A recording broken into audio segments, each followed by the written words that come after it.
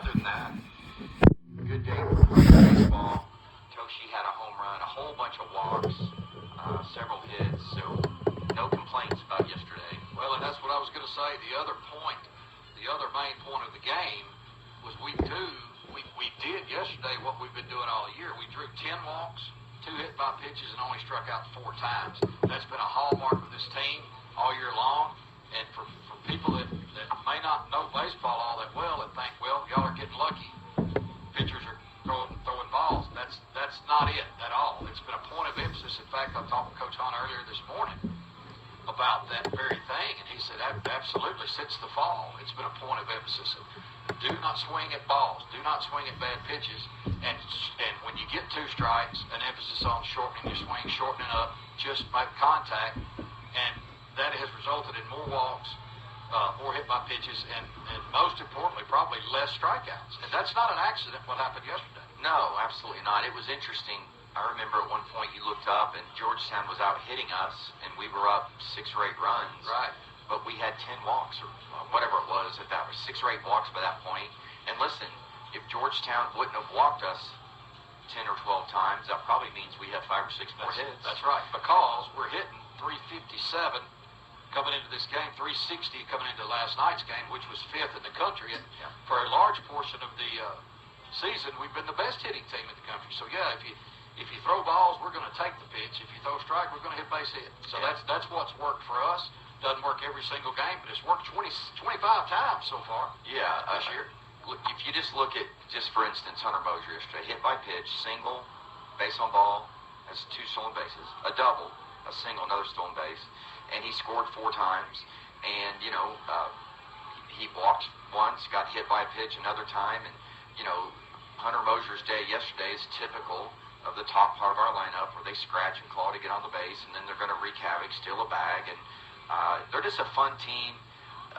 The most fun part of the day for me is being around the batting cage with them down there. Yeah. And they're just a good bunch of guys. They come up to me, they talk to me, kid around. It's a really fun group to be around. It's just so enjoyable. It's probably my favorite part of the game is just to be able to get to know these guys a little bit better, and they're good human beings. And that's what Coach Ryan and I were talking about. And they take pride in their walks. It's like of course, we all know it's the same as a hit. It doesn't affect your batting average, but it's the same as a hit. But these players, our players have bought into same as a hit. Team at bats. Get on base any way you can, and that's what our players have bought into. We're going to go back to the station for 1 minute. We'll come back, and Chris Slaughter will have the starting lineups for both teams. 1 minute, please, Gavin. Support for Cumberland Athletics is provided by Hamilton Springs, Tennessee's first transit-oriented community.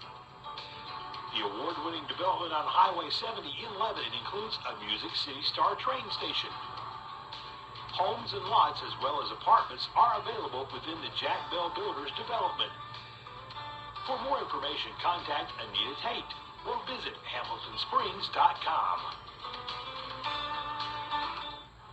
Enterprise Rent-A-Car is the company with a wrapped car, which means you get the best rental package around. With weekend specials available, Enterprise is the perfect choice for that trip to the ball game or that getaway with a family. Not only will they set you up with a great rental vehicle at a great price, but they'll also make life easier by picking you up. Before you get away, get on the phone and call Enterprise Rent-A-Car at 1-800-RENT-A-CAR.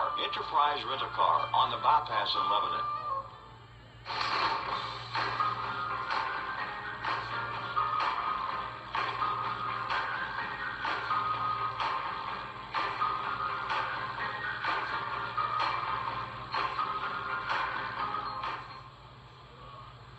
And welcome back to Georgetown College. We have a doubleheader today, and here is today's lineup for Georgetown College Tigers. Leading off, the center fielder, number 5, Elijah Burge. Batting second, the left fielder, number 19, Peyton Rios. Hitting third, the first baseman, number 47, Aiden Jabara. Hitting fourth, the DH, number 40, Jose Cazorla.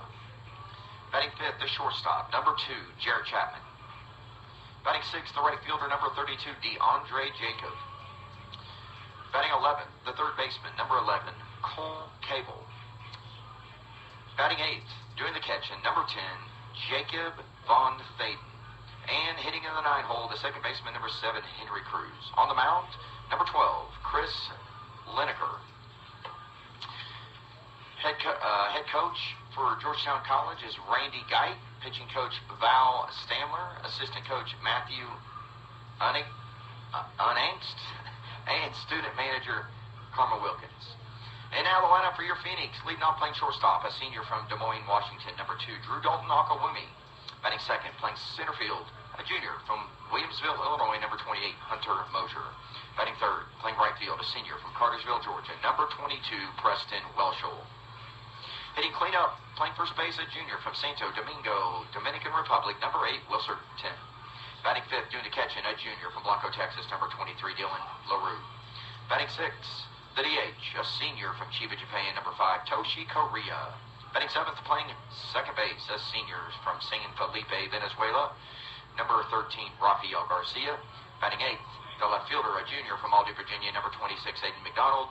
Batting ninth, the third baseman, sophomore from Murfreesboro, Tennessee, number 45, Gaines Hausen.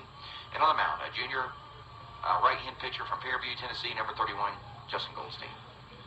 Perfect timing by Chris Slaughter as we're ready for pitch number 1. Drew Dalton Akawumi steps in for Cumberland. Bats from the left side. He's a switch hitter against the right-handed pitcher, Lineker. Chris Lineker for the Georgetown Tigers. He's a right-hander, 6'4", 205-pounder from Clovis, California. That's where Marcelo Saldana is from, one of our pitchers. I wonder if they know each other. Ball outside. 1-1 now to Drew Dalton Akawumi, batting from the left side. And here's the pitch, outside again. Drew comes in hitting .388, leads our team with 45 hits and 11 doubles, leads our team with 30 walks, on base percentage .551. Popped up, shallow left field, shortstop Chapman calls off the left fielder Rios, and Chapman makes the grab in shallow left field for the first out of the ball game. Lineker's numbers, he has 5 appearances, 3 starts. He's 0-3, 17 and a third innings pitched, 20 hits, 15 earned runs. He's walked only 3, struck out 20. That's pretty good. Hunter Mosier steps up, ground ball up the middle. That's going to get through for a base hit. C&I single by Hunter Mosier. He's having quite the series, Chris. He was 3 for 4 and scored 4 runs, stole 3 bases yesterday, and he starts this game off with a base hit in his first at bat. Yeah, I highlighted him in the pregame. Man, he is just a huge part of the top of our lineup. With Drew getting on so much and him moving him around, and then you got Welshel 10 batting him in. Pretty special. Preston Welshel, .379 average. Leads our team with 40 RBIs, which puts him second in the Mid-South Conference. Bats from the left side against Lineker. And there goes Moser on the steal attempt. Got him. Moser's thrown out. He knew it. First time all year Moser has been thrown out. He had stolen 12 out of 12. And now it's 12 out of 13. So with 2 outs, nobody on, Welshel steps back in. First pitch was called a ball. And it's 1-0 count to Welshel. Wind is kind of blowing the way it was yesterday. It's kind of swirling, but right now the flag's kind of 1-1 count now. Yeah, it's 1-1. Flag's kind of blowing across toward the left field foul pole. Here's the pitch to Welshel. Called a strike on the inside corner, and it's 1-2.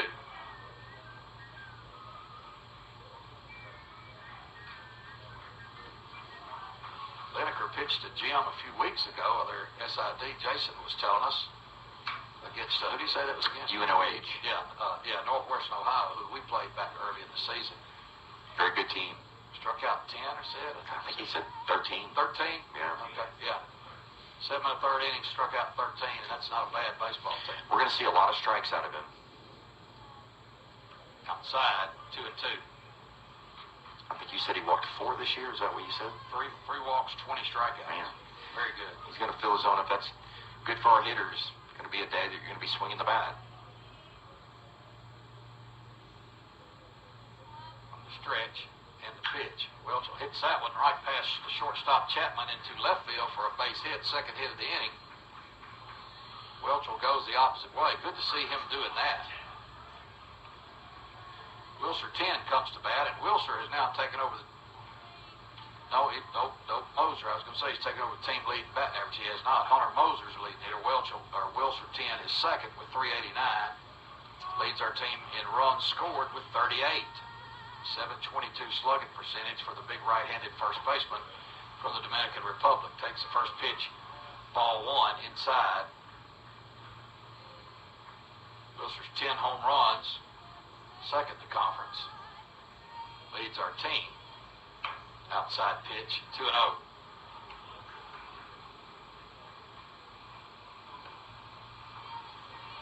Welchel at first with 2 outs.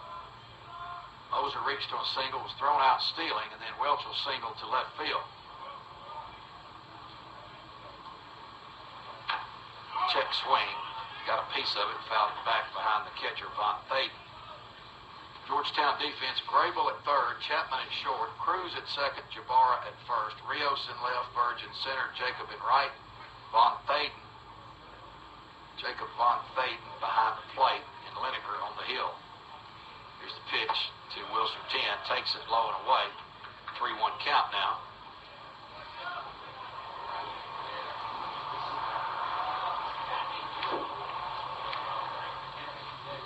Should get a pitch to hit here. Here it comes. Fouls it back. Count goes full. 3-2, 2 outs. Welchel at first will be off on the pitch.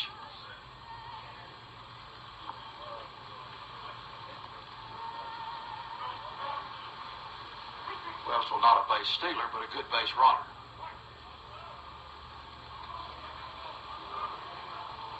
And the pitch from Lineker.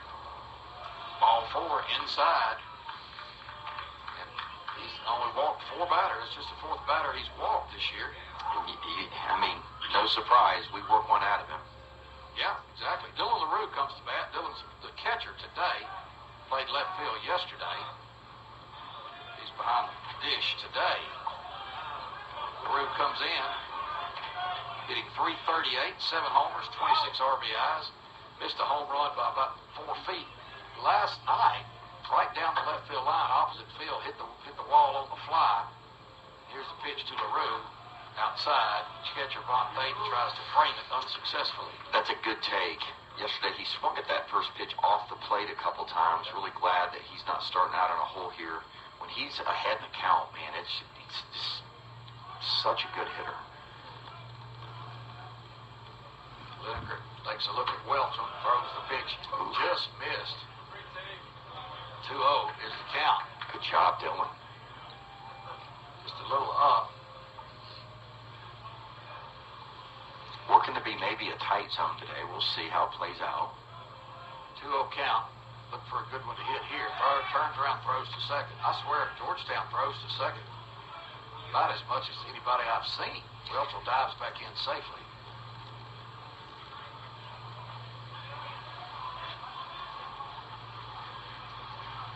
Lineker stares in at Von Thaden to get his pitch. He has it. Looks at second. Here's the pitch to LaRue. Inside, missed. It's 3-0. He's not missing by much, Randy. No, not at all. 3-0 count. LaRue looking to drive in a run. Get the first run of the game for the Phoenix. Ball 4. And LaRue takes his walk. Bases are now full. Welchel moves to third, 10 to second. Randy, maybe the jinx is working the other side of it. Georgetown, we talked about how he's going to fill up the zone with strikes. He's already doubled his walk production for the year almost. Ty Martin in to be the courtesy runner for LaRue. They usually let Dylan run when he's on base, but with 2 outs, they go ahead and put Martin in so LaRue can get his gear on. Toshi Korea is the batter. Pitching coach for Georgetown out having a word with his infield and his pitcher, offering words of encouragement. Pitch running at first base, number 1, Ty And now he is done. He heads back to the dugout. Toshi Korea. Looks like their pitching coach does not miss the weight room. Dude's got some pipes. Korea, 319 average. 10 doubles. 6 home runs, 29 RBIs. Toshi hit a home run yesterday, his 6th. I'd like to see another one right here, wouldn't you? Heck yeah, man. Zach's full of Phoenixes. You know, Toshi's going to make him work. First pitch to Toshi. Dribble through the right side for a base hit. Here comes Welchel. 10's being held up at third as Jacob gets in quickly. Ball gets away, but the pitcher, Lineker, is behind the plate where he's supposed to be on that. Good job by Lineker. Backing up the throw, and 10 cannot come home. Poor throw by Jacob and right. Missed his cutoff man, kicked away. Big break that Lineker, I already forget that young man's name. Lineker was, like you said, he was exactly where he was supposed to be. You see pitchers just kind of space out on that sometimes, not back up home plate. Right, but he was right there, and it saved him another run, or at least postponed it, depending on what Rafael Garcia does here. He's a switch hitter back from the left side against the righty Lineker. Base is still full. Trying to add some more is Garcia. First pitch outside corner for a strike. I'd like to see Garcia get going again. Him get 2 or 3 hits today, just kind of get him back up on the horse a little bit. He's getting on base here and there. He's taking a walk or so and got hit by a pitch, but I want to see him driving the ball again. As do I. Here's the pitch, well outside. 366 average coming in for Garcia.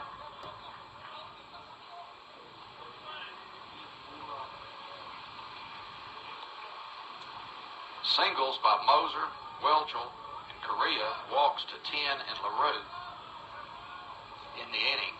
Outside, 2 balls, 1 strike. Moser was erased on a caught stealing.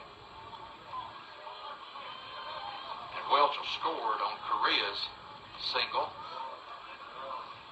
We have 10 at third. We have Ty Martin running from LaRue at second. We have Correa at first with Garcia at the bat. Here's the pitch. Up and away, 3-1. Got to come to you here, Rafi.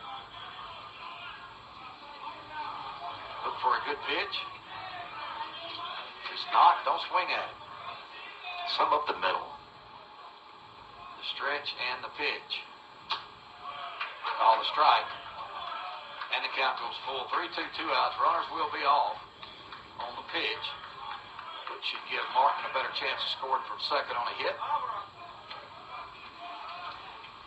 Here's the pitch. There go the runners. Swing and a miss. Probably ball 4. Garcia strikes out for the third out of the inning. Phoenix leaves the bases loaded, but 1 run does score on 3 hits. No errors. 3 men left at the end of a half inning of play. Cumberland 1. Georgetown coming to bat. Back in 1 minute. Hey there, Cumberland fans. This is former Cumberland University baseball player Dr. John Franklin with Franklin Family Eye Care, wishing Coach Ryan Hunt and the team a fantastic season. Our office is located at 3458 North Mount Juliet Road in the heart of Mount Juliet. We provide a full range of primary eye care services. We have state-of-the-art equipment, full-service optical, and fitting of all types of contact lenses, including hard-to-fit cases. See you at the ballpark. Sports World in Lebanon offers school apparel for your favorite sports team. Hoodies, shirts, hats, ear warmers, and toboggans to show off your school spirit. Sports World also specializes in team uniforms, equipment, and sporting goods supplies, offering customized apparel with screen printing and embroidery that carry North Face, Columbia, Under Armour, Adidas, and more. The staff at Sports World is happy to assist you with all your sporting needs, big or small, open Monday through Saturday. Find them on Facebook for new arrivals and information. For anything and everything sports, think Sports World in Lebanon. WANT, WCOR, WKDA, W252DU, W270DM, Lebanon.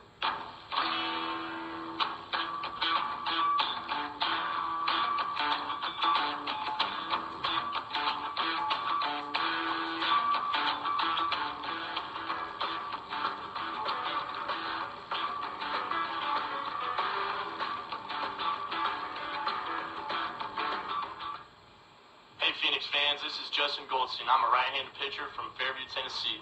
The Cumberland Phoenix would like to thank some of our corporate sponsors, including Emmanuel Baptist Church, Sinorama, and Wilson Emergency Management Agency. Go Birds! Bottom of the first inning, Cumberland leads 1-0. Justin Goldstein on the mound for the Phoenix. Justin 5 wins, 2 losses, 4.81 earned run average, 8 appearances, all starts, 33 and 2/3 innings, 34 hits, 23 runs. However, only 18 of those runs were earned. He's walked 17 and gets 45 strikeouts. That's pretty good. 258 opponents are hitting against him. And he will face Elijah Verge, the leadoff hitter for the Georgetown Tigers. First pitch in there for a strike. I'm anxious to see how Goldie responds. He had a tough start last time. You're going to have those. Had a great start before that. So good opportunity to see him back on the mound.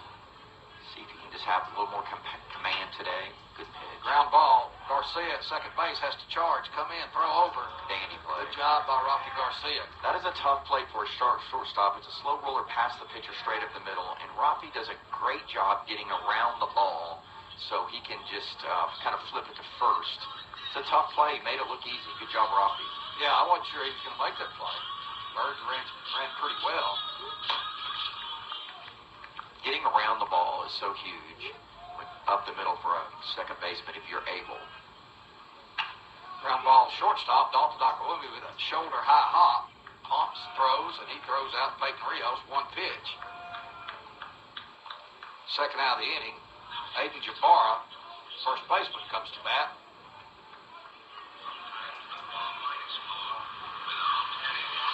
Jabara, Los Angeles, California, steps in from the right side. He had 1 hit yesterday.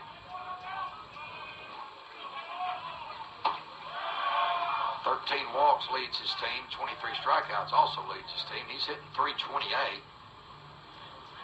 Pretty good hitter. First pitch. Misses inside. That was the second pitch, wasn't it? Second pitch. Yeah, it's 2-0, right? No, 1-1. Okay, my bad. I can't see the scoreboard. It's my only problem.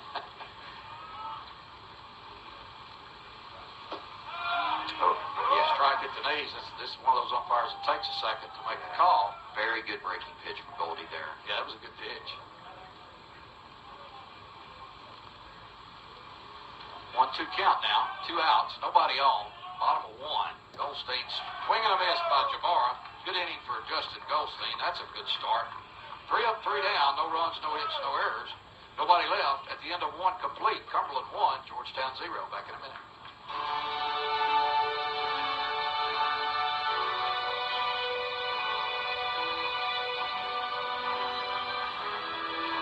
Emmanuel Baptist Church is proud to sponsor Cumberland University Athletics. For 40-plus years, we've been around the Phoenix. We believe that every generation matters at Emmanuel Baptist Church, and we'd love for you to come visit us. We have something to offer from the cradle to the golden years. Check out our website at ibctn.org to learn more.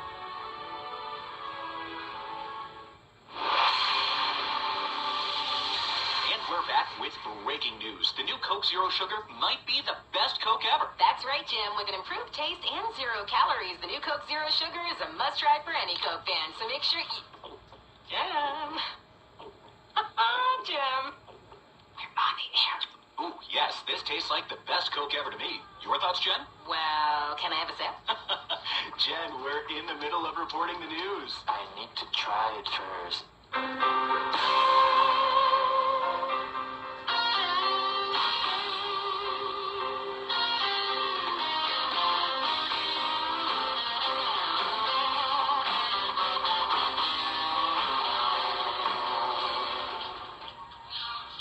Phoenix fans, this is Aiden McDonald, and I'm a middle infielder from Aldie, Virginia. The Phoenix would like to thank some of our corporate sponsors, including Wilson Bank and Trust, Bill Potter with Best Real Estate Advisors, and Outback Steakhouse. Go Birds. Aiden McDonald will lead off. He's playing left field today. .320 hitter, 1 homer, 17 runs batted in for McDonald. Did not play yesterday. Actually, he did play. Defensive replacement in the last inning. Did not bat. First pitch called a strike from Lineker to Aiden McDonald from Aldie, Virginia. I like Aiden's game a lot. Another one of those versatile guys. Yep. That ball hit out to center field. Verge is there. Pretty well hit, but their outfield, just like yesterday, plays very shallow. I don't know if they do that all the time or just because the wind's blowing in today. But anyway, McDonald flies out to center field, out number 1. Gaines Hawson, sophomore from Murfreesboro, Tennessee, steps to the plate. 362 average, 2 homers, 13 RBIs. One of those RBIs was yesterday. First pitch from Lineker, he fouls it away down the right field line. Cumberland wearing their road gray tops and bottoms with maroon pinstripes, maroon numbers front and back. Cumberland printed across the chest in block letters, maroon socks, maroon sleeves, maroon batting helmets with CU on the front. Maroon caps with CU on the front. Georgetown, white pants with a black stripe down the side. Orange jerseys with black on the collar and sleeves. Black numerals front and back. Tigers printed in big letters across the chest. Foul away. Count goes 1-2 now to Gaines Hawson. Cumberland in the third base dugout. Georgetown in the first base dugout. Dimensions here, 325 down each line and 400 to dead center. Scoreboard located in left center field. 1-2 count to Hawson. Outside 2-2. Coach Ryan Hunt in the third base coaching box. Antonio Costas, I assume, is in the first base coaching box. I can't see it. He's over there chatting people up. He's a fun guy. Here's the pitch. Outside and high, 3-2. Met him for the first time at the golf tournament. They had him in that, I don't know, the hole-in-one contest. Yeah, he's sitting over there on the left down the fairway, just about getting hit by people like me. Who come nowhere near the green. That's exactly right. Ball hit out into right field, pretty deep. Jacob is going back. He's going back. He can't get it. It's over his head up against the wall. Hawson, he's rounded second. He's going for 3. Here comes the throw. You better get down. He does hit first, and he's in there sliding with a triple. Pretty poor route by Jacob in right. We call it the Magellan route. He got turned around. A lot of wind today, but on a normal day, that ball's out of the park for Hawson. He stuck it. He kind of stepped the wrong way, turned the other way, just could not catch up with the ball, but well hit by Hawson. Of course, he has just got really good power opposite field. He drives the ball to right, he's a right-handed hitter. Right into the teeth of the wind. Dalton Akawumi comes to bat from the left side. First pitch. Outside corner for a strike. Looked like a change, an off-speed pitch of some type anyway. 0-1 is the count. Drew popped up to the shortstop his first time up. Drew had one hit yesterday, a double. He was hit by a pitch and walked, so he's on base 3 times in 6 plate appearances. That's what he does. Leads the conference in on-base percentage. 1/1000th of a point ahead of Hunter Moser. Outside, 2 balls, 1 strike.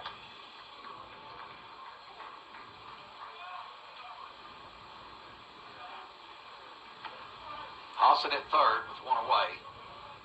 Here's the pitch. Ripped into right field for a base hit by Dalton Akawumi. That's going to score Hawson. He's headed for 2. Here comes the throw from Jacob, and that is a double to follow Hawson's triple. It's 2-0. That's what you do when you see a strike. Good job, Drew Dalton Akawumi. Just out of the reach of the first baseman, Jabara. Hawson scores. Hunter Moser, the batter, he singled his first time up. And for Dalton Akawumi, for a leadoff batter, that is RBI number 28. That is a lot. That's 4th on our team. That's a lot of RBIs for a leadoff guy. No doubt. And that speaks well of our bottom of the order, really. And also speaks well of Drew. Hunter Moser squares to bunt, pulls his bat back, and takes it inside for a ball.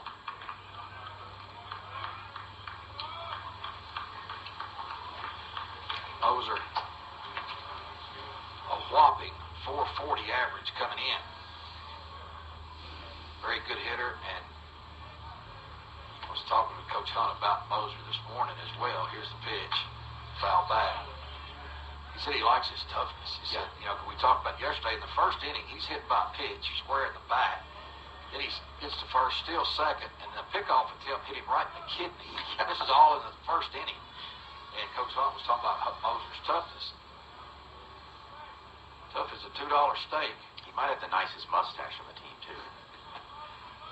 Grayson Cole may argue, but here's the pitch to Moser. Squares to bunt, lays it down.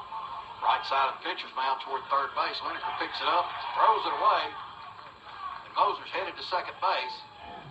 Speed kills. I imagine that's going to be a hit and an error. No question. Jason, yes, our official score. Base hit and an error. Moser scores and drives in a run with a bunt single is thrown away. Couldn't have hardly rolled it out there any better. He's an excellent bunter. Dalton Aquilumi scores. It's 3-0. Moser ends up on second when all the dust settles. The bullpen is scrambling for Georgetown. You know, Lineker falls off to the first base side of the rubber. Yeah. And he has a hard time getting back over toward the third base line. And Moser, just like you said, he couldn't have walked up there and set that ball down any more perfectly placed than he bunted it. 0-1 count now to Preston Welchel. He singled his first time and scored back in the first. Cumberland leads 3-0. The sixth hit of the ball game for the Phoenix.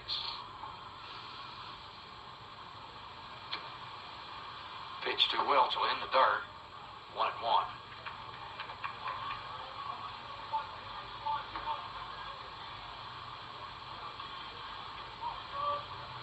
Welchel went opposite field his first time up. He doesn't do that a lot. He's done it more this year than last year.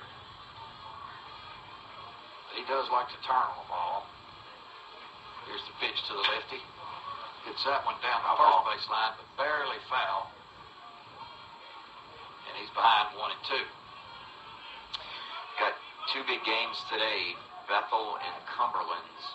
It's at Cumberland's, but Bethel's a solid team. Love to see Bethel go in there and steal one.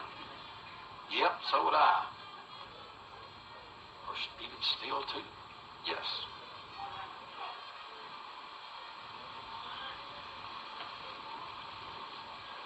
Long look at second. The delivery to Welchel well outside. Not close. 2-2 count. One out. 2 runs in with Moser still at second base. A base hit will likely score him.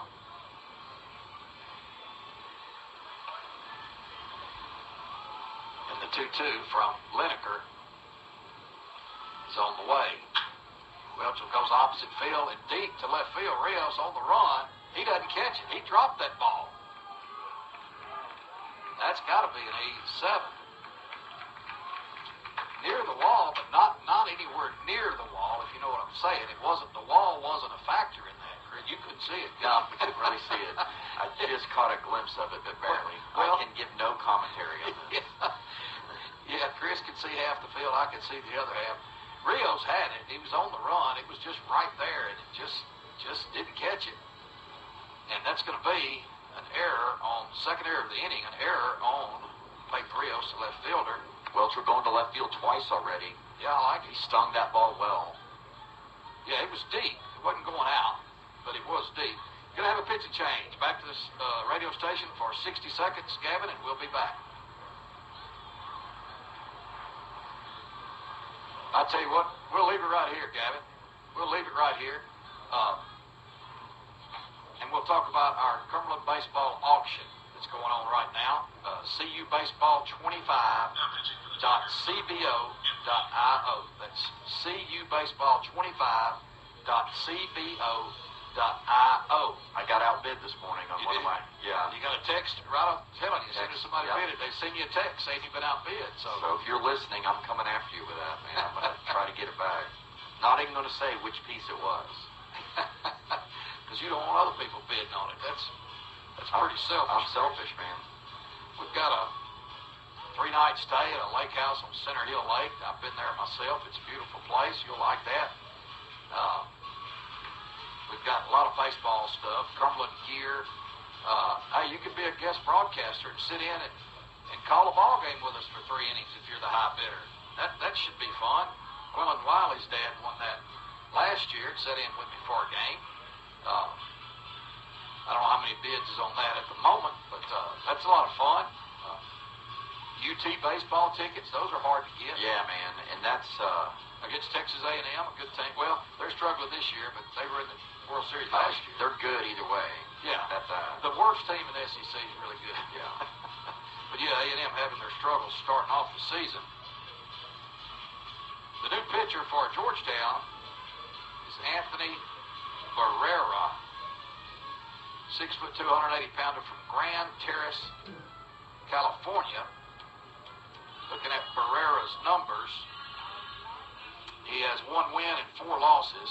He's thrown 29 innings and 7 starts, 30 hits, 32 runs, only 23 were earned. He's walked 16 and struck out 11. And he's allowed 3 home runs. The righty, he's come in to replace Chris Lineker. Lineker went only an inning and a third. He has allowed 4 runs so far. The runner on base, Welchel, belongs to Lineker. Wilshire 10 now bats. He'll be the first to face Barrera. 10 walked his first time up, was left stranded as the Phoenix left the bases loaded in the first. Barrera takes a look at Welchel at second, delivers to 10, swung on, fouled away over the first base dugout. It's 0-1. Give that auction site one more time, cubaseball25.cbo.io. You can see the pitcher's knees. It's kind of interesting. Very, very strange look. His stirrups will not reach his knees, and his pants are pulled up. 10 hits that one, an inside pitch, golfs it into center field. Welch's not going to be able to score. Burge gets it in quickly. That was a kind of a strange swing. It was. It was down and in, and he just went down and golfed it straight into center field. He likes the ball in. We've said it all year, man. He turns on the ball as well as anybody. He hits a lot of foul balls down the left field line.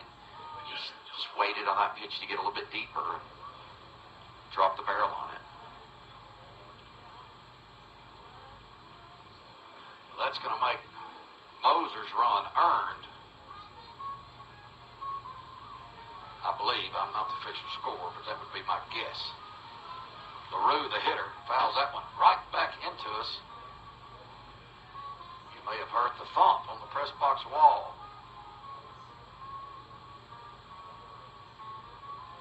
LaRue, first time up, he drew a walk against Lineker. That's from the left side. Fouls that one down the first base side, and he is behind 0-2 is Dylan LaRue. Behind the plate today, he is our catcher. He and Trent Duxer been alternating at that position all season long. Shorten up now, Dylan. It's 0-2 count. Catcher sets up on the outside part of the plate. Dylan swings at that one, fouls it back. Have you ever seen a pitcher's knees, like bare knees? No, I have not. He's got his pants pulled up above his knees, and his socks don't reach that high. It's very. It looks almost like he's got shorts on. Here's the pitch, outside. 1-2. That would have been something I would have popped off about and gotten in trouble in the dugout. You've matured. I have. A little. Not much. Oh, you would have been all over this guy. Yes. You would have gotten so mad at me. Before he threw a pitch, you'd be all over. LaRue hits that one high in the air, right field, not very deep. Jacob coming in, he makes the grab. Welch's going to fake a score, and the ball gets away. Good job, Preston Welchel. Gets away from Von Thaden, and Welchel scores. That's going to have to be another error. Yeah, you just cannot fly your cutoff man on that. There's no reason. There's no reason. He was shallow. Preston's not coming. You got to know Preston's not going to try to score. Jacob just launched it, flew the cutoff man, and the catcher had to come almost out of the dirt to get the ball to block it, and it kicked out, and that is going to be probably an error on Jacob. He ruled an error. It's just about to have to be. That's Jacob's second error. But it's still a sac fly for LaRue and an RBI. So that is the second out of the inning. Welchel scores, and Welchel did a good job because he faked as though he was going to tag, ran about a third of the way down the line just to see if the throw would go awry, and it did, and so there he's already a third of the way down the line. Great job of base running by Welchel. 10 able to advance on the error as well. Georgetown's just not doing the little things right now that's helping them out. No, 3 errors in the inning. Cumberland leads 5-0. Toshi Korea is the batter. Drove in a run with a single his first time up, trying to do the same here. Inside corner for a strike from Herrera. 10 is at second. He reached on a single off Herrera. LaRue sacrificed fly, driving in a run, and the Welchel scored. No, I take that back. I don't guess he will get a sac fly on that. No, he will not. No, he will not. That's right. I didn't want to, I hate. That's exactly right, because Welchel scored on the air. That's He right. didn't score on And I've got so much class, Randy, that I didn't want to just, You didn't think about it until I just said No, I it. did. I really did. I'm turning over a new leaf, Randy. Good. I didn't care for the old that much. I like new leaves. Leaves. Inside corner for a strike to Correa. Good pitch. Correa's behind 0-2.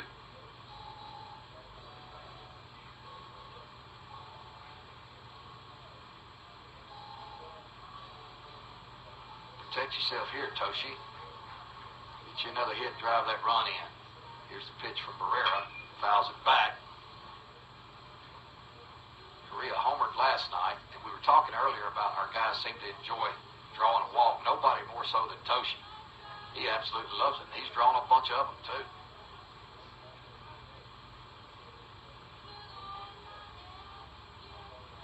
Here's the 1-2, the 0-2, I should say, in the dirt. Now it's 1-2. Von Thaden does a good job keeping that one from going to the backstop. Sun coming out from the clouds now and warming it up. 70 degrees, I think it was, when the game started, but it felt like much cooler because the sun was not out. But now it is. It's a beautiful day here in Georgetown, Kentucky. Pitch to Correa, fouled away again.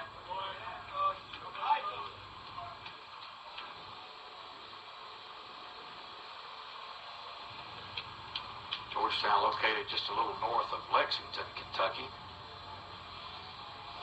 Pretty little downtown area. Oh, it's beautiful. Drove through it yesterday on the way up. Here's the pitch. Swing and a miss. He is mad at himself, Toshi is. He knew that was not a strike. He was fooled. Good inning for Cumberland. 4-run score. 1, 2, 3, 4 hits. 3 huge errors from Georgetown. And there was one man left on base at the end of 1.5. Cumberland 5, Georgetown nothing. Back in 1 minute. What do you look for in a sign store? Experience, quality, premium products? How about all of the above? At Signorama, we've served our communities with quality products and exceptional customer service for 35 years. Everything from vinyl banners and yard signs to channel letters to truck and car wraps. We create eye-catching designs that will enhance your business's visibility and get great results. Contact us today to learn more about custom signs or for a free consultation. Signorama, locally owned and nationally known. Don't let a sports injury bench you this season. Go to Houston Clinic Orthopedics for your fracture, sprain, or strain. Let our world-class staff help you get back on the field because orthopedics is all we do. Go straight to the specialist, call Houston Clinic at 615-547-6700 or visit our website at tn.houston.com to book your appointment. Houston Clinic, proud sponsor of Cumberland Athletics.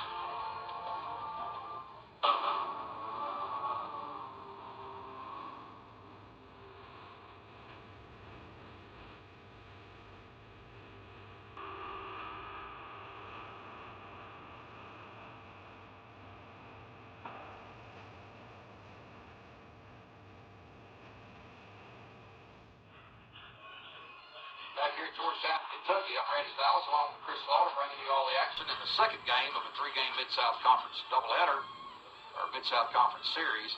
Cumberland leads 5-0, bottom of 2. Leading off is Cazorla, Jose Cazorla, C-A-Z-O-R-L-A. He is the designated hitter. 5'10", 190 pound. He is from Venezuela, bats from the right side.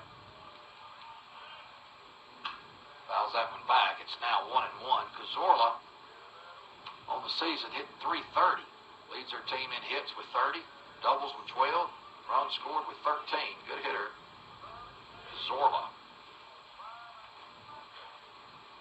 Yesterday was 1 for 4, scored a run. Called a strike from Goldstein, 1-2. Cumberland's defense, Hawson at third, Dalton Akawumi at short, Garcia at second, 10 at first, McDonald at left, Moser in center, Welchel in right. Here's the pitch. Down low, 2-2. The batter is Dylan LaRue behind the plate and Justin Goldstein on the mound.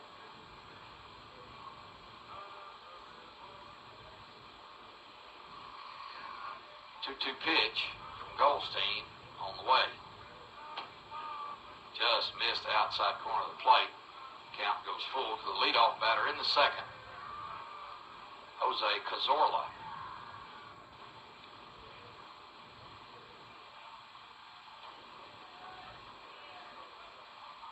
And the 3-2 pitch, strike three. Watching backwards K for Cazorla. Pitch on that outside corner by Goldstein. That's what he does. He gets a lot of strikeouts that way, doesn't he, Chris? He does. Throws that slider away from right-handers. I was anxious to see after a really long inning if he could come out and be sharp that first at bat, and he was. Jarrett Chapman, the shortstop, bats. Senior, 6 foot 210 pounds from San Jose, California. We got some San Jose listeners. Chris Martinez at San Jose is with Dirty Mike Ford. Dirty Mike. Dr. Pepper. Yeah, Dirty Mike's out crowning up criminals right now, probably keeping the city safe.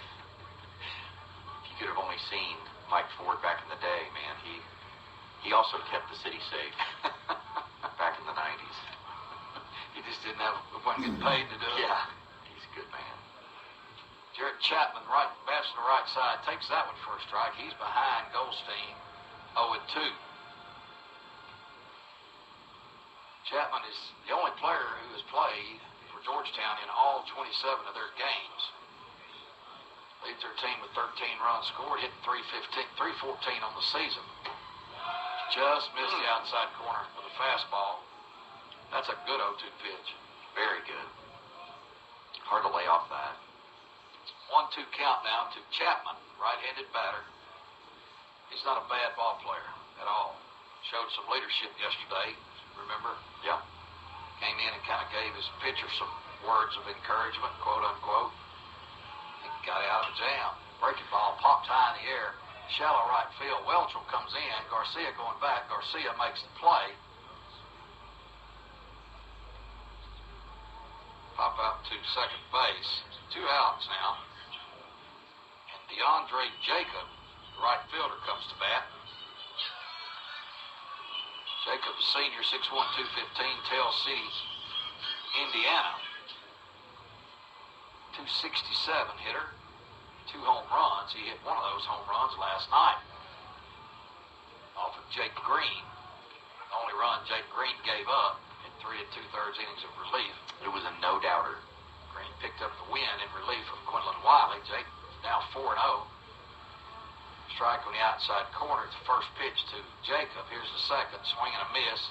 Goldstein's ahead 0-2.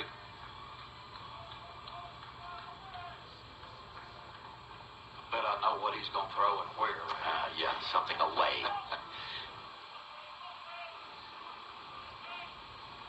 Takes a long look at LaRue. Check swing. Yes, sir. He did go. Second strikeout of the inning. Third out of the inning. Another 3-up, 3-down inning. No runs, no hits, no errors. Nobody left. As we head to the bottom of the top of the third, Cumberland leads 5-0. Back in a minute. At the Holiday Inn Express and Suites in Lebanon, Tennessee, our guests come first. Stay with us and meet our friendly, helpful staff. You can enjoy a dip in our heated saltwater pool, then maybe a snack from our sweet shop. We have an on-site guest laundry, business center, and meeting room. In the morning, head down to our hot breakfast with our fresh pancakes, and then maybe a workout in our fitness center. Our clean promise will keep everything fresh and clean. We are the recipient of IHG's Torchbearer Award of Excellence in 2019. Come experience the difference of the Holiday Inn Express and Suites, Lebanon, Tennessee. Hey Cumberland fans, whether you are a Bulldog or a Phoenix, we all support Cumberland University, and together we rise. This is Bill Potter, former pitcher and graduate at Cumberland University, now a real estate agent for Best Real Estate Advisors. Contact me for any of your real estate needs, 615-218-9585, or pitch me an email at bill@pitchedbypotter.com. Go Phoenix!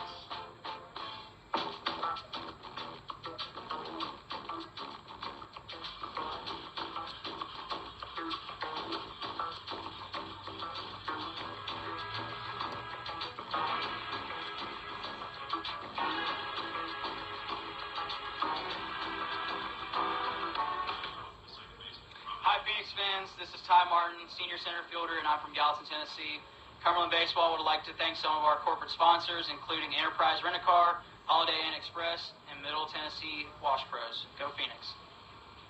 Rafael Garcia leads off. Top of the third with Cumberland up 5-0. Batting from the left side against the right-hander Barrera. Second pitcher used by Georgetown. First pitch he takes up high. Barrera came in the second, replacing Chris Lineker, the starter. Lineker went 1 1/3, allowed 6 hits, 5 runs, 3 of them were earned. He walked 2, he struck out 1. Barrera facing Garcia, line shot out to right field. Pretty well struck by Garcia, but it's right at Jacob. He only has to come in a step or two. Tough break for Garcia. Hit that well right at him. It's a good sign, though. Yeah, good sign for Robbie. McDonald, the batter, he hit one sharply to center field his first time up. The Verge caught for an out. Aiden McDonald, left fielder today. He's played some second base. He's played some shortstop for us this year. Early on, when we were trying to establish our lineup, I think it's pretty much established now. Pretty much. Aiden can play some second base as well. It's that one high in the air, foul territory. It's going to get out of play down by the Cumberland bullpen, which is located in the playing area. So when we have a guy at the bullpen, we'll have to put a protector down there, keep him from getting hit. Skies that one sky high the other side. It's going to get out of play as well. And the count goes 1-2. Got a big score update, Chris. In Lebanon, youth 4-year-old soccer. My granddaughter Emmy scored 3 goals already. I was looking on Sports Center and they just didn't have it on the update yet. Well, they will. And in a 6-year-old soccer, my granddaughter Maddie scored 2 goals. I don't really know the score. Don't care. Foul back into the screen. So big news there. That's we may get another ESPN top 10 play of the day like we had last week. Here's the 1-2. Got a piece of it and fouled it back. And McDonald hanging in like a toenail in shag carpet. 1-2 count, 1 away.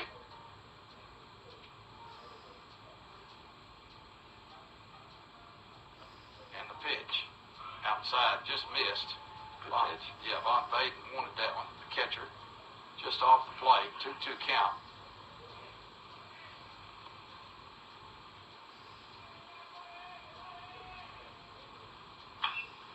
Pops that one high in the air. Is it going to get out of play, Chris? It is not. Maybe. Oh, great catch. He can't see it, but the first baseman, Jabara, leans over into the Georgetown dugout and snags it. Good play. Got to the railing, leaned over, made a good catch. Second out of the inning, Gaines Hawson comes to bat with nobody aboard. His last time up, he hit a triple to deep right field. His first triple of the season. For the team, that's triple number 6. First pitch from Hawson is high. He leans back away from it, 1-0 count. Cumberland leads 5-0. Top of the third. This is a 7-inning ball game. Just so you know. Unless, of course, it's tied at the end of 7. That goes without saying, or would have if I hadn't said it. Fouls back into the screen, 1-1 count now.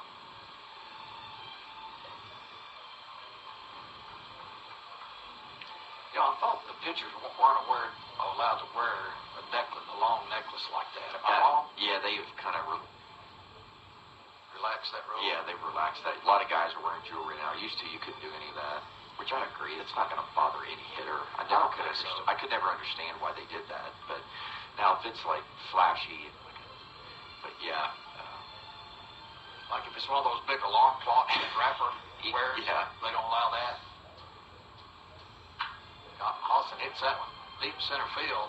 Going back is Verge. Going back, makes a nice running catch just at the warning track. Gaines Hawson has lit a fire under both of his balls he's hit. One fell for a triple, one was caught.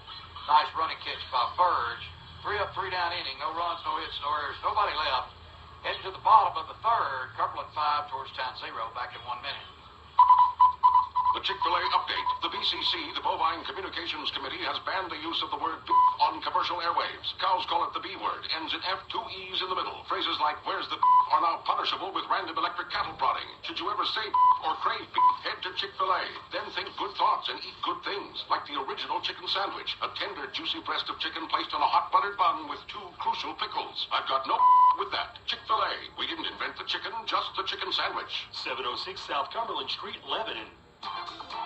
Got a sports team? Need team apparel? Southeast Impressions is the place to go. Southeast Impressions can put your team logo on t-shirts, jerseys, hats, jackets, gear bags, or just about anything you want. Don't have a logo? Southeast Impressions has an in-house artist who can design a custom logo for you. From start to finish, Southeast Impressions can help your team get the look they want. Southeast Impressions, 114 Label Pike in Lebanon, or call 443-4700.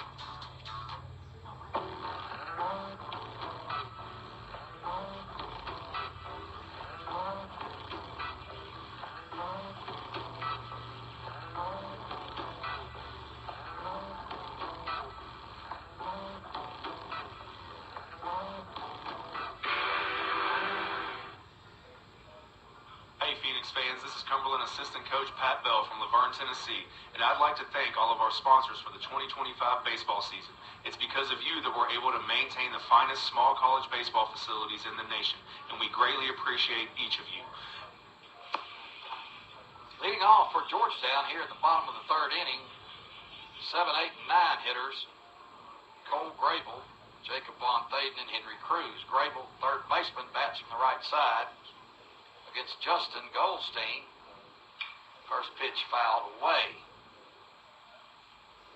Cole Grable from Ambridge, Pennsylvania,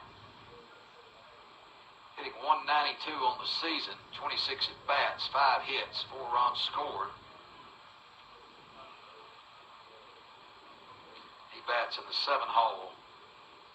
Breaking ball, good one, in there for a strike at the knees. 0-2, Goldstein is ahead.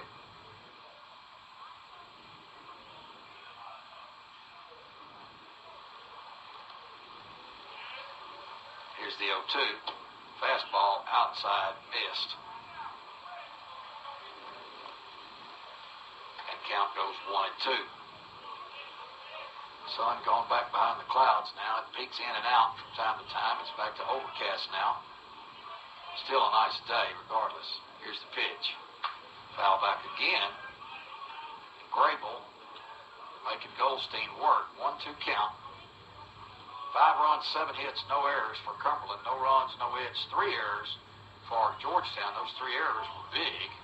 All occurred in the same inning when we put 4 on the board in the second. Check swing, yes, he did go, says Mr. Umpire. Strikeout for Grable. First out of the inning, Jacob Von Thaden comes to bat. He's a senior, 6'1", 190 pounds from Tampa, Florida. Von Thaden hitting .175 on the year. 57 at bats, 10 hits, no home runs, 2 RBIs. Takes the first pitch for a ball.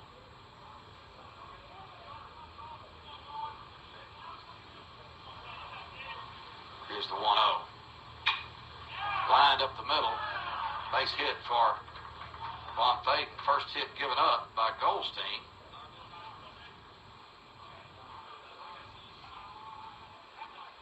Right after I said no hits. You noticed that, I'm sure. Did you Well, I was just giving the line score. I said 5-7 and no errors, and for Georgetown, no runs, no hits, 3 errors. Next pitch, base hit. There you have it, guys. Yep. That's the only jinx that actually matters.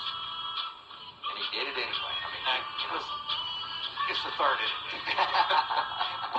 But I did say it. Yeah. Next pitch. I mean, I'm going to let Goldstein know, too. I'm going to let him know about it. I was just giving a line score. Yeah. I didn't say, hey, Justin has a no-hitter going, but I did say. Certainly borderline. It's borderline. I'll take it. Unethical. I'll wear it. Henry Cruz, second baseman, bats from the left side, fouls the first pitch away down the left field line. It's not only the first hit, it's the first base runner for Georgetown.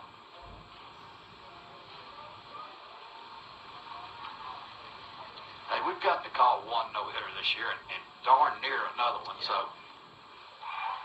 we got to be happy with that. Throw over to first. That's a runner for Von Thaden, the catcher. That's Luis Sosa from Chula Vista, California, running for Von Thaden, the catcher. Here's the pitch, down low, missed. 1-1 now from Goldstein. Seems like Georgetown has always had California guys. They always have. Yeah. And so does Campbellsville, too. They seem to have a lot of California dudes. Of course, that's probably saying that about us this year. Squares around the bunt. Fouls it back. Runner slides head first into second. He showed that early, too. So this was going to be a sacrifice, which is interesting, down 5-0 early. Yeah, I thought the same thing. I mean, he squared very early. I was wondering, where are our corners? Nobody would expect a bunt in this situation. Right, but he squared early enough for us all to see it. Outside, good job by LaRue to almost leap up and catch that one. That was way off track. 2-2 count.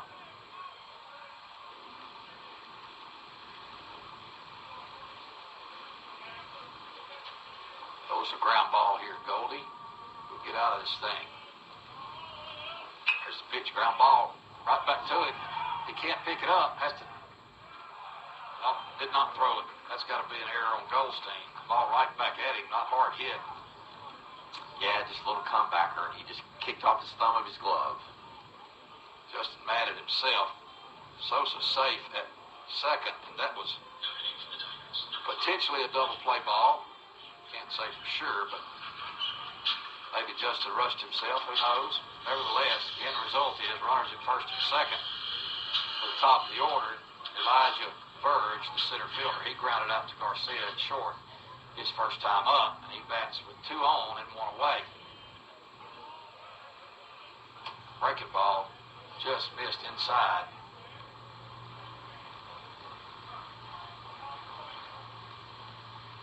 Elijah Verge from Nashville, Tennessee, Lipscomb Academy graduate. Foul that one away. Verge hitting .338, which leads their team. That's why he's in the leadoff spot. He made 2 good catches last night and 1 today already on a ball that Hawson hit. Turned with his back to the infield and ran it down in dead center field. Here's the pitch. Swing and a miss. Had him completely fooled on that one. 1-2 count now. Goldie gets a lot of swing and misses on his slider when he keeps it down.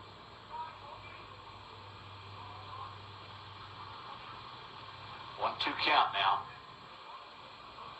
Sosa at second, Cruz at first for the Tigers. A little chopper up to third base side, let it roll foul. Goldstein does, and then scoops it up.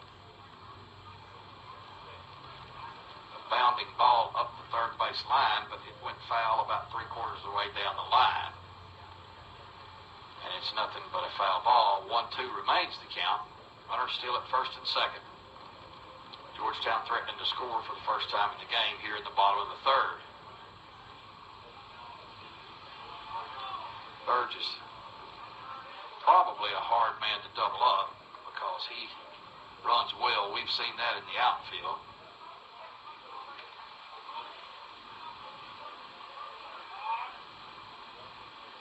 Here's the pitch. Outside corner for a strike. Caught him looking. Verge not happy. Backwards K for Goldstein. That's the second out in this inning. Peyton Rios comes to bat. He grounded out to shortstop his first time up. Rios, left-handed hitter, 5'9", 190-pound senior from Stockton, California.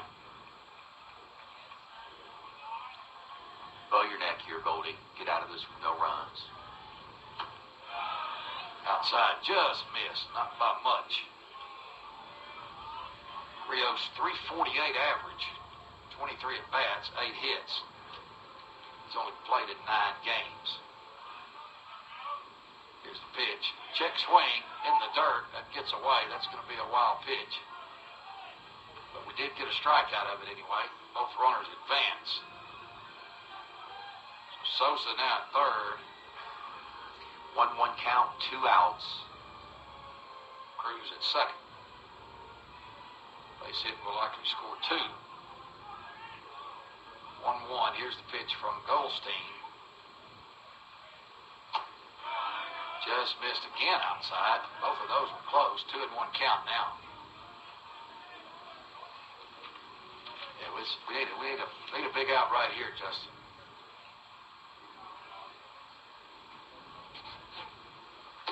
Check swing.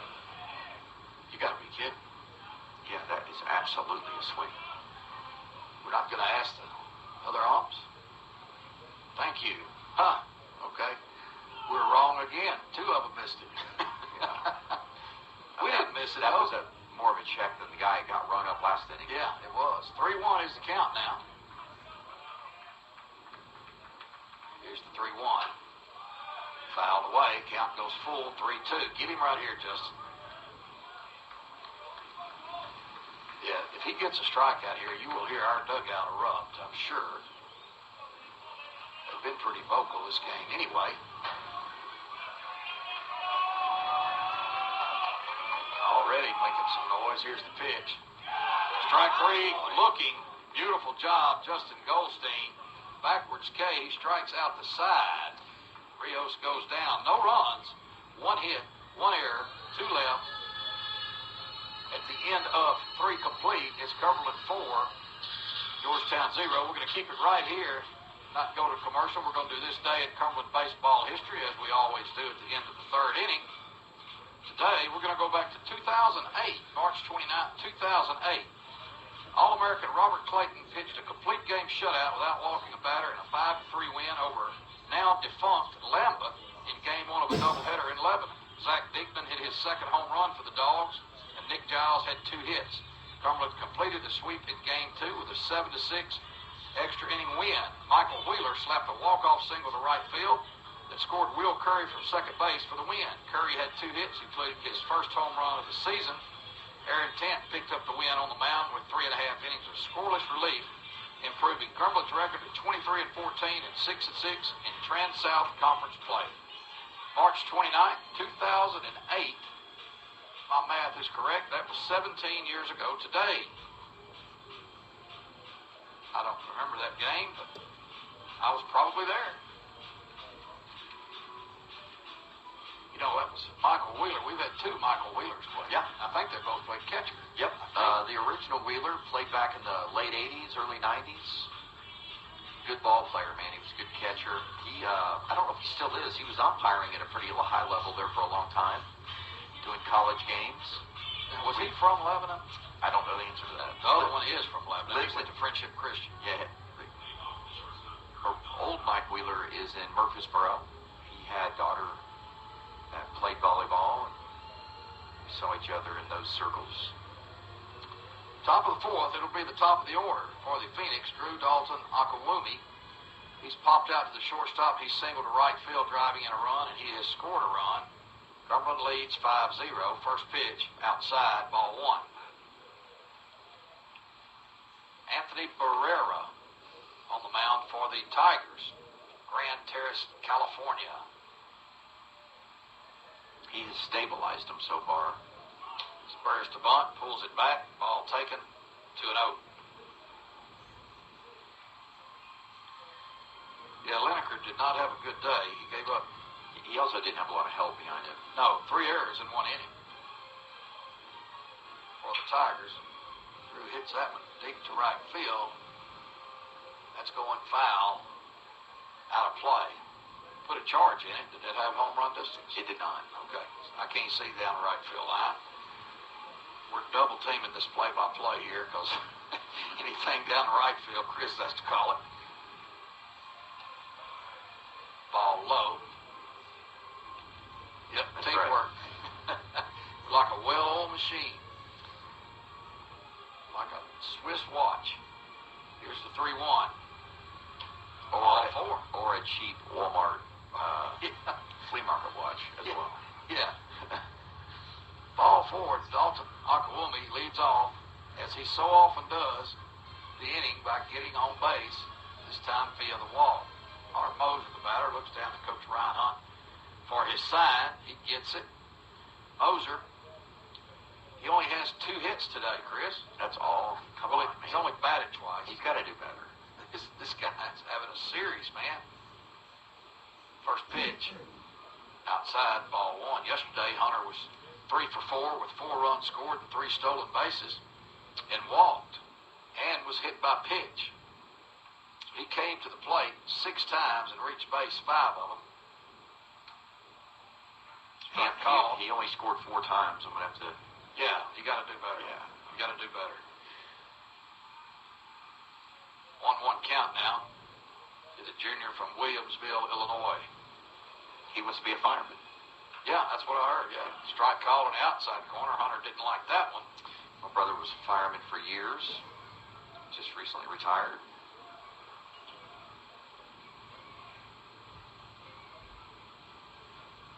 Shorten up, protect yourself here, Hunter. Throw over to first. Dalton Akawumi is back.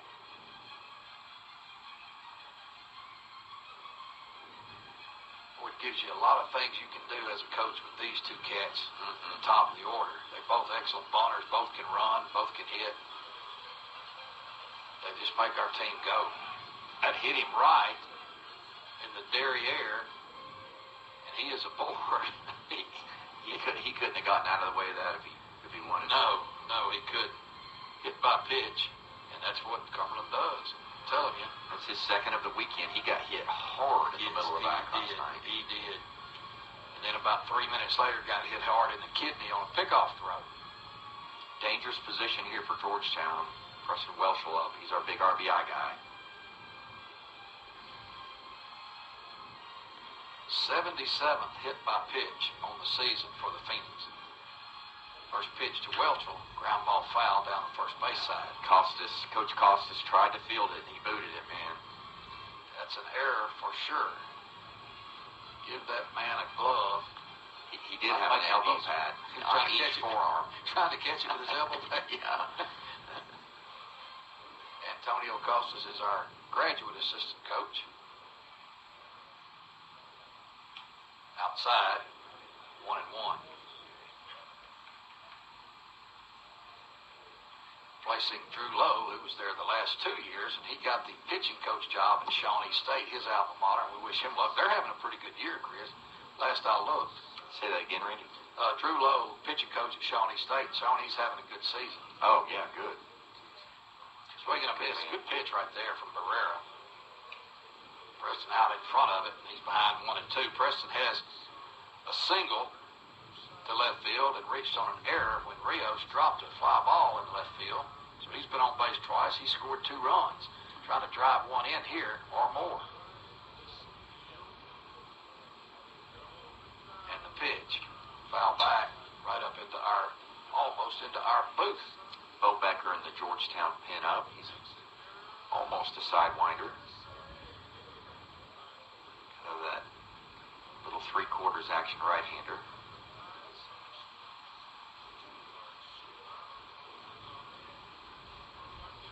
Barrera takes a long look.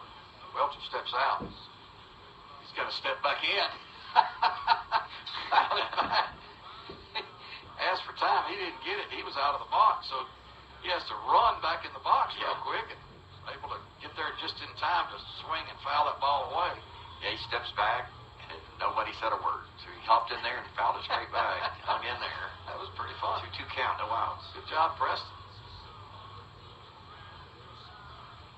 Here's the pitch. Pops it away, fouls it back over the screen, out of play. Preston hanging in there. 2-2 is now the count. He walked way away from the home plate. Umpire told him, you can't do that. Get back up there. Preston's going to have his say. They're laughing about it now. Yeah. Yeah. Here's the 2-2. Swing and a miss. Misses it. Runner on first, so he can't run. Good pitch. Strike out. Good pitch from Barrera. He looks. Got him with the breaking pitch in the dirt. He threw a couple hard fastballs and just got him out front. That was a weird at bat. Yeah. Wilshire 10 comes to bat. He's walked in the first, singled in the second. 1-for-1 officially. Von Thaden showing the umpire where that ball hit him on the forearm. Catching's a tough job. It is, man. It leaves like little seams on your forearm sometimes. Hits you right, comes to a little blood vessel burst, and it's tough. First pitch to 10. That thing is hit about 6 miles high. Shortstop Chapman calls for it, and then Rios, the left fielder, calls him off. That is a home run and a silo if there ever was one. He does that occasionally. He gets lift. He gets under the ball quite a bit. Sometimes he'll hit one straight up like that. There's the 3-10 to Yuma going by. 2 outs now with 2 on. Let's don't leave these guys stranded. Dylan LaRue comes to bat. He walked and flied out to right field. Hitting from the left side.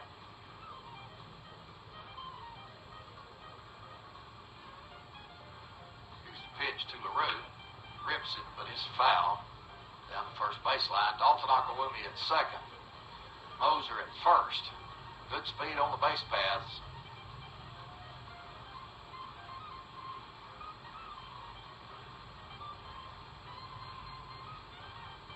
Look back. They do a good job holding runners at second. Throws back to Dalton Akawumi. Almost has him. Very close. That's got to be the 20th time they've thrown back in this series. Hadn't picked anybody off yet, but that one was mighty close. Yeah, it was bang, bang. Perfect throw. Perfect timing. They obviously work on that a lot. They've worked on it a lot the last 2 days. Every pitcher's done it, too. Yeah. Inside, just missed the corner. Very close, ball 1 to LaRue.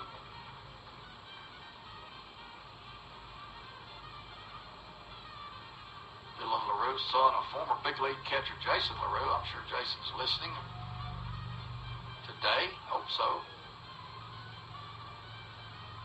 Here's the pitch. Foul down the left field line. Count goes 1-2. First 2 men reached base. Walk to Drew Dalton Akawumi and a hit by pitch of Moser, and they have stayed there through the next 2 batters, Welchel and 10. LaRue trying to rectify that situation with a base hit. Here's the pitch. In the dirt. Takes it for ball 2. 2-2 count. Good job by Von Thaden, the catcher from Georgetown, to block that.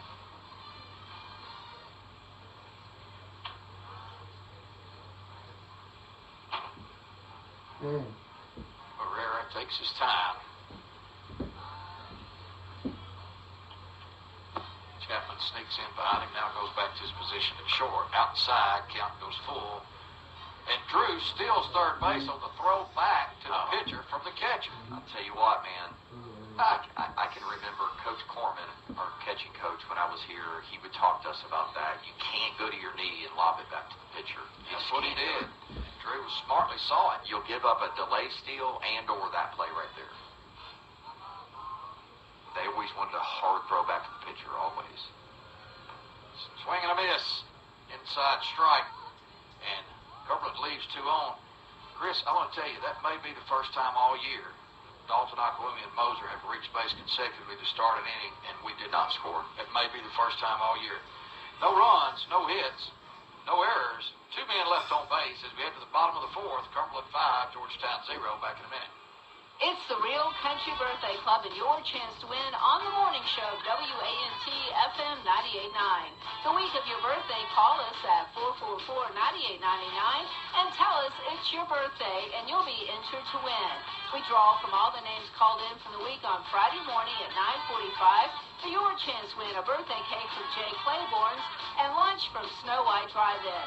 It's the Birthday Club, Monday through Friday at 9:45 on WANT FM 98.9. Save time and money with a business account from Wilson Bank and Trust. Our great account benefits help you grow your business with online and mobile banking. No monthly fee for bill pay and low monthly balance requirements. You'll enjoy easier record keeping and tax reporting when you open a business account to keep your business expense separate from personal too. A business account helps preserve your personal liability protections from business obligations. Wilson Bank and Trust is here to get you there. Visit us at any of our 30 office locations across Tennessee or go online at wilsonbank.com. Member FDIC.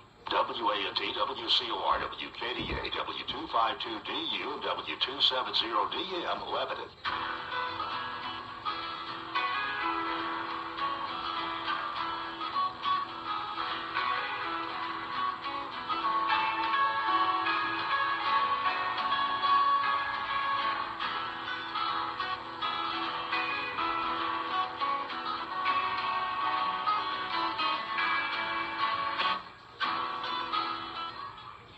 Bottom of four, Cumberland leads 5-0 over the Georgetown Tigers in this Mid-South Conference series. Second game of a three-game series. First game of today's doubleheader. Aiden Jabara comes to bat, the big first baseman for the Tigers against Goldstein. First pitch in the dirt, ball one.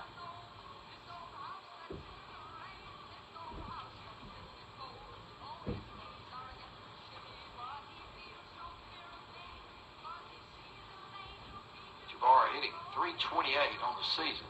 Big, tall right-hander. Swinging a miss. Boy, that one would have... He was trying to hit that one to Lexington. Big home run cut there. 1-1 count.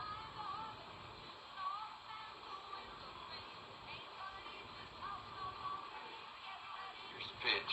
Breaking ball in the... Oh, my gosh, caught the great ball. pitch. It was a beautiful pitch. Just missed the corner. I don't know if that was low, high, outside or inside. Honestly, I don't. But it was a good pitch. Swing and a miss. Another big cut. And the count evens up at 2-2. 5-7-1 for Cumberland.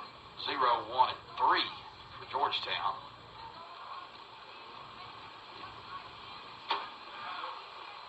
That one just missed. A little high. 3-2 count. Back-to-back close pitches. It's hard to miss high to this dude. He's about 6'7". Yeah. Here's the pitch. Check swing. Throw down. Don't throw down. I would have thrown down just in case because he gave a late request to the first base Yeah, you got to throw it. check swing. You got to throw it. Because if he would have called a swing, then Dillon might not have thrown him out at first base. So anyway, that's a walk. Tough luck walk. I Yeah. thought that two of those pitches were just, I don't know where. Jose Cazorla, the DH, bats from the right side with Jabara at first, and that one's a strike. Yeah, that was low. Jabara's upset. I don't blame him. Cazorla, you mean? Or Cazorla, yeah.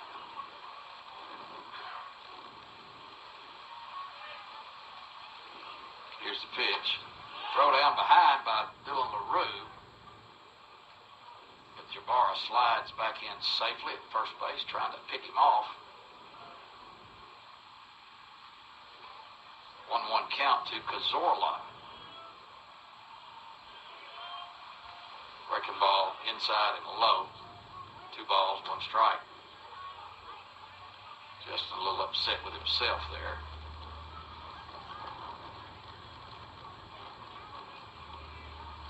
Here comes the 2-1. That one's hit foul. Behind the first base dugout. 2-2 count evens up. Oh, it's a double play ball here, Justin. That would be nice.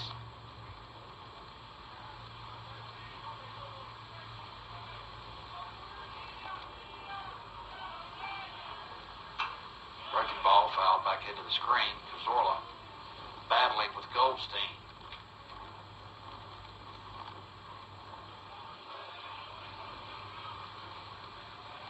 Justin has pitched well, allowing only 1 hit, no runs so far.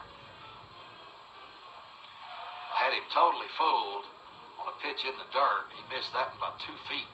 Same thing he did to Cazorla from last at bat. That slider on the plate is just killing him. It's not even close to a strike. The last 2 strikeouts he had. That is strikeout number 7 for Goldstein already. That's pretty good. Yeah. Through 3 1/3. Chapman, the hitter, he popped up to second base his last time. That also in the dirt. He's keeping them low, and Dylan LaRue's doing a good job. He is. Keeping them going to the backstop and allowing Jabara to go to second base. big, and sometimes overlooked part of the game. You know what? You should know more than anybody, being the third best catcher in Cumberland history. We probably need to explain every now and then to our listeners that I'm in fact not. If you say it enough times, people will believe it. That one got the corner down low. Chapman is livid. We probably had, I don't know, at least 8 or 9 All-American catchers at Cumberland. It's crazy. Who said they're better than you? I mean, you'll never know. That's my point. 1-1 count. That misses low. 2 balls, 1 strike now to shortstop Chapman.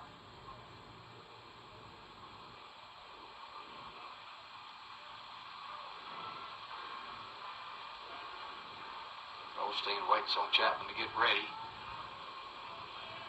And here's the pitch. Ground ball. Dalton Akalumi takes a tough hop. Has to flick it to Garcia for 1, and he does so. Man, it was a tough hop. Hit him right in the midsection, but he hung with it and flipped it to Rafi at second, get the lead out. Fielder's choice, 6-4. Chapman reaches. Jabara out at second. For the second out of the inning. Now with a runner on is DeAndre Jacob. He struck out his last time up. He homered yesterday. Yeah, the ball came up on Drew right at the end. Hit him right about the belt buckle. It is a grass and dirt infield.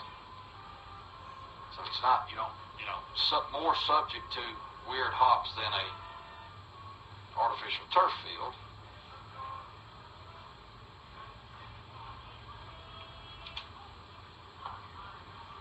Swung through. 1-1 count now. For the right-handed hitter, DeAndre Jacob, Tell City, Indiana.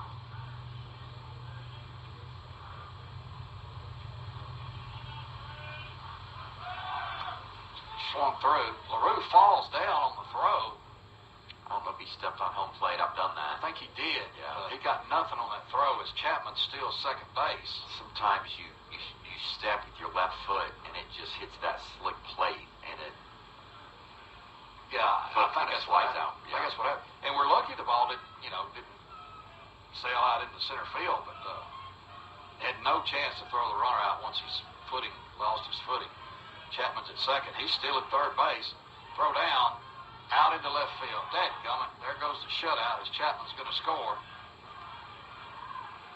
That'll be an error on LaRue. We've had problems this weekend throwing runners out, and it's certainly not all the catcher's fault. They're getting big jumps. Our pitchers, a lot of times, aren't using a slide step. So it puts so much pressure on the catcher. Yesterday, Ducher had a problem with it. Just tough. 2-2 count now. Swing and a miss. 1 pitch too late to preserve the shutout, but he strikes out Jacob for the third out.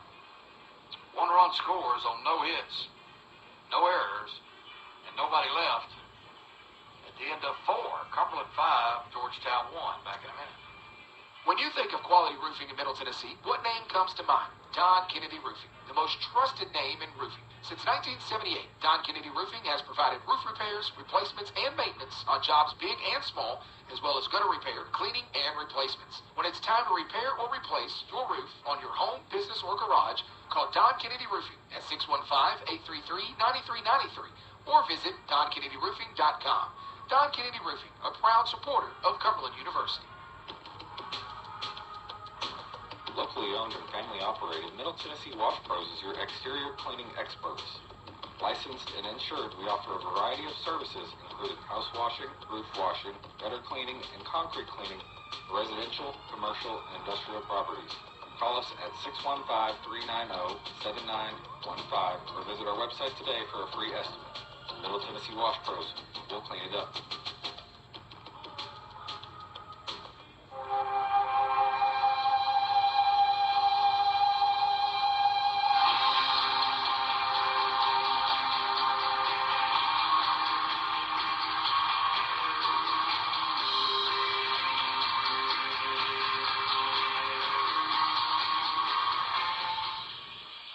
Phoenix fans, this is Hobbs Dunn. I'm an infielder from Joliet, Illinois.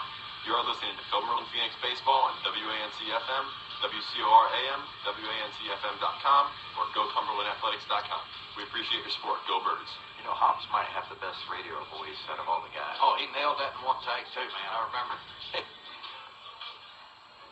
He's a big Eagles fan. I like him. You don't see guys his age being fans of the Eagles. And not the Philadelphia Eagles. Not the Philadelphia Eagles. Well, he may be that, too. But I'm talking about Don Henley, Glenn Fry, Joe Walsh, those Eagles. I was trying to figure out, like, who cares that he's a Philadelphia Eagles fan, Randy? Yeah, that's not news. Yeah. But if he likes Hotel California, that's news for a young man his age. First pitch to Correa, ball one. Fouls that one back into the screen. We have not been able to get to Barrera. No, he has pitched well since coming on. Well, actually, we did. Hawson. No, that triple wasn't. That triple was off the first pitcher, Lineker. You're right. Absolutely right. Barrera's done a good job. Correa, on the day, 0 for 1 with a strikeout. No. That's a single. He singled the first. He's 1 for 2. Get with it, Randy. First mistake I've made this inning. This at bat. This at bat. Here's the pitch. It's up well into the gap. Rios, left fielder, runs and makes a good running catch in front of the scoreboard, deep in left center field, just in front of the warning track. Well hit. Toshi struck it well to no avail. Updated Cumberland's Bethel and Cumberland 0-0 top second, but Bethel's got 2 men on with 2 outs, so keep an eye on that one. What did you say the score was? 0-0 top 2, but Bethel's got 2 men on. Rafi Garcia bats. He's 0 for 2. Hit one well to right field.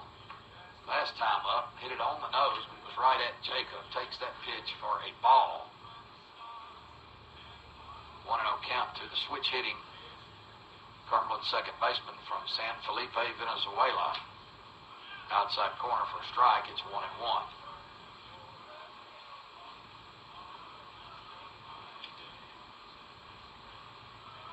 Garcia versus Barrera.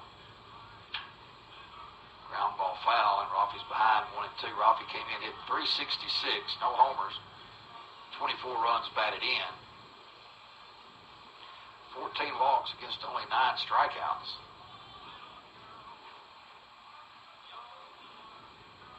Here's the pitch, inside, almost hit him, did not.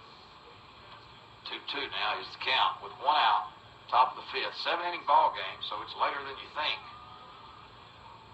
Cumberland clinging to a 4-run lead, 5-1. Hits that one out to center field. Verge on the run. He misjudged it. He can't make it. Diving effort, but he can't get it. And Rafi is in with a single. Good job, Rafi. Man, center fielder Verge has had several diving attempts today, and that ball just held up a little bit. Now, he's hurt. He's down in center field. Let's see what's going on. He's not. It looked like he about misjudged it a little bit. Yeah, he did. He stutter-stepped, and if he would have just went straight to it, but it looked down off the bat. But like we've said, the balls to the outfit are being held up. The wind is blowing kind of in and across. It's just holding those balls up, and they play shallow, so they're getting a lot of chances at those balls that are usually down. That's 2 balls that Rafi's hit really well. Thankfully, he got a single out of this one. Yeah, that's exactly right. The wind is holding those balls up a little bit. That's only the second hit Barrera has allowed. He allowed a single to Wilson 10, the first batter he faced. Who did he come in to face first? 10 in the second. 10 singled, and now Garcia has singled, and he's aboard with 1 out. And it's Aiden McDonald's turn to swing the bat from the right side. McDonald, 0 for 2, fly out to center on another well-hit ball, and that one hits him in the head, in the noggin. He's okay. Knocked his helmet off. Yeah. Clipped that helmet right off of him. And he is aboard. Garcia moves down to second for Gaines Hawson. Hawson has hit the ball deep both times. Once it fell for a triple in right field. Second time it was run down by Verge in deep center field. Ball's hardest hit ball all day, I think. I mean, Toshi's just now has hit really well too. Here's the pitch inside. 2 men on, 1 out. sophomore, Gaines Hosson from Murfreesboro, Tennessee.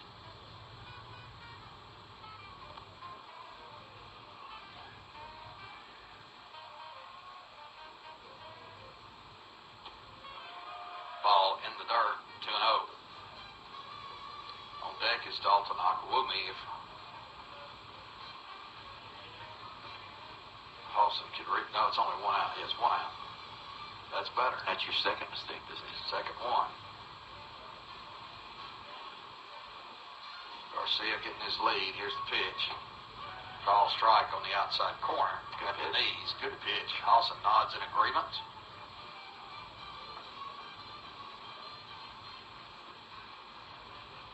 Need to get some more. I don't feel comfortable with 4-run lead. Let's get some more, boys.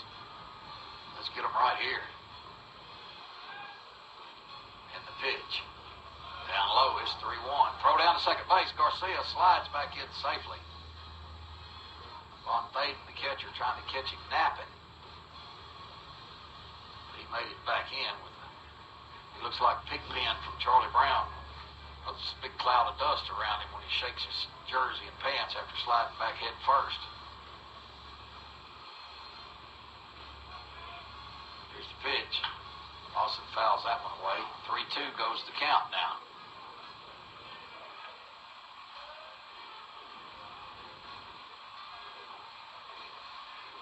Barrera, as you mentioned, has pitched well, but in a little trouble here. He came on in the second.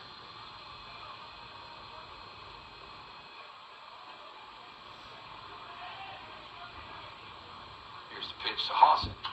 Fouled away again. Count remains 3-2. That's that pitch he likes out over the plate. He usually drives that into right.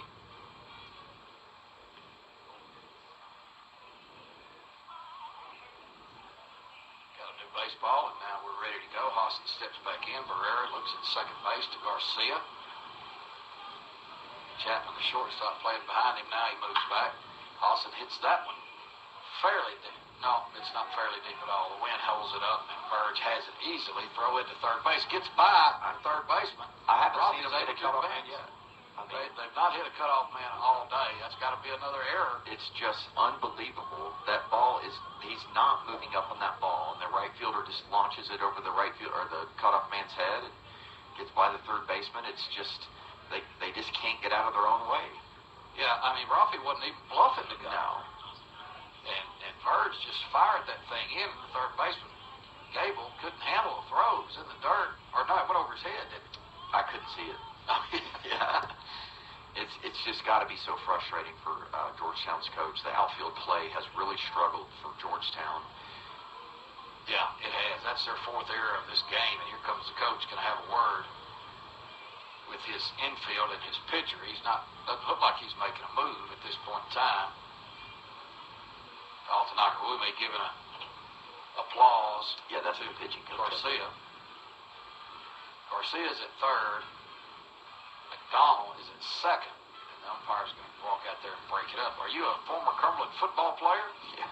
If you are, you'll want to hear about the alumni reunion. If you played football at Cumberland anytime, doesn't matter what era you played in. Cumberland would trying to get an alumni group going. They're going to meet at Cedar City Brewing on the square in Lebanon, April 4th. That's Friday, isn't it? I don't know. I think it's just coming Friday. Contact Kenny Salas at 615-268-2165 or Kyle Schaefer. You can catch him at Town Square Social or Cedar City Brewing. He owns them both former Cumberland football players. For more details, April 4th, 6:30. Here's the pitch. Outside corner for a strike. Drew Dalton Akawumi. He has popped out to short. He is single to right. He has walked, stolen a base, scored a run, driven one in. Batting from the left side against Barrera. Check swing. Called a ball. He asked the base umpire. He says, no, he did not go. And it's 1-1.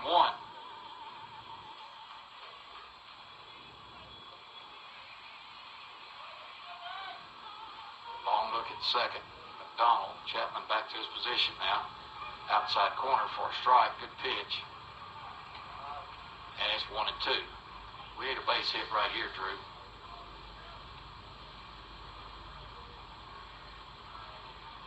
Big hit right here. Don't leave these two guys out there. We need some more runs. It's getting late. We lead 5-1. And the pitch.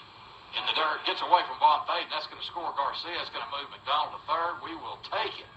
That error comes back to beat him, hurt him again, Randy. Outfield error. Sure does. Absolutely does.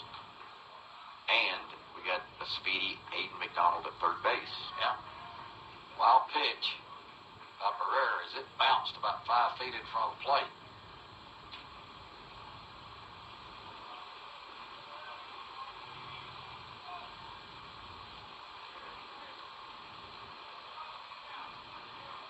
Here's the 2-2 to Dalton Akawumi.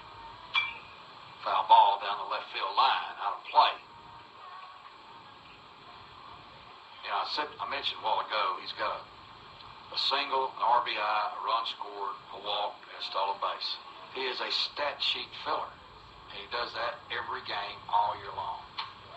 Takes that pitch outside, count goes full, 3-2. Just a stat sheet filler.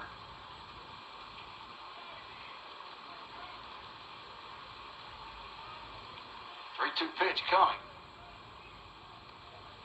Here it is. Ground ball up the first base side, but it's in foul ground. I think he hit the catcher, Von Thaden, on his backswing. Is that what happened, guys? I think that's what happened, yeah, because Von Thaden's kind of shaking up a little bit.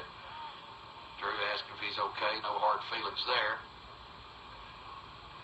Certainly didn't do that on purpose. That can't feel too good, though, Chris. It doesn't. Here's the 3-2 again. High in the air, center field, Verge. Should be a can of corn for Verge in left center. And he makes the grab. Dalton Akawumi flies out to end the inning. But one more run pushed across with the hunt. I don't remember. And anyway, at the bottom of the fifth, it's 6-1 Cumberland. Back in 1 minute.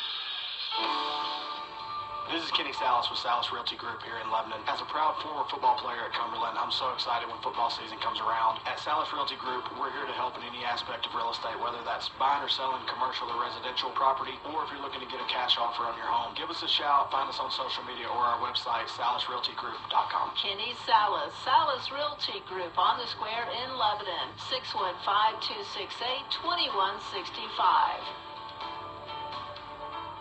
Cumberland Auto Repair is a proud supporter of Cumberland Phoenix Athletics. Located at 627 North Cumberland in Lebanon, Cumberland Auto Repair has been serving Lebanon and Wilson County with high-quality, affordable automobile care since 2002. With 5 bays and 4 ASE certified technicians, they can handle anything from changing your oil to replacing your transmission or rebuilding your engine. No job is too small or too large. Owner Joe Clare says if you're happy with your mechanic, you should stick with him. But if not, give us a shot. Call Cumberland Auto Repair at 615-444-9981.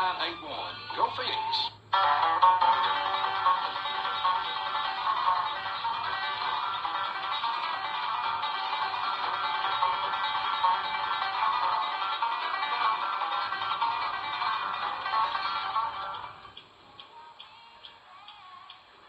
Bottom of 5, Cumberland leads Georgetown 6-1 here in the second game of a Mid-South Conference Series. I'm Randy Salas along with Chris Slaughter. You're listening to us on WANTFM.com, GoCumberlandAthletics.com, WANTFM 98.9, FM 98.3, or WCORAM 1490. One of 5 platforms you can hear our ball games on. Each and every ball game we play, whichever platform you're listening on, we very much appreciate it.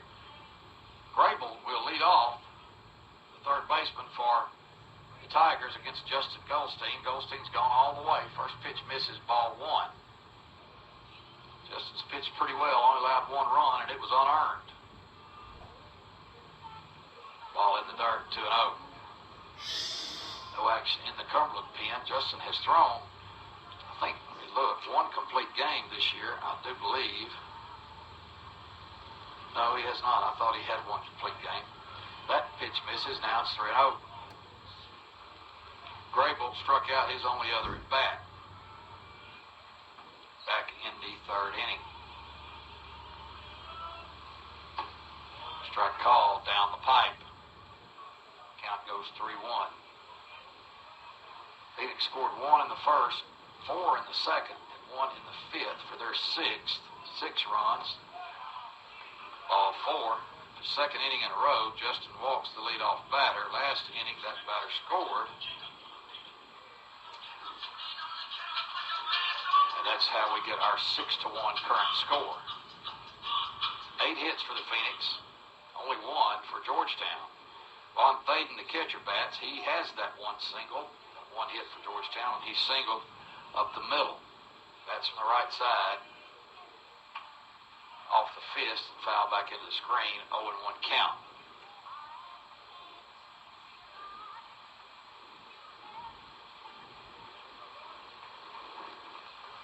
Eight strikeouts for Goldstein so far with 2 walks. Throw over to first. But Gable is back. Grable, I should say, not Gable, Grable.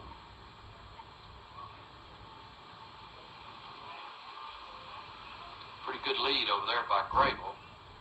Breaking ball inside corner of Beauty. Strike 2.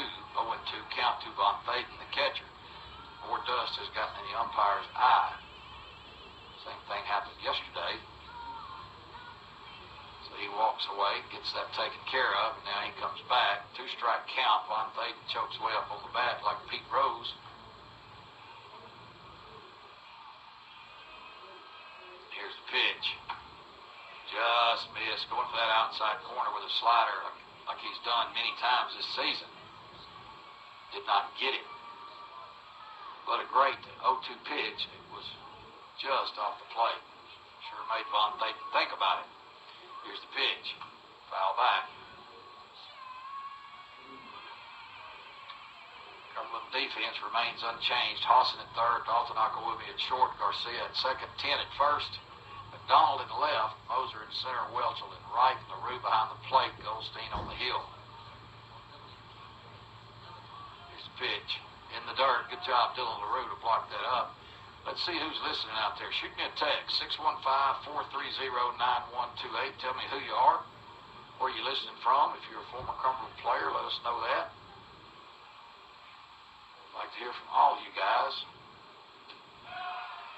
Just missed the outside corner. Very close.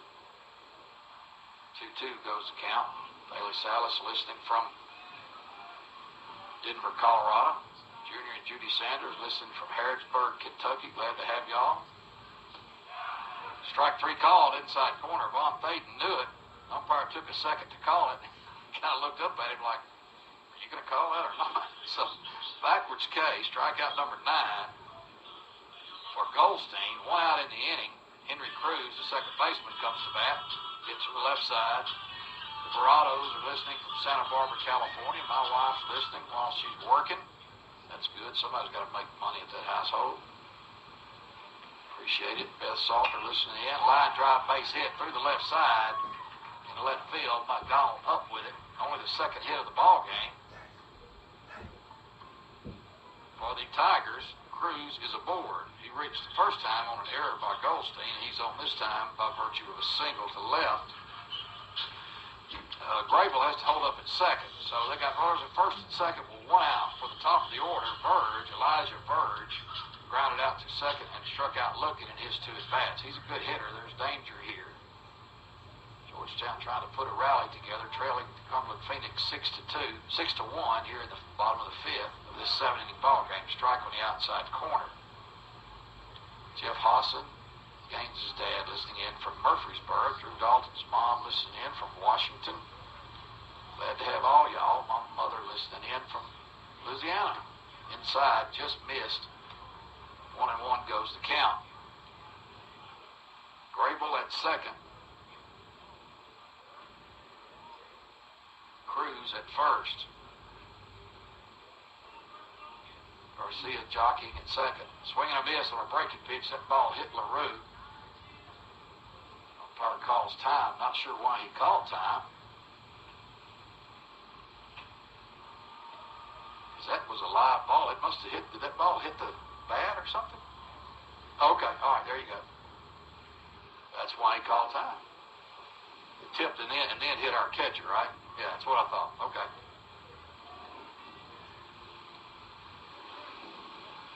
One-two count. Strike three, call third strike. Outside corner. Justin has made a living out there today. Second backwards K of the inning. Base on ball? Yeah. So 2 on and 2 out. It's Peyton Rios, the left fielder. Batting from the left side comes the bat now. Big at bat in this game for the Tigers for sure. They're trying to get back in it. First pitch misses low. Single. Cruz singled to left field. Only the second hit in this game for the Tigers. They were by the 8 and 9 hole hitters. Throw back to second. Garcia is there, but do not get Grable. Rafi trying the hidden ball trick, but it's not working. Grable is alert.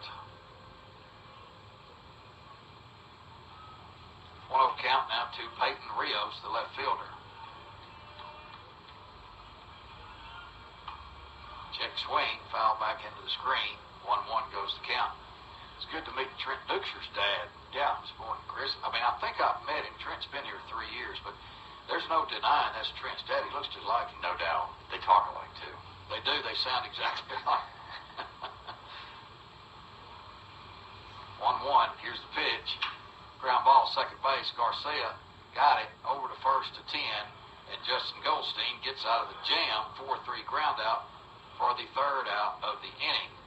No runs, 1 hit, no errors, 2 big runners left on base as we head to the bottom, or to the top of the 6th inning. Cumberland leads 6-1. Back in a minute.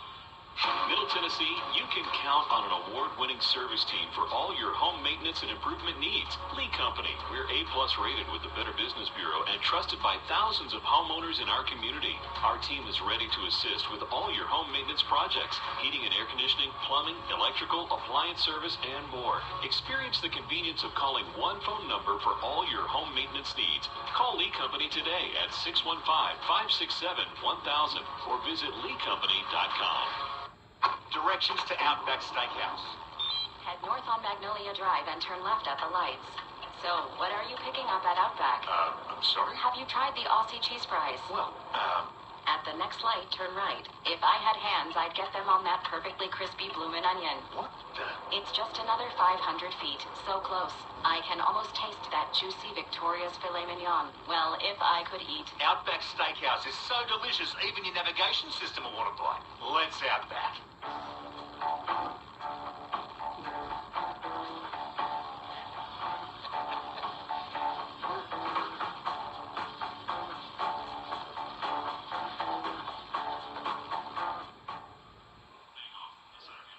Hunter Moser will lead off for the Phoenix here in the top of the 6th inning. Leading 6-1 against the Tigers, facing Anthony Barrera. He came on in relief of Lineker in the second. He's done a really good job. We've only gotten to him once for 1 unearned run. And what does Hunter Moser do? Y'all just take a guess. What y'all think he did? That's a base hit to left field for Moser. Good gracious. He's going to be pushing 500 pretty soon on his average. Well, just in these 2 games, yesterday and today, yesterday in 6 times up, he got on base 5 times, 3 of them with base hits. Today, he's been up 4 times. He's been on base all 4 times, 3 of them with hits. It's just incredible. He's 9 for 10. He's been on base 9 times in 10 plate appearances. Absolutely incredible. Welchel, the hitter, takes the first pitch outside for a ball. Left-handed hitter Preston Welchel. There goes Moser. Did not get a good jump. He's in there safely. Attaboy, great slide. Comes off the bag, but gets back on it in time. Chapman tried to keep the tag on him. It's a good throw by the catcher. That's twice now that just about got Moser. Last time, Moser slid kind of head first slide to the right side of the bag, avoided the tag by Chapman, and just got back on the bag. Didn't you think he didn't get a good jump? I didn't think he did, no. Yeah, it looked like he didn't get a very good jump to me, but he's safe anyway, so that works. 2-0 count now to Welchel. Runner in scoring position. Breaking ball outside corner for a strike. Good pitch from Barrera.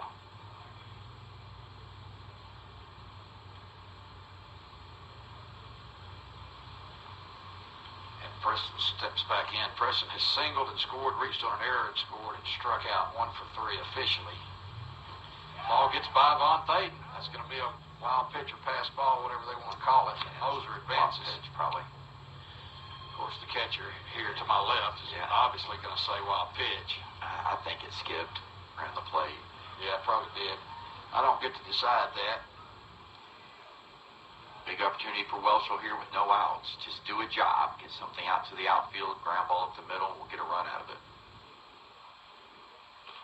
Pitch, ground ball, first base. It gets right by Jabbar, the first baseman. That's going to score. Hunter Moser is getting into the corner. Preston, he's rounded second. He's going to pull the chute there. And see, I'll tell you what they ruled that. That's an error. Jabbar should have had that. Should have had that one. Yes. Yeah, I mean, he just didn't get in front of the ball, and it just got to his left. Second time Preston has reached on an error. He will get an RBI. Is that correct, Jason? That is correct. Because Moser scored as a result of him hitting the ball, not as a result of the error. Just wanted to check and make sure it's 7-1. Cumberland, Wilster 10, steps to the plate. Umpire's writing something down. What? Oh, the Ty Martin going in to run for Welch. That's what it is. It's a substitution. Martin will stay in the game and play outfield.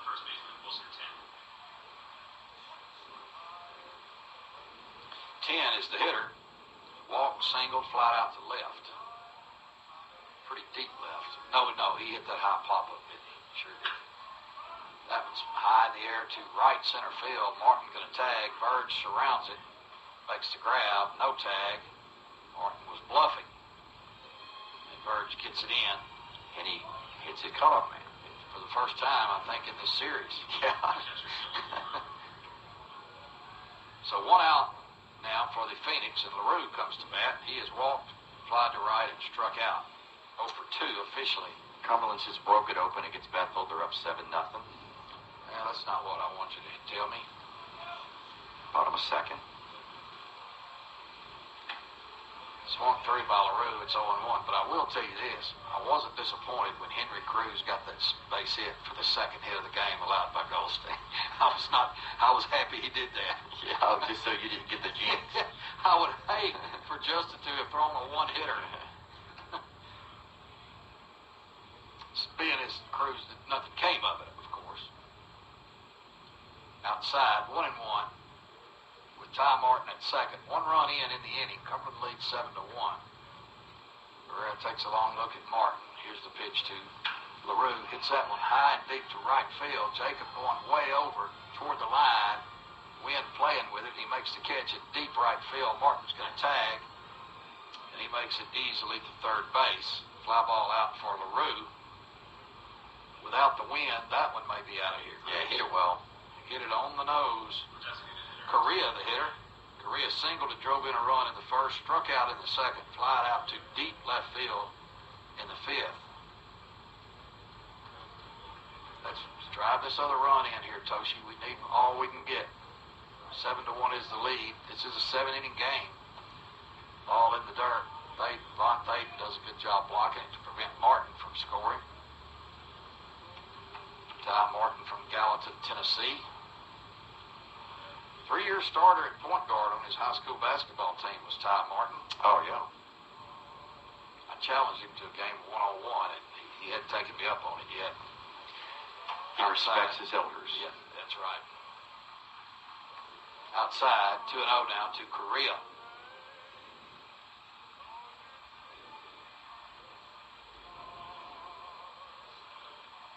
Here's the high leg kick from Barrera. Strike on the outside corner. Fastball, 2-1. Barrera has been pretty impressive. He's given up 2 runs that were both unearned. If I've got it down right. Anyway, I may be wrong. In the dirt again. It's highly unlikely you're wrong, Randy. Well, it's highly unlikely they're not. They've got 5 errors. Yeah. It's been a tough day, and we've got 2, so it's not been a clean day. No, it's not been a clean ball game. Strike called, inside corner. Toshi knew it. 3-2 now. Umpire rang him up as if it was the 3rd strike. I was like, oh, wait, it was 3-1. Sorry, buddy. Yeah, he was a little early.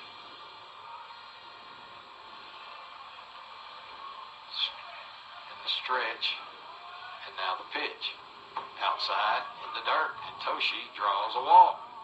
And Von Thaden, the catcher, is being put to the test. He is, man.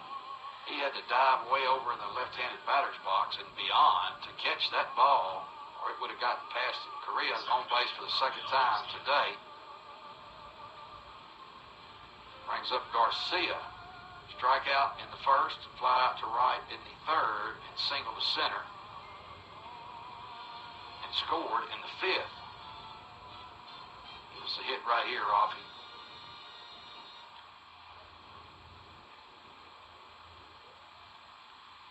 First pitch, foul ball down the left field line, out of play. Nobody up in the Cumberland pen. Osteen has not really been in trouble. He did give up 1 run, an unearned run, after a leadoff walk in the 4th.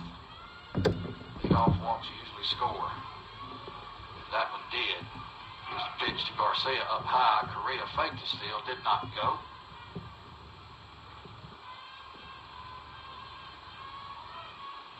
One count.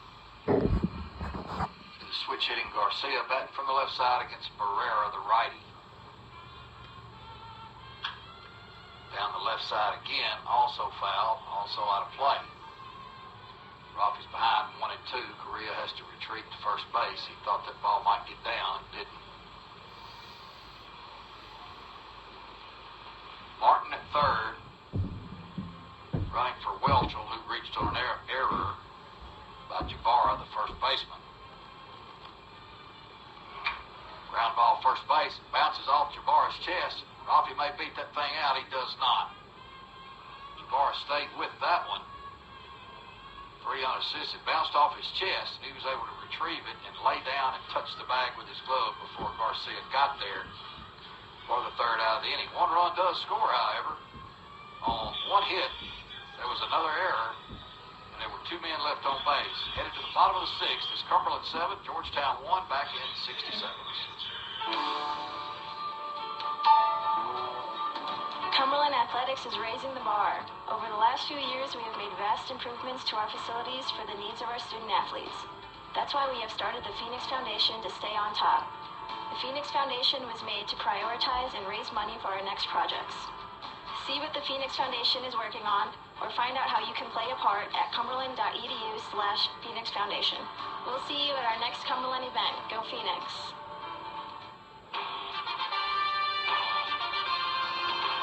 Hi Phoenix fans, this is Quentin Wiley from Newnan, Georgia, and I'm a senior pitcher for the Cumberland Phoenix.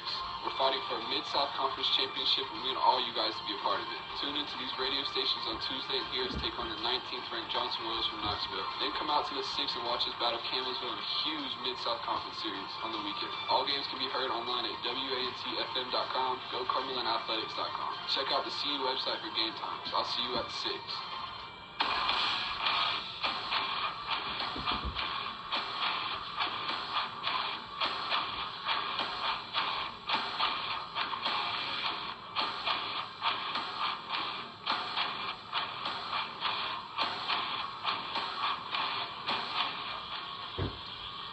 Bottom of 6 here at Robert N. Wilson Field in Georgetown, Kentucky, home of the Georgetown College Tigers. Cumberland leads 7-1. Leading off will be Aiden Jabara, the first baseman. Fastball inside, misses 1-0. Jeff and Anita Henshaw listening in from Hillsborough, Tennessee. Glad to have you guys, Mark and Malachi Hancock, listening and watching.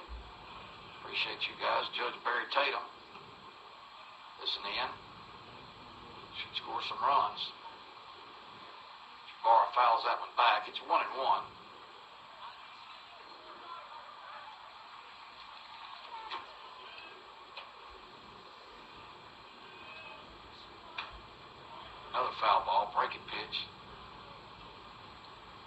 1-2 count. Jabara struck out in the first, walked in the fourth.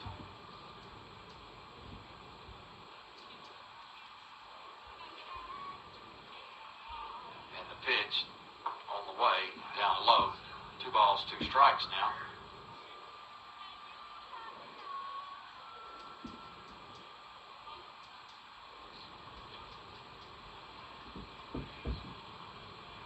Here's the 2-2 in the dirt again. Both catchers, LaRue and Von Thaven, are going to sleep well. Got a lot of dirt balls today. Justin's pitched well, but still been a lot of balls in the dirt. LaRue has had to stop from going to the backstop. Strike 3 called inside corner. Man, oh man. Good pitch. Got him with that slider. There has been several looking today, too, which just tells you he's fooling a lot of guys. Yeah, I was counting that up. There's been 4, 5, 6 strikeouts looking of his 9 total. Part of the fence is falling down in left field. Send somebody. Aiden McDonald has to pick it up and bring it into the umpire. Part of the padding on the top of the fence just fell off. Maybe there was a small earthquake out there. Who knows? Terry and Judy Blackwelder listen from North Carolina. And now we're ready to play. Jose Cazorla bats. He struck out twice against Goldstein. He's not been able to figure that slider out. Oh, called the ball. Okay. 1-0 to Cazorla. Sun back out now. Bright day. Down low. 2-0. Justin gives a quizzical look in toward home plate. Pitch number 3, ground ball. Dalton Akawumi to his left, has it up with it over to first. 6-3 ground out. That's a nice play. Yep. Dunk makes it look easy. Has to go pretty far up to the left, ball up the middle. Casually throws it over to 10 for the out. 2 outs for Jarrett Chapman, shortstop. He popped out to second. Reached on a fielder's choice. Stole a base. And then scored on a throwing error by LaRue when he was... Yeah, Chapman generated that run almost on his own. He sure did.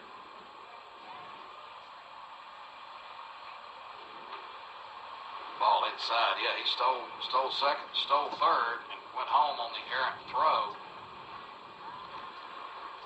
for Georgetown's only run of the game. Same 2 teams will play about 30 minutes after the conclusion of this 7-inning ball game.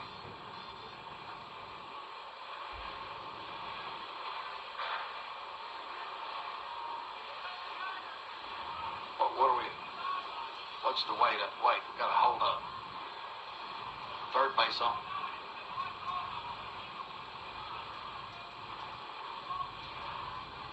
Who's he talking to? He's talking to Coach Hunt now. He was talking to the Georgetown dugout earlier. It's 2-0. I guess a pitch clock. No idea. That's the same ump that was behind the plate last night. Yeah, all in the dirt, 3-0. He likes to. He's got some rabbit ears. He's got rabbit ears, man. He's got a short fuse, and he likes to mix it up. And I'm not a big fan of that. Over something minor yesterday, today. I mean, yeah, absolutely. 3-man crew in conference games. Call a strike. 3-1 now to Jarrett Chapman, the senior shortstop from San Jose, California. Instead of walking over to the coach and having a conversation, he yells at him from the field. Did that yesterday and now today. Yeah. Inside, just missed. That's ball 4. Chapman is aboard with 2 outs. DeAndre Jacob, the batter, he struck out twice against Goldstein. Bats from the right side. He homered yesterday, but has not been able to figure out Justin Goldstein today with 2 strikeouts.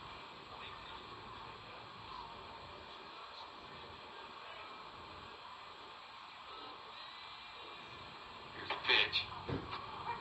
Outside corner at the letters for a strike. Justin's just about to hit 100 pitch here in a couple more. 98 currently. Nobody's up in our pen as of yet. Fouled off of his foot, and the count goes to 0-2. Yeah, I'd love to see if we could maybe get a, let's see, what are we talking, what are we at, bottom six? I can't Bottom see. six? Yeah. Love to see him finish it if we can get this quick out here.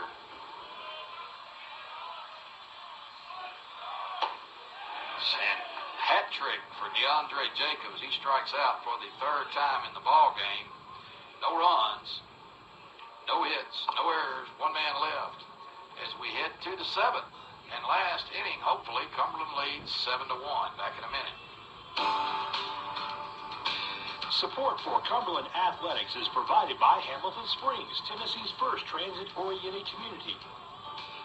The award-winning development on Highway 70 in Lebanon includes a Music City Star train station. Homes and lots as well as apartments are available within the Jack Bell Builders development.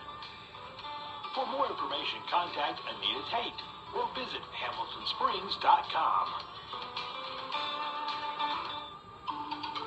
If you're planning a weekend trip, the first stop on your itinerary should be Enterprise Rent-A-Car. They're the folks with a wrap car, which means you get the best rental package around. They also offer weekend specials that let you unwrap even better deals. Located on the bypass in Lebanon, they are just around the corner, and they'll even pick you up free.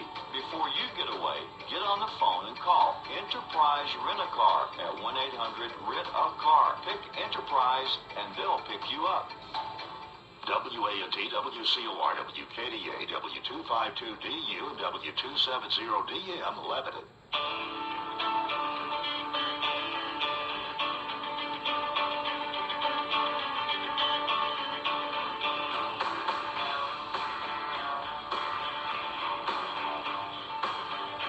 Top of the seventh.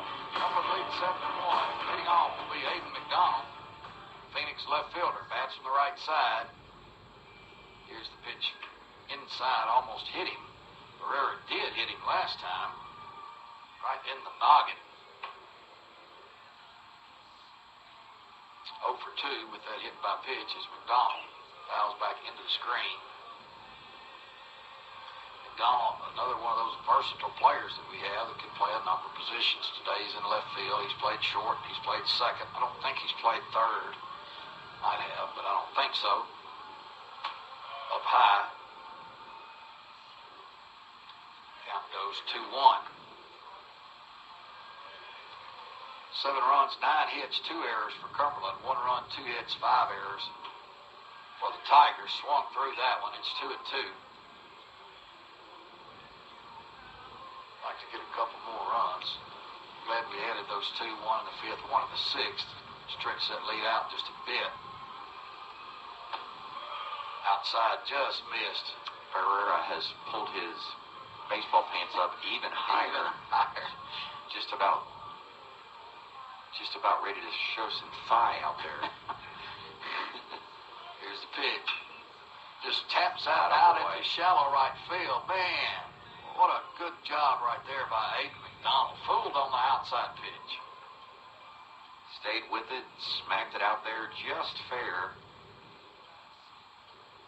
McDonald's aboard for the second time. Gaines Hawson, the batter.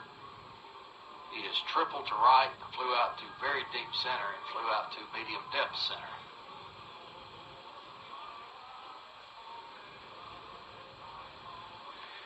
In between games, stick around. We'll have an interview that you'll want to hear. Here's the first pitch. Ball 1. Interview with Cumberland pitcher Quinlan Wiley. That we did last weekend. Chris and I did. And, it's very interesting. He's just having a tremendous year. Had a little bump in the road last night. Did not get the win. We got the win, and that's all Quinlan cared about. Was that he did not pitch well. It didn't bother him one bit. As long as we won, and we did. So, but anyway, this interview was recorded last week. You will enjoy it, I'm sure. We'll play that between games of the doubleheader. Austin swings and fouls that one back. It's now 2-1. Randy, earlier today, the Yankees' first 3 pitches of the game against Milwaukee, all home runs. Really? Yeah. First 3 pitches of the game, solo shots. They're up. Wow. Well, you can't start off much better than that if you're the Brewers. Here's the pitch. Outside. Count goes 3-1 to Gaines Hosson. He bats with nobody out and McDonald on first base. Cumberland trying to add a couple more to this lead. Now we have some action in the pen for the Phoenix. Ground ball, third base, takes a hop right over Grable's glove. That's going to be a base hit for Gaines Hosson. Difficult hop. He has hit the ball well all day. Yes, he has. Has 2 hits to show for it. It's a triple and now a single. Drew Dalton Akawumi comes to bat. Popped out to shortstop in the first, single to right field, driving in a run in the second, and later scored. Walked and stole a base in the fourth and flied out to center. Wouldn't surprise me if he tries to push one down the third baseline right here. Third baseman's way back. This is, now he's coming in. There he goes. Throw back to second. McDonald is back.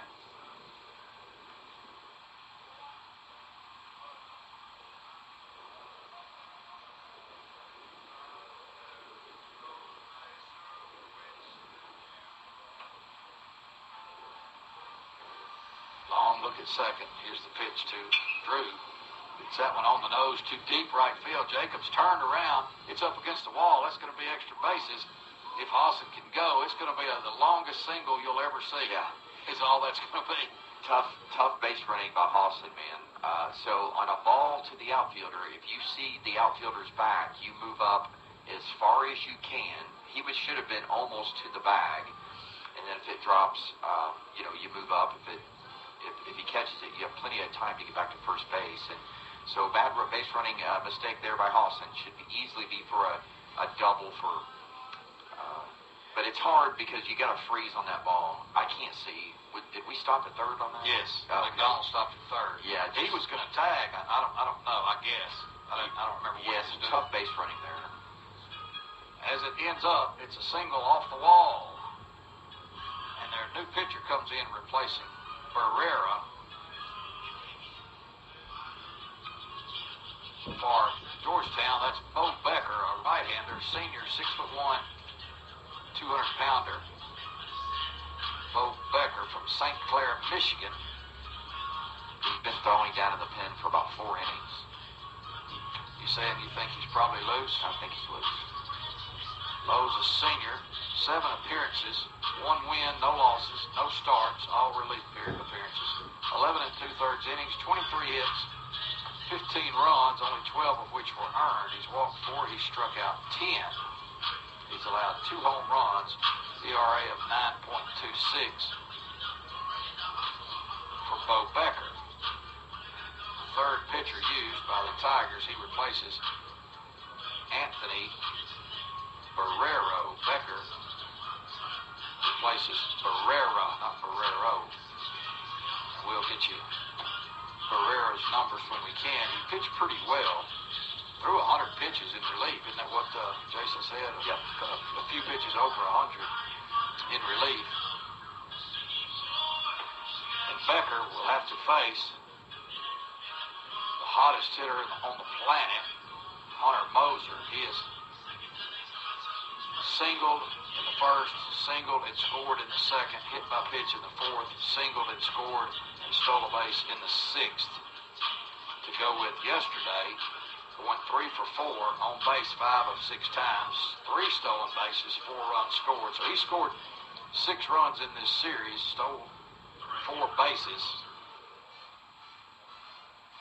and he's gotten 6 hits. What else you want to know? That's from the right side with the sacks full of Phoenixes and nobody out here in the top of the 7th inning. Here's the pitch. Foul back. Moser's behind 0-2. He came in to today hitting .440.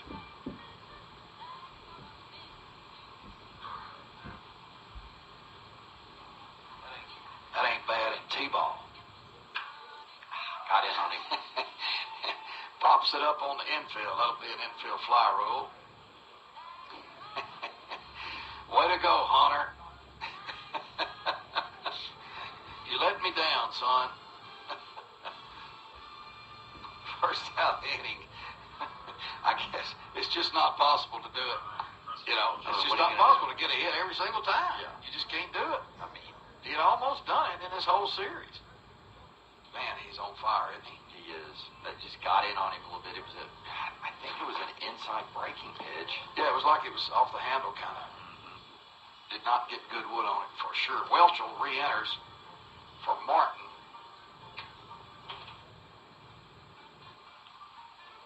He bats from the left side. Welchel has singled and scored, reached on an error twice. I want to see one in the gap right here so bad. 1 out, sacks full of Phoenixes. Here's the first pitch to Welchel. That's hit deep to center field. Verge turns around. Got a beat on it now. That's going to be a sac fly. Throw comes into third base. Hosson is there. And McDonald scores. Sac fly for Preston Welchel. Another run driven in. And for Preston, that's sac fly number 4. Well played by Preston. That's what we needed. Trading out for a run any day. Alton Akawumi has to stay at first, but McDonald scores and Hosson moves up to third. So runners at first and third now for Wilshire 10, and it's 8-1. 10 is 1 for 3 on the day with a walk.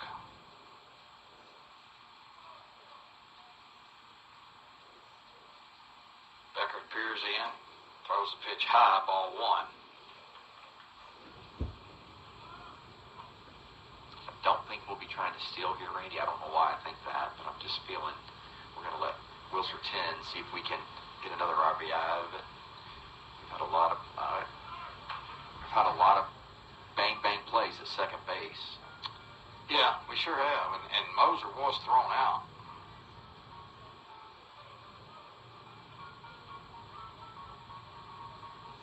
Don't want to end the inning with a big man Wilshire 10 up. Outside corner for a strike. Wilshire doesn't like that call. I think Von Baden had to dive for it. He literally had to lurch out into the right-handed batter's box to catch that. So, not sure what happened on that one. Anyway, counts 1 and 2 now to 10 with 2 outs.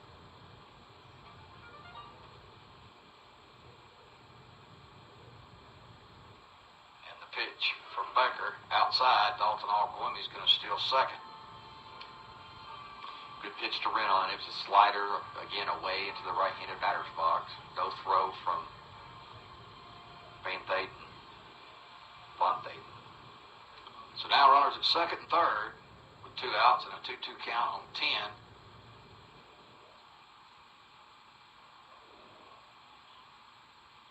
And the pitch outside again. Count goes full, 3-2.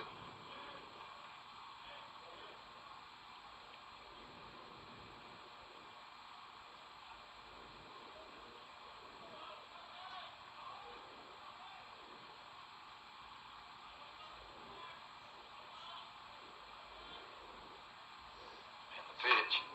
That's hit into left field for a base hit. 1 run's going to score. Here comes Drew. Here comes the throw to the plate. Not in time, and Drew is in, standing up. 2 RBIs for Wilshire 10 and a single to left. It's 10-1. And what do I know about a stolen base? He steals a bag, scores on a single from 10. That's good baseball. 2 RBIs for 10. And he is aboard. Dalton Akawumi scores and Hosson scores. Hosson scores. Correct. LaRue, the hitter. Hitting from the left side with 10 at first. Inside, ball 1. We're hitless on today. He did draw a walk in the first inning. He's flown out to right field twice and struck out. 13 hits now for the Phoenix on the day. Inside again, 2-0.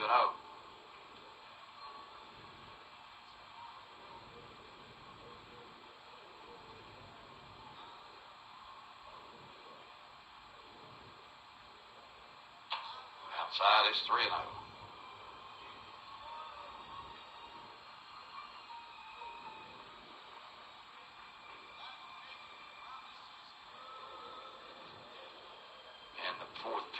is also a ball, and LaRue walks on the four pitches. He did not. He called that. Are you kidding me? I mean, I don't know what's going on, and I'm trying to be as classy as possible because that's my style. But that ball was, the catcher had to almost reach out to catch it. High in the air, left field, drifting foul, long run for Rios. Makes a nice catch in the Cumberland bullpen. Good job by Peyton Rios. And Dylan LaRue just absolutely got robbed with an at-bat right there. Totally did. I don't know a nicer way to put that. And we've been doing a lot better, for sure, but good gracious, man. 3 runs do score, however, on 1, 2, 3, 4 hits. No errors. Back out, by the way. No errors. 1 man left as we head to the last inning. 3 outs to get. We'll be back in 60 seconds. Hey there, Cumberland fans. This is former Cumberland University baseball player Dr. John Franklin with Franklin Family Eye Care, wishing Coach Ryan Hunt and the team a fantastic season. Our office is located at 3458 North Mount Juliet Road in the heart of Mount Juliet. We provide a full range of primary eye care services. We have state-of-the-art equipment, full-service optical, and fitting of all types of contact lenses, including hard-to-fit cases. See you at the ballpark. Sports World in Lebanon offers school apparel for your favorite sports team. Hoodies, shirts, hats, ear warmers, and toboggans to show off your school spirit. Sports World also specializes in team uniforms, equipment, and sporting goods supplies, offering customized apparel with screen printing and embroidery that carry North Face, Columbia, Under Armour, Adidas, and more. The staff at Sports World is happy to assist you with all your sporting needs, big or small, open Monday through Saturday. Find them on Facebook for new arrivals and information. For anything and everything sports, think Sports World in Lebanon.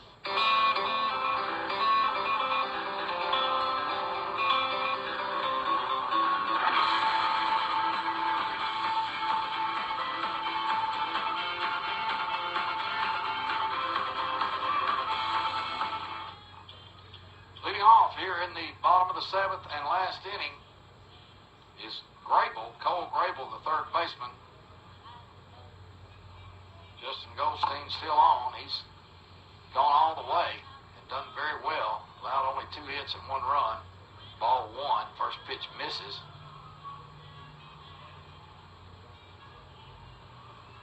Here's the second one, foul back by Grable. Grable has struck out and walked his 2 plate appearances. And that's pretty good when the 7-hole hitter has only been to the plate twice in the 7th inning. That means not many guys are reaching against Goldstein. Outside, 2 balls, 1 strike.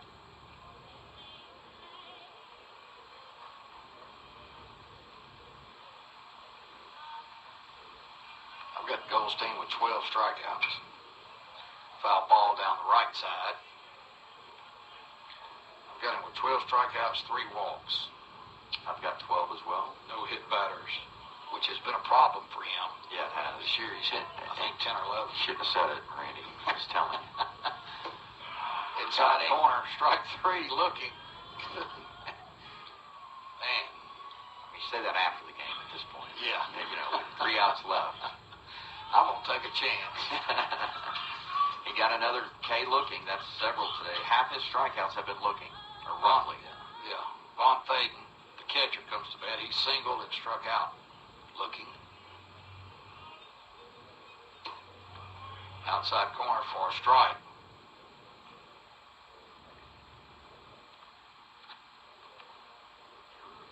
I've got him with 7 backwards Ks.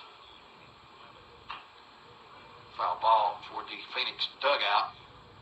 Stick around between games. You'll want to hear this interview we did with Quinlan Wiley, Cumberland's ace pitcher.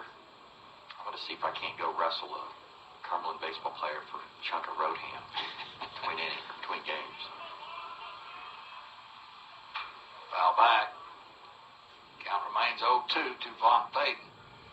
He's played pretty darn well today, I think. Von Faden, their catcher. Oh yeah, he's worked hard. He's been worked. He's gonna need to go see a massage therapist after this game. Their catcher last night played good defense too. 0-2 now. Here's the pitch. Outside missed. Man, he rung us up on that last inning. He did.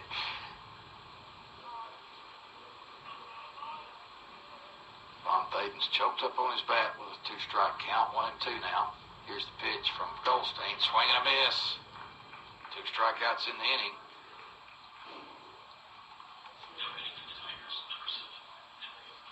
And this is huge that Goldstein so far has been able to look like hopefully finish this game. You know, last night we had to use Green in the pen, and so now we have our whole arsenal. Yep.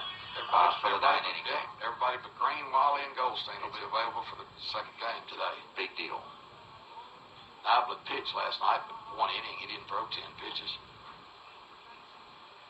First pitch misses to Henry Cruz, the second baseman.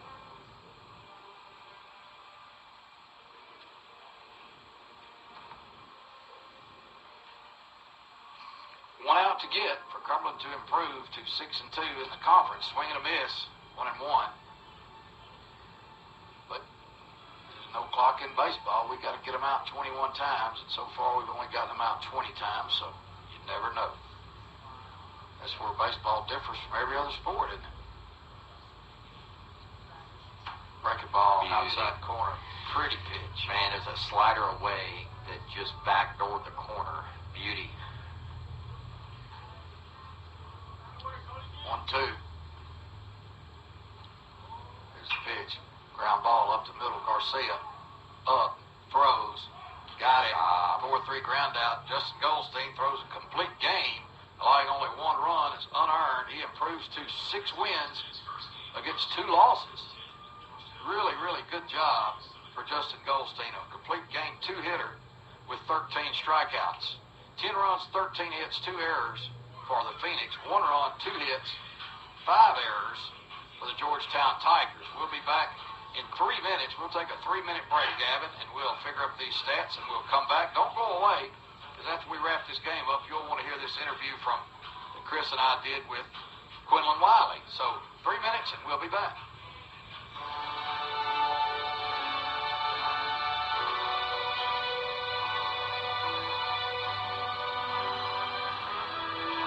Emmanuel Baptist Church is proud to sponsor Cumberland University Athletics. For 40-plus years, we've been around the Phoenix.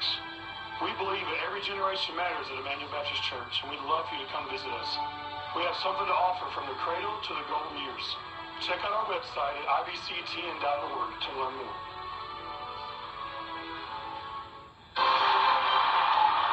And we're back with the action. Coke Zero Sugar might be the best Coke ever. That's right, Jim. With an irresistible taste and zero sugar, Coke Zero Sugar is a must-try for any sports fan. So make sure you... Wait, Jim, I didn't mean try it right now. We're still on the air. Best Coke ever? Take a taste, Jen. Really?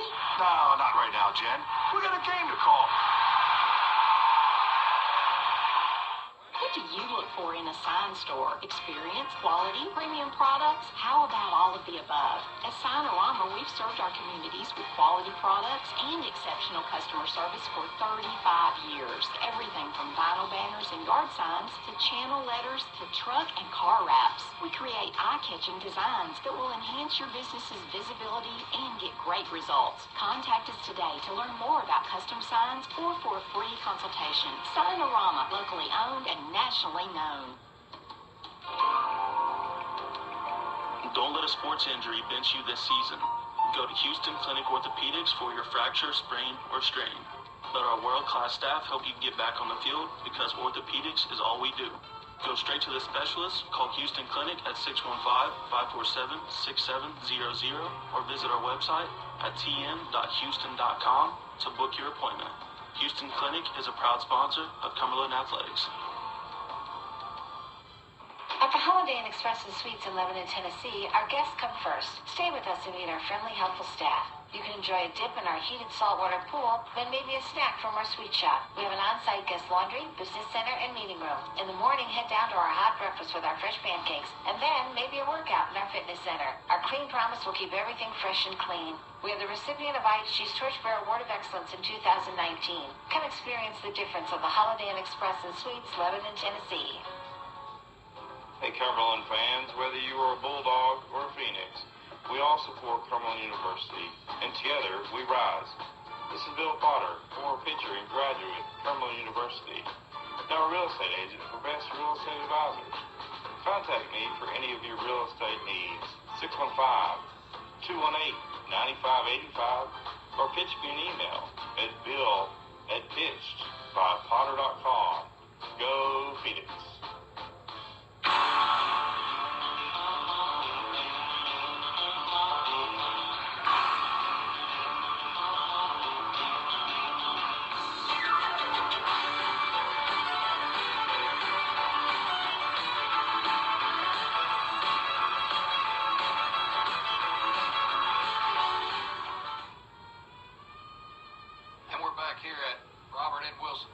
Georgetown, Kentucky, where Cumberland has just taken Game 2 of the 3-game Mid-South Conference Series from the Tigers by a score of 10-1.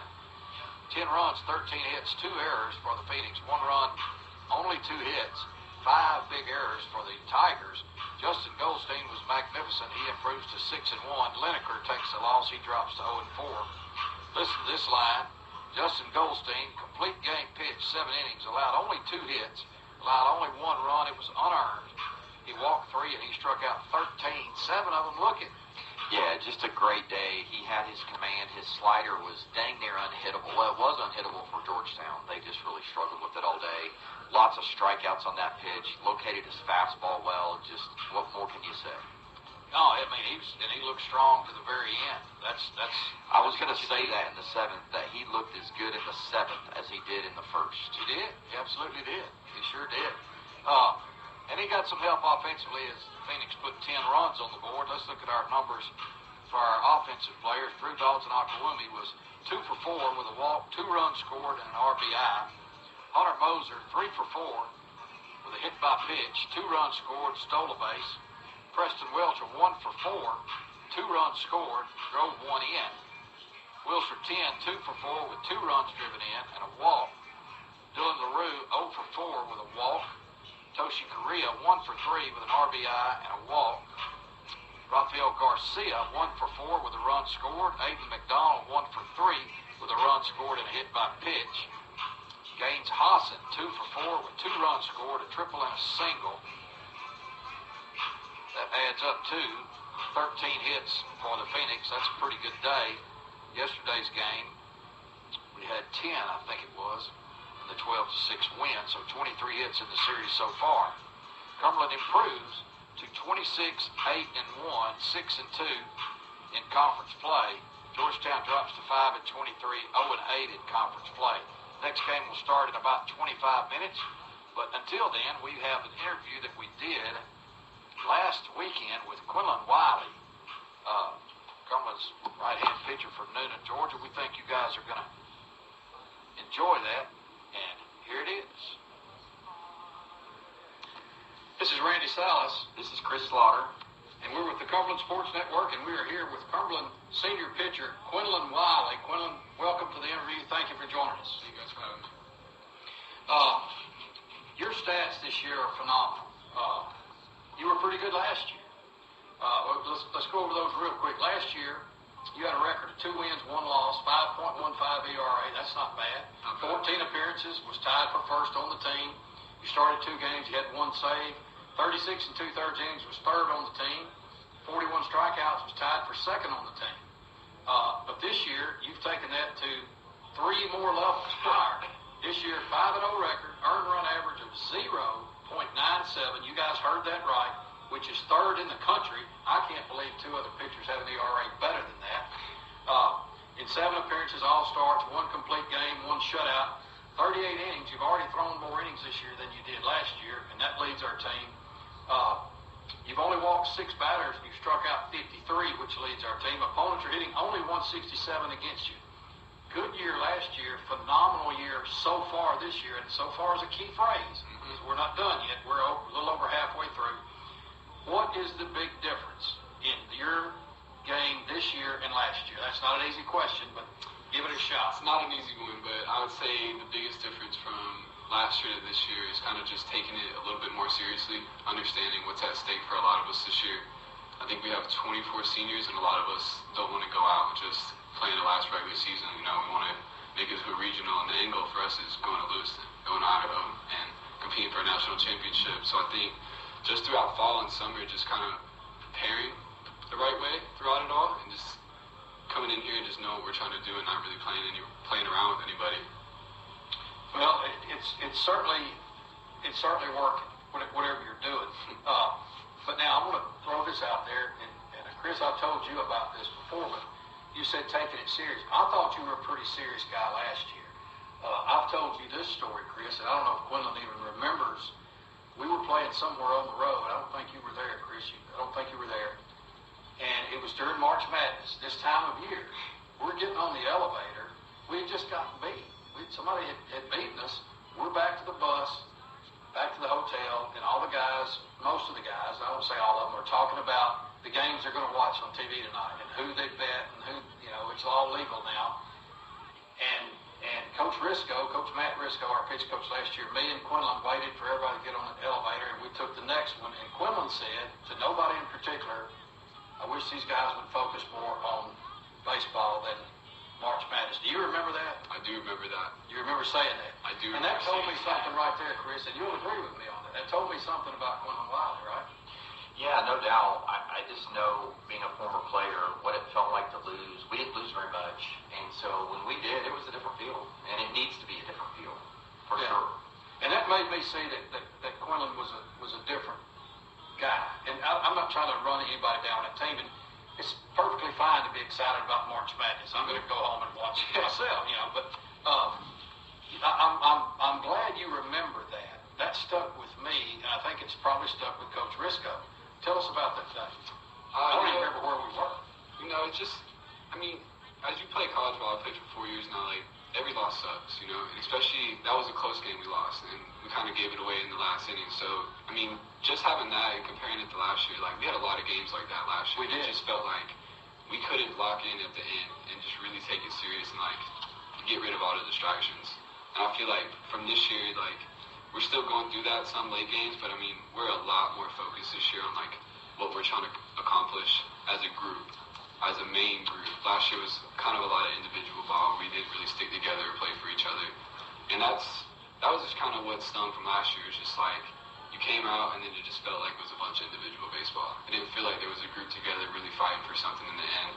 And that's what I like about this year's team. It's just no matter if it's win or lose, we're bouncing back as a team. Everyone's got your back, and we're all going to ride for it. Team chemistry. A lot of team chemistry this year. And you and I have talked about that, Chris, before, and Coach Ryan Hunnis told us this back in fall practice. He loved the chemistry of this team. You've had you've been a big chemistry guy in your career. Talk about that a little bit. Yeah, there's guys that play every day, and then there's guys that kind of help build the tradition of Cumberland baseball, and a lot of them are not everyday guys, and so I feel like you've got to have some of that. And I like this team. I've been around this team more than I've been around any recent team, because I've been around more this year. But talk a little bit about those guys on your team that, they may not be in the lineup every day, but it seems like we have a good clubhouse. Oh, we have a very good clubhouse. I would say everyone's very close-knit together. Everyone knows everything about each other. We keep each other accountable. That's the main thing. If someone's messing up, we let them know. And it's not out of hate or trying to, break you down. It's to let you know that you're not doing what you need to be doing. And I think that's the big step for us, is, everyone's super close together. There's no, little groups that are split around each other. And it's a bunch of accountability. If you're out there messing around, someone's going to let you know to stop messing around. And that's just the way it should be, especially at this level of baseball. Because you've seen how we've been playing this year, and if we want to continue to perform like this, we got to keep that going. For sure, yeah.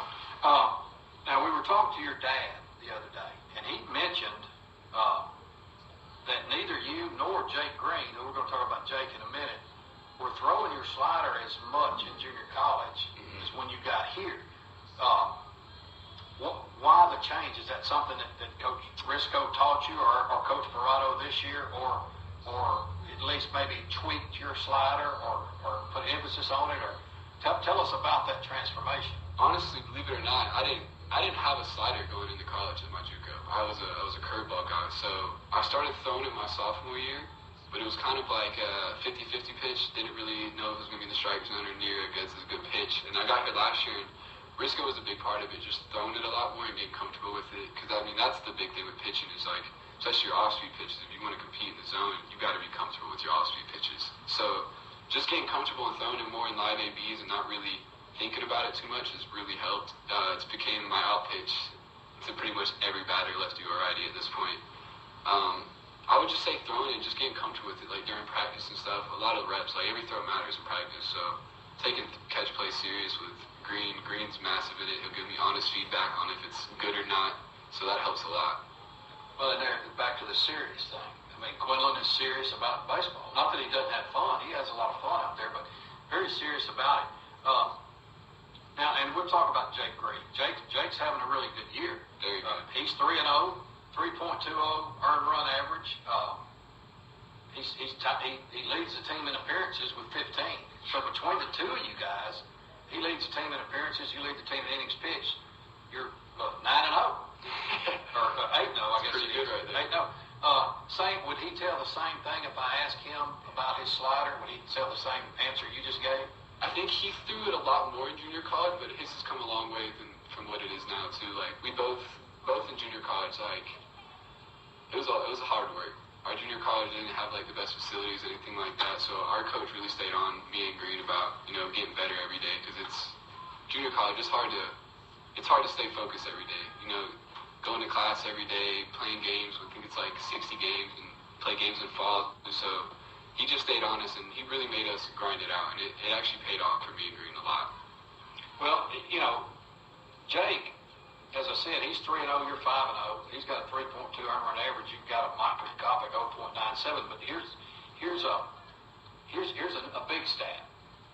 Opponents are hitting only 167 this year against you. They're hitting only 189 versus Jake Green. That's pretty good. I mean, that's an important stat, right? Yeah, I like our chances whenever a team is going to hit sub 200 against our pitchers, and it really comes down, as a former catcher, the way you execute pitches. Definitely. And I've asked you about this before, but maybe we have new listeners. You mentioned it a minute ago, throwing your slider against lefties, throwing your changeup more. I love that part of the game. Mm-hmm. Talk a little bit, educate people a little bit about how you might approach lefties a little bit different, even though you still throw your sliders.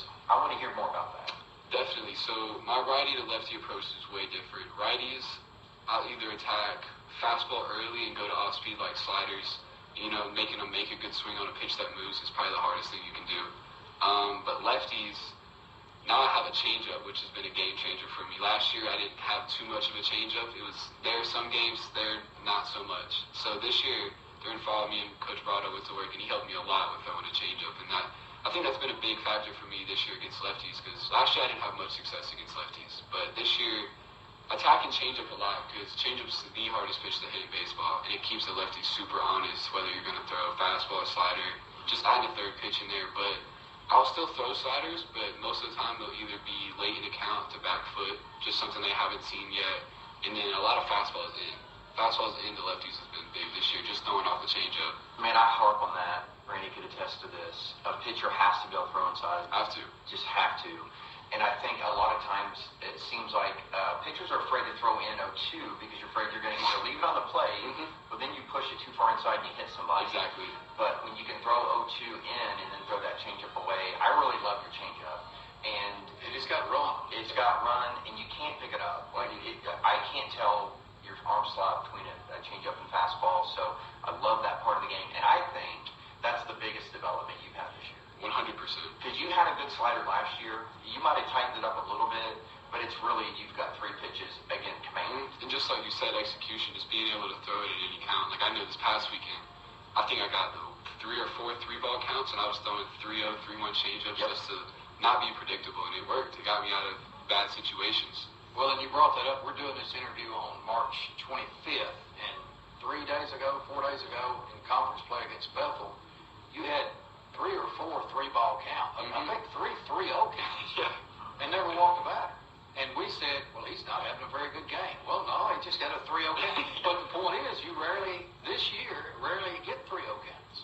And, but you came all the way back on every one of them. So that's to your point. Just just a reset, just attacking batters. You know, I've said it before, you just can't give a hitter too much credit, no matter what the count is, because, I mean, hitting a baseball is the hardest thing you can do in any sport. That's the bulldog mentality that we've talked about. You played with a bunch of those guys. We've had some guys. We haven't had a guy, if I say this, it sounds like I'm cutting down some of our other pitchers. I don't mean to do that, but you can tell as a fan, if you've watched the game, who's got the bulldog mentality and who doesn't. And sometimes a guy may have it, but we don't see it till 40 games into the season because we hadn't had to see it.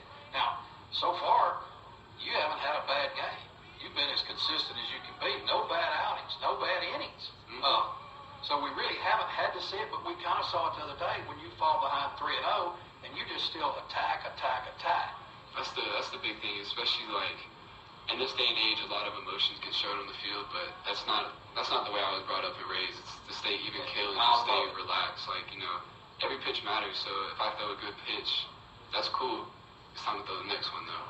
I was anxious. I saw that Bethel had 3 lefties in the first. It was a lefty, righty, lefty, I think. Yes, that's exactly what it was. And I was really anxious coming into the beginning of the game. It's like, okay, this is going to be interesting.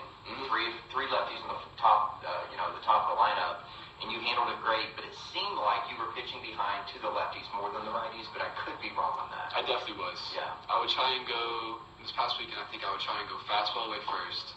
And if we got the strike there, we would probably go change up. But we also are in conference, so people are watching film and watching synergy and kind of picking up on tendencies. So we had to adjust a little bit. Yeah. And Brado was big to that because he picks up hitters and their tendencies really quickly. So we kind of picked it up on the fly and just kind of went with it, and it worked. But I would say the lefties, I kind of just fell behind fastball-wise. Fastball location wasn't there to lefties. You were just off the plate. Yeah, I was just missing too much arm side, and we just had to adjust, especially lefties. Lefties this year don't expect slider too much. I've noticed that. They kind of expect the changeup a lot more now that I have that. So being able to mix that in there kind of keeps them a little bit more honest. And y'all one of you brought up a minute ago about pitching inside. This is a stat that's going to blow your mind. You may know it, Quinlan. I don't know. You pitched 74 2/3 innings in your Cumberland career. You have yet to hit a batter. I did not know that. You have not hit a batter. Now, as soon as you hit one, Chris Slaughter's going to blame me for saying that. I know that's coming. But here's the thing. If you weren't a good pitcher and having a phenomenal year, we wouldn't be in here doing this interview. And it's okay if you hit somebody inside. Like, I never cared it depends on the situation. But if you're running a fastball inside and you hit them, it sends a message. It's bound to happen at some point. It's just... Yeah, well, it'll probably happen first game next time we pitch, and I'll be raked over the coals for it. But that's an incredible stat. But you pitch inside, you pitch inside. Sometimes you're going to hit somebody, and if it's fine. But when you're not walking people, as you're not, and when you're not hitting people, then that means they've got to get 2 to 3 hits to score a run. If you walk, and here's something else that y'all ain't going to believe. He's thrown 3 wild pitches in 2 years. 3. Now, some of that's credit to the catchers. Definitely. But you're not throwing the ball all over the place. So that's another absolutely incredible stat. It's just hard to believe. But as you know, I keep wanting to say so far because there's a lot of baseball left. Not done yet. And we got good teams ahead of us, man. Sure. You're going to be facing hitters that it may be better than anybody you faced all year. Definitely. I have confidence in you to do it. But let's go back to talking about Jake Green. You and he are best buddies. You played in JUCO together. Y'all live together, right? We sure do. And y'all do a lot of stuff together.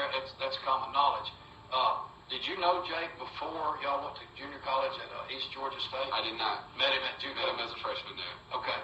How did it come to pass that both of you ended up here? Did y'all sort of make a pact and say, we're going to go to the same 4-year school? Or how did that come to pass? How did that come about? We did somewhat make a pact, I will say that. But, as you're going to junior college, like everyone's dream is to go D1 and stuff like that. Yeah, sure. Jay Green had some chances for that, like early on, like our sophomore year, he started throwing like really hard. And he started having a lot of schools hit him up. But recruiting's weird. Coaches will say one thing and then pull an offer, pull their interest. So it came to the point, I think it was about this time our sophomore year where I think I committed a little bit earlier. And then he said he wanted to go with me. And I was like, hey, sounds like a plan to me. Let's do it. let's go win a natty at NAI. And that's been, man, he's my best friend, man. He keeps me honest. We work hard together. This is pretty much everything we work for right here. Okay, well, that's a good answer. I just wondered how that came about, that you both ended up in the same JUCO in the same area. And you're not the first ones to do that, but maybe it doesn't happen all that often, You talked about your seriousness on the mound, and we touched on it briefly, but your calmness on the mound is very impressive. We talked about that, Chris, in the booth, haven't we? Yeah, I think the pitcher's got to be the most even kill guy on the team. It's without question. If you see those pitchers that usually are really high, really low, they just have really high and really low innings. So have you always been like that, even kill on the mound? Yes. Yeah. That's the way my mom and dad raised me to be playing baseball. High school is an old school coach, so he didn't really put up with that too much. Our junior college coach was old school. He didn't really like you showing too much emotion out there. It happens here and there for big moments, but most of the time, just stay even kill, because, you're the one everyone's watching on the field. Everyone's going to respond to how you're acting, how you're showing emotions, especially other teams. They see that you're too high or too low, they're going to feed off that. And being an old guy, being a senior, it's being a leader. If I'm out there throwing, I don't want the team to be too high or too low during any given moment, because, as we all know, baseball can change quick. One pitch can change an entire game. Today was a good example. Absolutely. Exactly. Well, I've called you as calm as a cow in India. And that's what it seems.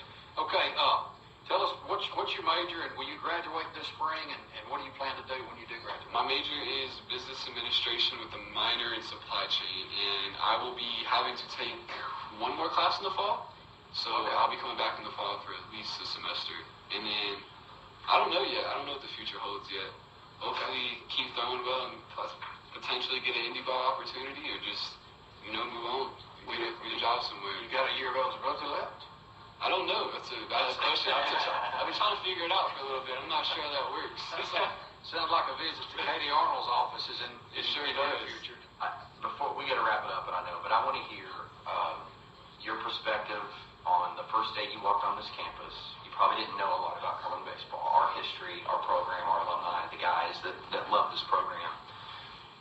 But tell me, I love hearing about the program from guys. Tell me about your experience, about the history here, Cumberland baseball. Quickly. So I came on my visit in October before, I think, Christmas break my sophomore year, and then to me, it didn't really matter what level. I wanted to go to a school that had a tradition and that people that cared about a program, rather than just going somewhere that's in the middle of nowhere and not really having anything going on. And then I knew as soon as I walked in the facility and saw all the banners that this place had something special going on. And walking around with Coach Hunt and Coach Bell, you knew that there was a tradition here, and if you were going to come here, you were going to live up to it and make something out of the time that you've been here. And it's just you see all the people at the games, people truly care about Cumberland baseball. And it's there's no better feeling than that when you're out there playing, that you have your community supporting you. Love it. Yeah, well, we lead the nation in home attendance. There you go. And you see it. And half of those guys are former players. Not really, but a lot of them. One of these days when you're gone, we want you to come back.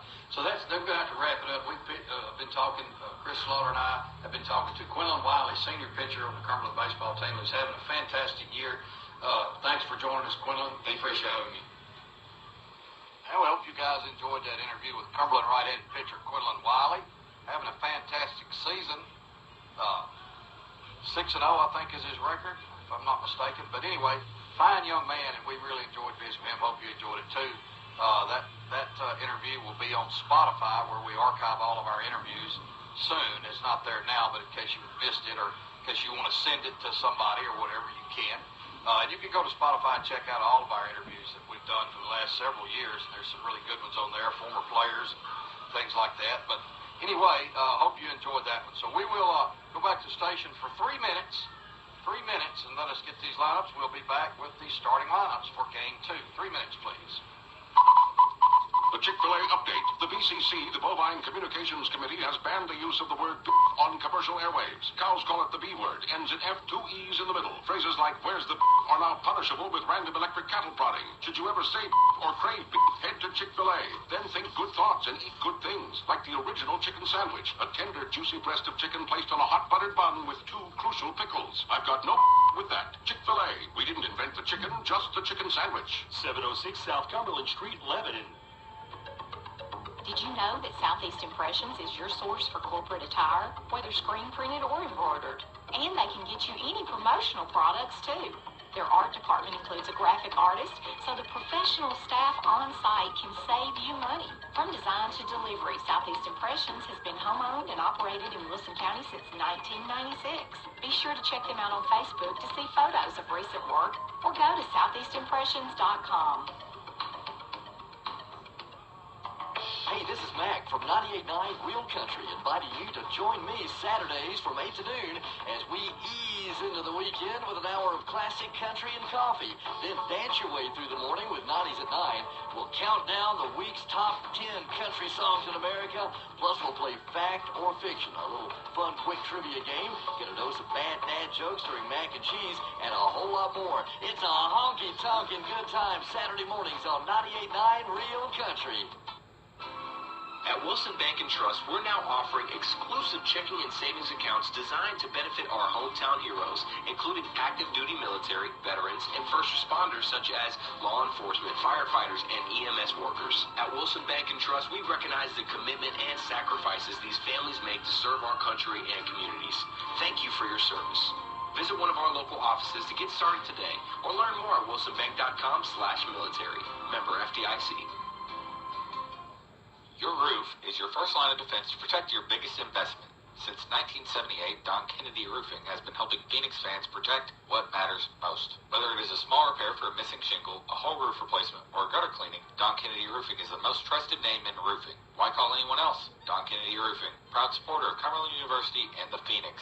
To get your estimate, call 615-833-9393 or visit the web at www.donkennedyroofing.com. Locally owned and family operated, Middle Tennessee Wash Pros is your exterior cleaning experts. Licensed and insured, we offer a variety of services including house washing, roof washing, gutter cleaning, and concrete cleaning for residential, commercial, and industrial properties. Call us at 615-390-7915 or visit our website today for a free estimate. Middle Tennessee Wash Pros, we'll clean it up.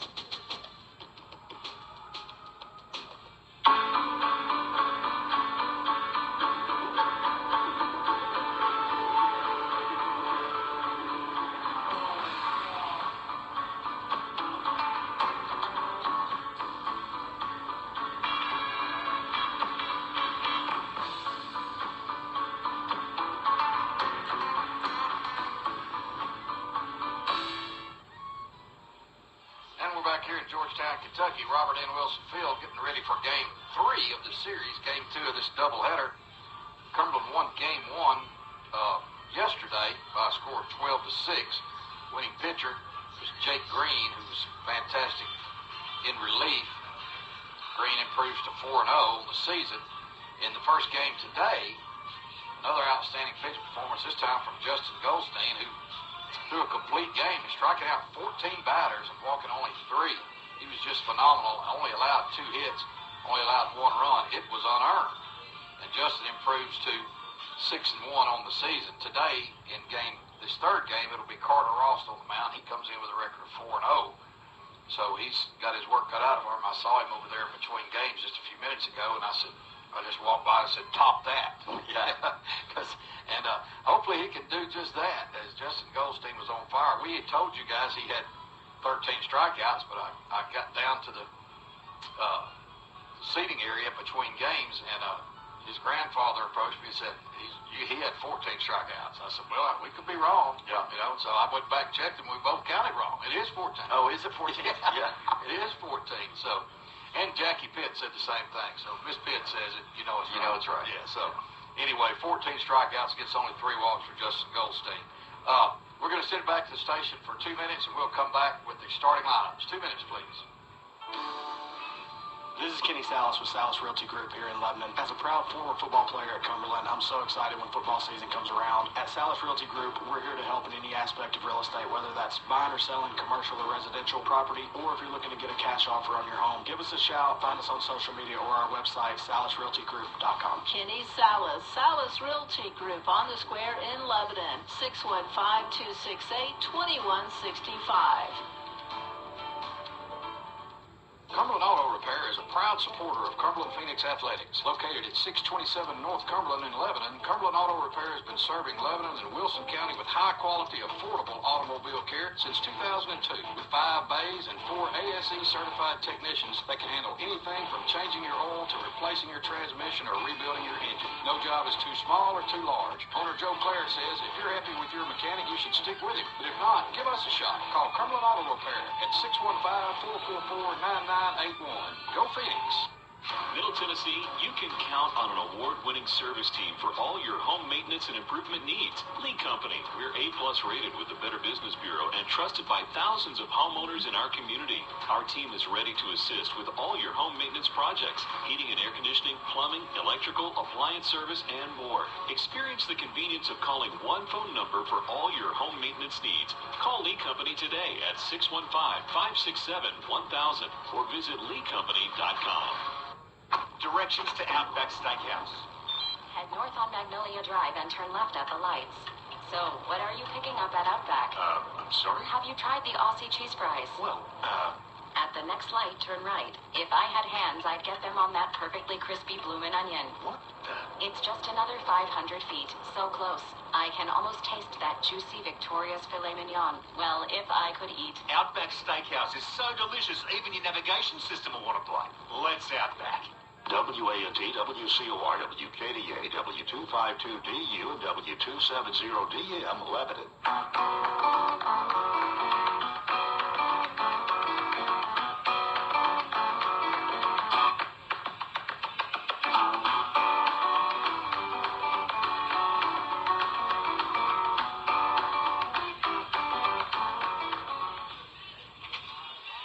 Welcome back to Georgetown College for the third game of a 3-game series. The Phoenix have taken the first 2 and are looking for a sweep. And now the lineup for Georgetown College. Leading off, playing right field, number 33, Shepard. Batting second, the left fielder, number 19, Rios. Batting third, the shortstop, number 2, Chapman. Batting fourth, the DH, number 40, Cazorla. Batting fifth, the first baseman, number 31, Smith. Batting sixth, the center fielder, number 5, Burge. Batting seventh, the second baseman, number 6, Sosa. Batting eighth, the catcher, number 30, Rofe. And in the 9 hole, the third baseman, number 26, Detzel. On the mound, number 9, Humar. And now the starting lineup for your Phoenix. Leading off, playing shortstop, a senior from Des Moines, Washington, number 2, Drew Dalton-Nakawumi. Batting second, playing center field, a junior from Williamsville, Illinois, number 28, Hunter Mosier. Batting third, playing right field, a senior from Cartersville, Georgia, number 22, Preston Welshel. Hitting cleanup, playing first base, a junior from Santo Domingo, Dominican Republic, number 8, Wilser 10. Batting fifth, playing left field, a junior from Blanco, Texas, number 23, Dylan LaRue. Batting sixth, the DH. From Chiba, Japan, number 5, Toshi Korea. Batting seventh, playing second base, a senior from San Felipe, Venezuela, number 13, Rafael Garcia. Doing the catch, and a senior from Kindred, North Dakota, number 7, Trenton Dutcher. Batting ninth, playing third base, a sophomore from Murfreesboro, Tennessee, number 45, Gaines Hawson. And on the mound, a senior pitcher from Osakis, Minnesota, number 20, Carter Rost. We will take a break, 3-minute break, and then we'll have action back here at Georgetown College. Did you know that Cumberland University is a Tennessee Promise institution? That means high school graduates may earn an associate's degree from the university tuition-free. Students from across the state are choosing Cumberland over community college because of our unique campus environment, numerous resources that connect students to careers, and outstanding professors. Educational, athletic, and social experiences enhance the learning opportunities. Find out more at cumberland.edu. Cumberland University. Learn what's possible. Hi Phoenix fans, this is Quinlan Wiley from Noonan, Georgia, and I'm a senior pitcher for the Cumberland Phoenix. We're fighting for a Mid-South Conference Championship, and we want all you guys to be a part of it. Tune into these radio stations on Tuesday and hear us take on the 19th ranked Johnson Royals from Knoxville. Then come out to the 6th and watch us battle Campbellsville in a huge Mid-South Conference series on the weekend. All games can be heard online at WANTFM.com, GoCumberlandAthletics.com. Check out the CU website for game times. I'll see you at the 6. Support for Cumberland Athletics is provided by Hamilton Springs, Tennessee's first transit-oriented community. The award-winning development on Highway 70 in Lebanon includes a Music City Star train station. Homes and lots as well as apartments are available within the Jack Bell Builders development. For more information, contact Anita Tate or visit HamiltonSprings.com. Enterprise Rent-A-Car is the company with a wrapped car, which means you get the best rental package around. With weekend specials available, Enterprise is the perfect choice for that trip to the ball game or that getaway with a family. Not only will they set you up with a great rental vehicle at a great price, but they'll also make life easier by picking you up. Before you get away, get on the phone and call Enterprise Rent-A-Car at 1-800-RENT-A-CAR. Enterprise Rent-A-Car on the bypass in Lebanon. Hey there, Cumberland fans. This is former Cumberland University baseball player Dr. John Franklin with Franklin Family Eye Care, wishing Coach Ryan Hunt and the team a fantastic season. Our office is located at 3458 North Mount Juliet Road in the heart of Mount Juliet. We provide a full range of primary eye care services. We have state-of-the-art equipment, full-service optical, and fitting of all types of contact lenses, including hard-to-fit cases. See you at the ballpark. Sports World in Lebanon offers school apparel for your favorite sports team. Hoodies, shirts, hats, ear warmers, and toboggans to show off your school spirit. Sports World also specializes in team uniforms, equipment, and sporting goods supplies, offering customized apparel with screen printing and embroidery that carry North Face, Columbia, Under Armour, Adidas, and more. The staff at Sports World is happy to assist you with all your sporting needs, big or small, open Monday through Saturday. Find them on Facebook for new arrivals and information. For anything and everything sports, think Sports World in Lebanon.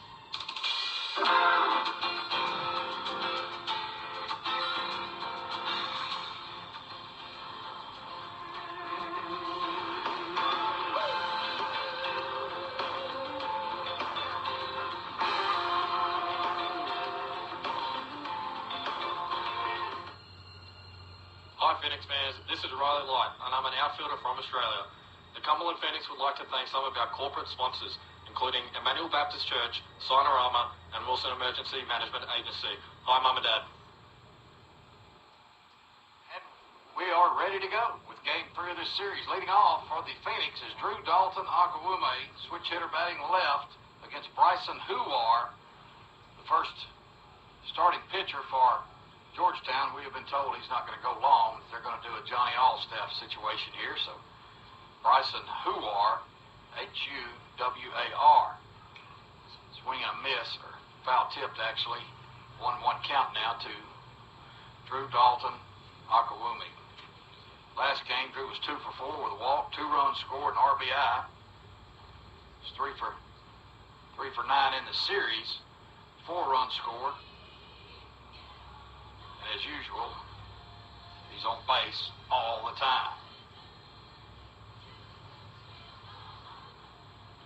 1-1 count now. Against Huar, squares to bunt, takes it outside. A lot of new guys in the lineup that weren't in the lineup the first 2 games for Georgetown. We'll set that defense for you momentarily. 2-1 count to the Cumberland shortstop, Dalton Akawume. High in the air, that's going to get out of play behind the third base dugout housing Cumberland. The defense for the Tigers, third base Michael Detzel, shortstop Chapman, second base Luis Sosa, first base Nolan Smith, Peyton Rios in left, Elijah Verge in center, Braden Shepard in right, behind the plate Jackson Raff, and on the hill Bryson Huar. Strike 3 called as he gets Dalton Akawume looking for the first out of the ball game. He doesn't strike out very often. For Drew, that is only his 17th strikeout of the season. It gets 30 walks. Hunter Moser, the batter, he's having a heck of a series. Tremendous series. Bats from the right side against the side armor, Huar. Moser is 6 for 8 in the series, but he's been on base 9 of 11 times, either by hit by pitch, walk, whatever, and he stole 4 bases. Ground ball toward first base. Sosa comes in and gloves it. Nice play. Just nips the speedy Hunter Moser. Never even touched it with his throwing hand. Picked it up. He was running toward first base when he picked it up. Just scooped it up with his glove and tossed it with his glove hand to Nolan Smith at first for the out. 2 outs, nobody on for Preston Welchel. Preston hits from the left side. 2 for 9 in the series for Welchel. He scored 3 runs. Now the umpires got something going on out in the outfield. In game 1, we had a brief stoppage because part of the padding on top of the fence fell off. I don't know what they were talking about this time, but anyway, we're ready to go. Here's the first pitch to Welchel from the side armor. Huar. He drops down there pretty low, not exactly submarine, but pretty low. He's not a knuckle dragger, submarine type pitcher. But he gets on down there pretty good. Strike called. 1-1. Fastball from Huar. Pitching from the first base side of the rubber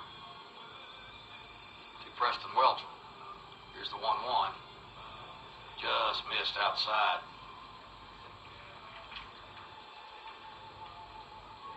Huar is 6 foot, 195 pounds from Fisher, Pennsylvania. We got a couple of Pennsylvania guys. Here's the pitch. Right back up the middle, base hit for Preston Welchel. Solidly struck. He's aboard with 2 outs. Got a fastball on the plate, driven straight up through the box. Good piece of hitting.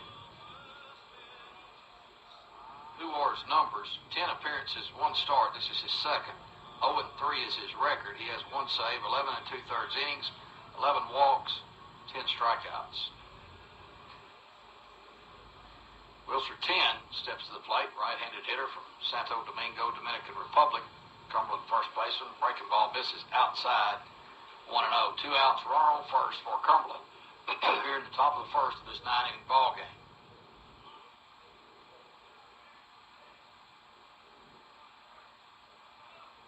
Here's the pitch from Huar. Inside, almost got him, did not. And it's 2 balls, no strikes. Chris, I would think, you can answer this maybe, that if you're a side armor like that to a right-handed batter, you would rather pitch from the third base side of the rubber. That's how you usually see it. But it probably means he misses inside a lot, and so he's trying to avoid hitting a batter maybe. Well, he's just missed 3 times in a row inside. There you go. Preston Welchel. That's that thoughtful analysis we've been looking for all this time and never get from you, rarely get from you. That's first strike thrown, and it's 3-1 count now to Wilser. And, you didn't end up jinxing Goldstein with not getting a hit by pitch. You got through your jinx. It's a miracle. Here's the 3-1. Ball 4. Welchel will move up 90 feet to second base, and 10 will take first. And the Phoenix have something brewing now with 2 outs. Dylan LaRue, the batter, playing left field in this game. Switch hitter hitting from the left side. 1 for 9 in the series for LaRue. That 1 hit was a double off the wall yesterday, like just a few feet getting out of here, opposite field, in the very corner of the left field corner. Ground ball up the middle. Luis Sosa, second baseman, catches it, flips it to Chapman covering second, and that is a 4-6 fielder's choice for LaRue. No runs, 1 hit, no errors, 2 men left as we head to the bottom of the first. Cumberland 0, Georgetown coming to bat. Back in a minute.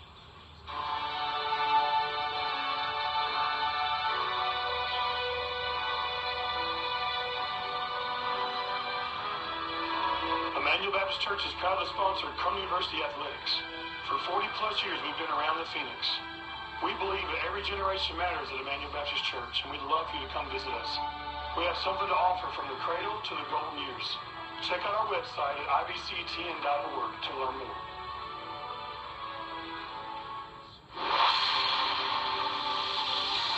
we're back with breaking news. The new Coke Zero Sugar might be the best Coke ever. That's right, Jim. With an improved taste and 0 calories, the new Coke Zero Sugar is a must-try for any Coke fan. So make sure you... Jim. Jim. We're on the air. Ooh, yes, this tastes like the best Coke ever to me. Your thoughts, Jen? Well, can I have a sip? Jen, we're in the middle of reporting the news. I need to try it first.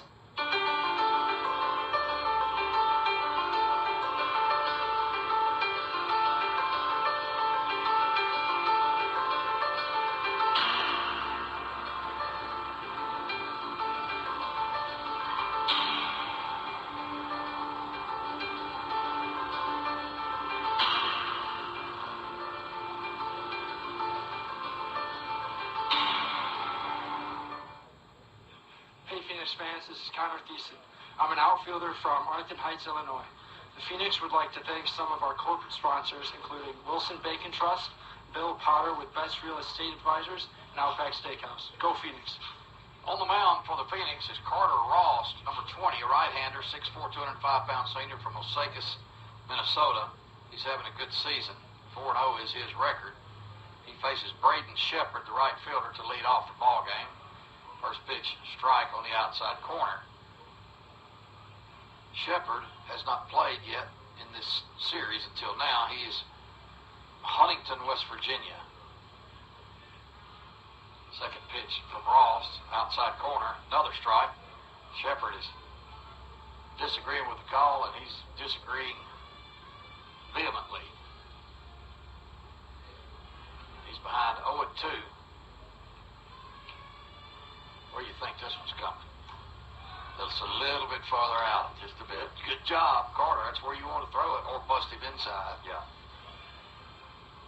1-2 count is that corner. 1-2 now. That was a good 0-2 pitch, Barry. Here's the pitch. Check swing. Did he go? No, this is the base off. Count goes 2-2.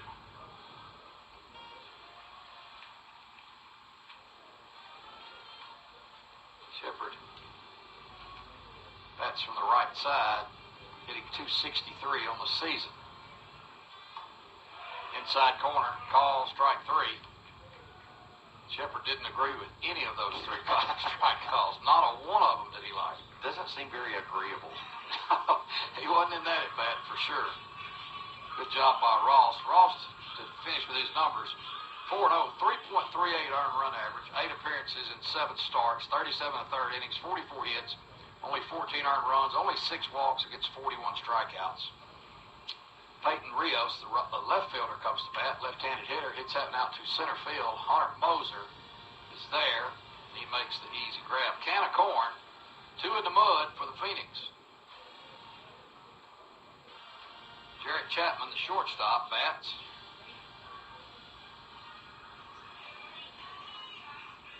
Chapman, a senior, 6', 210-pounder from San Jose, California.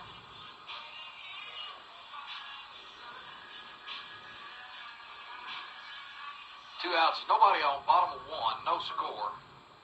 Cumberland got 2 men on in the top of the first, but could not push a run across. First pitch to Chapman, misses outside. Defense for Cumberland, Halson at third, Dalton Akawumi at short, Garcia at second, 10 at first, LaRue in left, Moser in center, Welchel in right, Trent Dukeshire behind the plate, Carter Ross on the hill. Swing and a miss, 1-1. Ross is a transfer from Wichita State. This is his second year in the Phoenix program. Had some arm trouble last year after a really good start to his season. Here's the 1-1. Ground ball up the middle. Akawumi has it. Throw over to first. 1-2-3 inning for Carter Ross. 6-3 ground out. No runs, no hits, no errors. Nobody left as we head to the second inning. No score. Back in a minute. What do you look for in a sign store? Experience, quality, premium products? How about all of the above? At Signorama, we've served our communities with quality products and exceptional customer service for 35 years. Everything from vinyl banners and and yard signs to channel letters to truck and car wraps. We create eye-catching designs that will enhance your business's visibility and get great results. Contact us today to learn more about custom signs or for a free consultation. Signorama, locally owned and nationally known. Don't let a sports injury bench you this season. Go to Houston Clinic Orthopedics for your fracture, sprain, or strain. Let our world-class staff help you get back on the field because orthopedics is all we do. Go straight to the specialist, call Houston Clinic at 615-547-6700 or visit our website at tn.houston.com to book your appointment. Houston Clinic is a proud sponsor of Cumberland Athletics.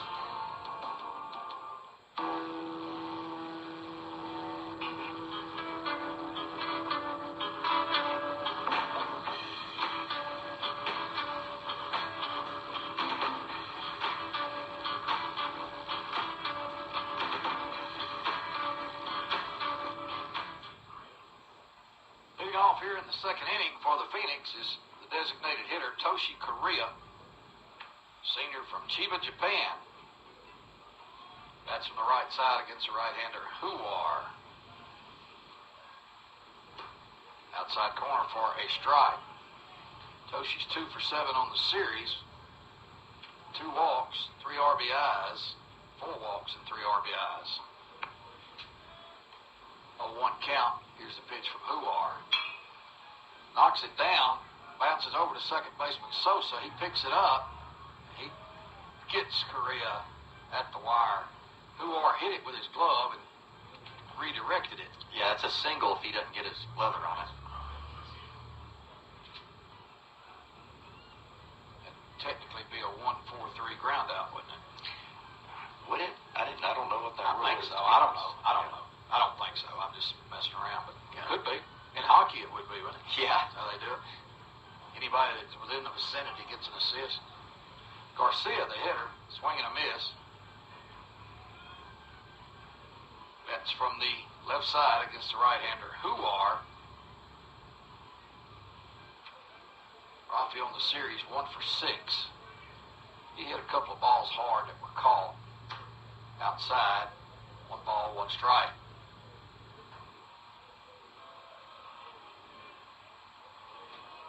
Beautiful day here. Sun's back out again. It's been peeking in and out. Here comes the pitch from Huar, foul back into the screen. And Rafi's behind 1-2 on deck. It's Trent Dukesher, the catcher.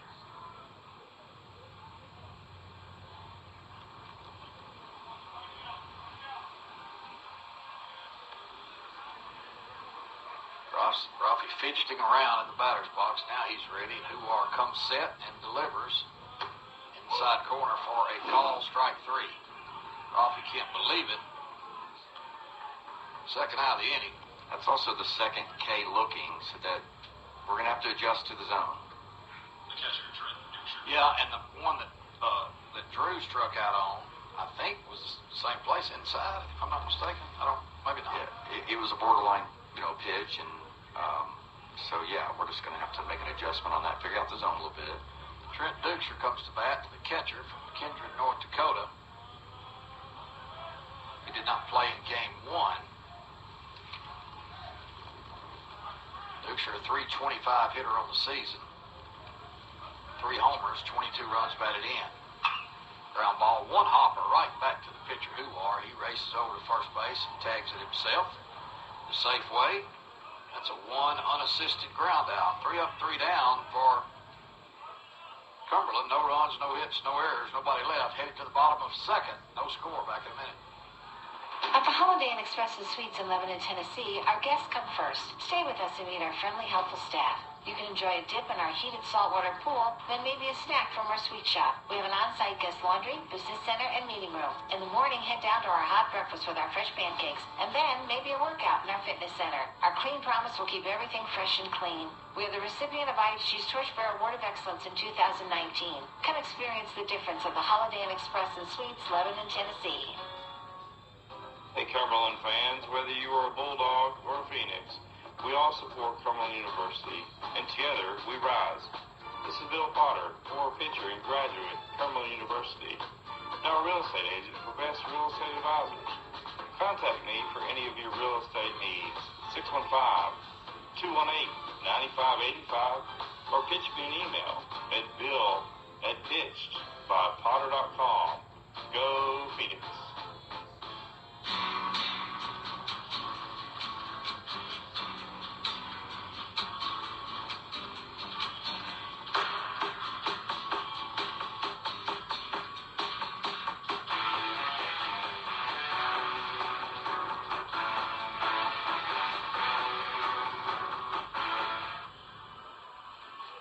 Hi, Phoenix fans. This is Danny Schweitzer, and I'm a senior outfielder from Vero Beach, Florida. Cumberland Baseball would like to thank some of our corporate sponsors for the 2025 season, including Chick-fil-A, Sports World, and Kenny and Kelly Salas with Salas Realty Group. Go Phoenix. Leading off for the Tigers of Georgetown in the bottom of the second inning is the designated hitter, Jose Cazorla. Right-handed hitter against the right-hander, Carter Rost. Phoenix starter. Big swing and a miss on a fastball. And it's 0-1.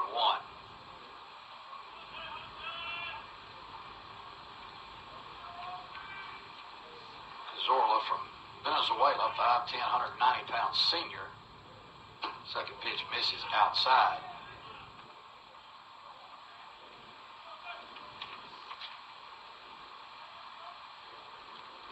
Cazorla comes in today hitting .330.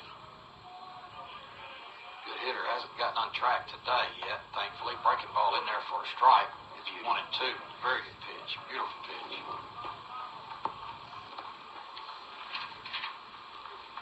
Game one today. Cazorla struck out twice and grounded out against Justin Goldstein. High hopper over the head of Ross. Dalton Akawumi comes in and drops it. Doggone it. Dropped it, trying to transfer it from his glove hand to his throwing hand. That's going to be an error.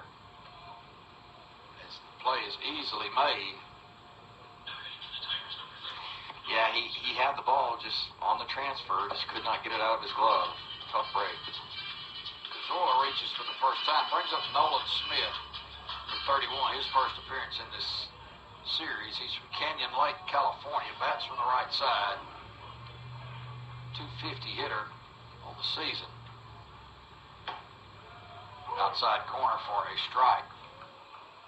Nolan Smith has played in 22 of their games, 56 at bats, 14 hits, but he has not played in this series until now.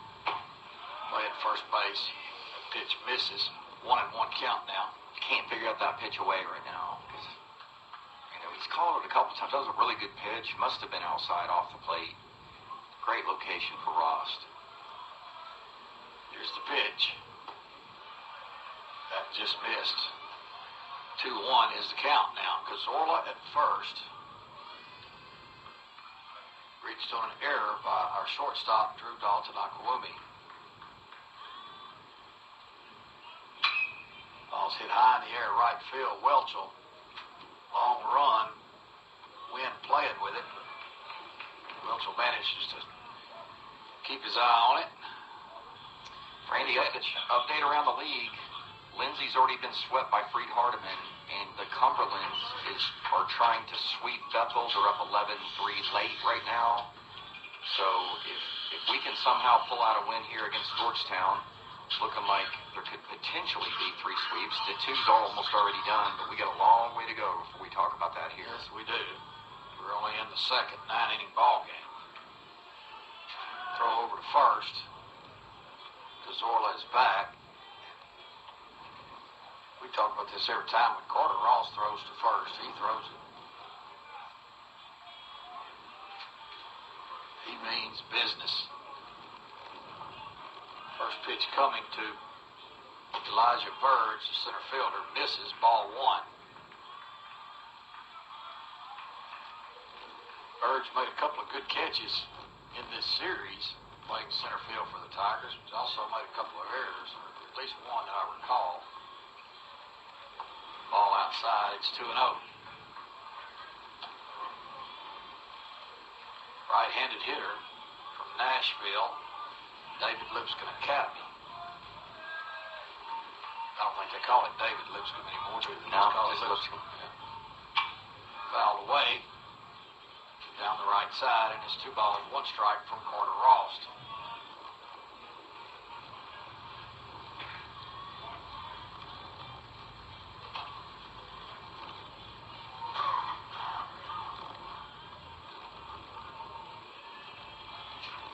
Here's the pitch.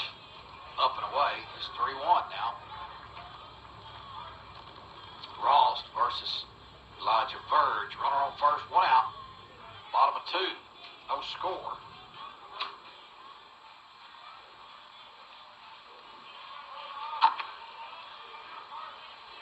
And here comes the pitch. Ground ball up the middle. It's going to get the off knock. One. He flips to Garcia. No way to get 2.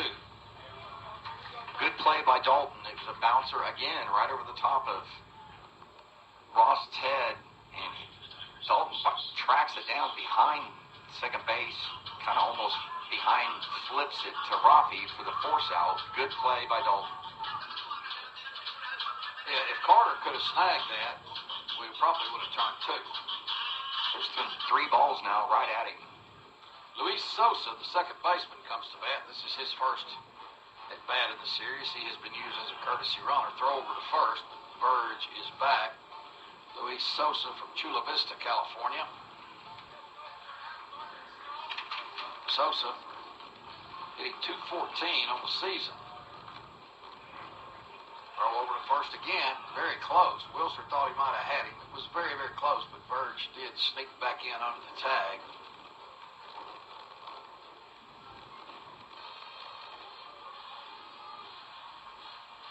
Here comes the first pitch to Sosa. Oh, foul that one off his foot, and that hurt. Yeah, he's hopping around on one leg. I don't blame him. That cannot feel good. That's got to hurt. I feel for him. Umpire's going to give him as much time as he needs. Still hobbling around. That's got to smart. Wind has picked up since game 1 started. It's blowing sort of across right to left. Flag flopping around out there beyond the left field fence. That pitch just missed from Rost. It's 1-1.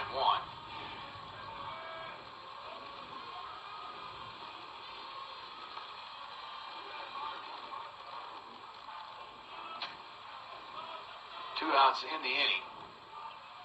Ross trying to close it out here. Throw over.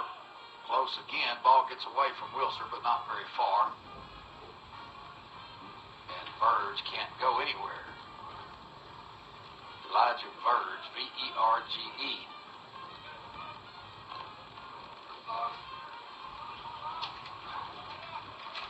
Here's the pitch. Outside again. 2 balls, 1 strike. Missed well outside. Good job by Trent Duxer just to catch that ball.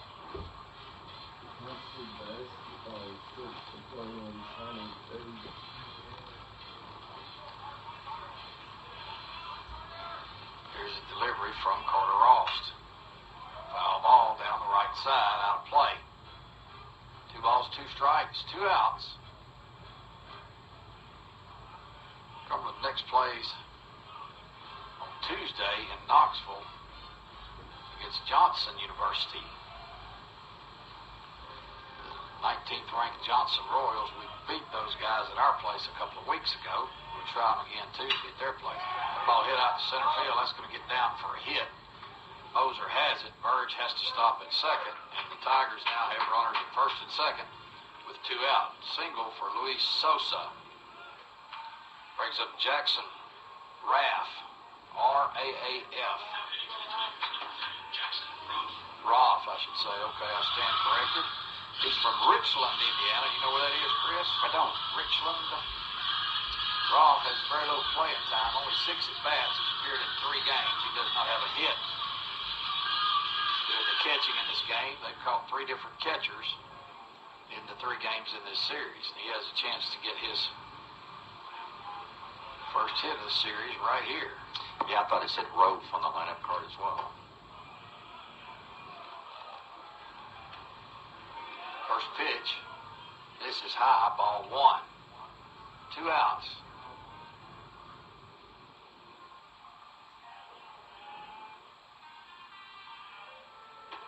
Outside, missed. Carter having a little trouble locating at the moment. What's that count, Randy? I think it's 2-0. 2-0, okay.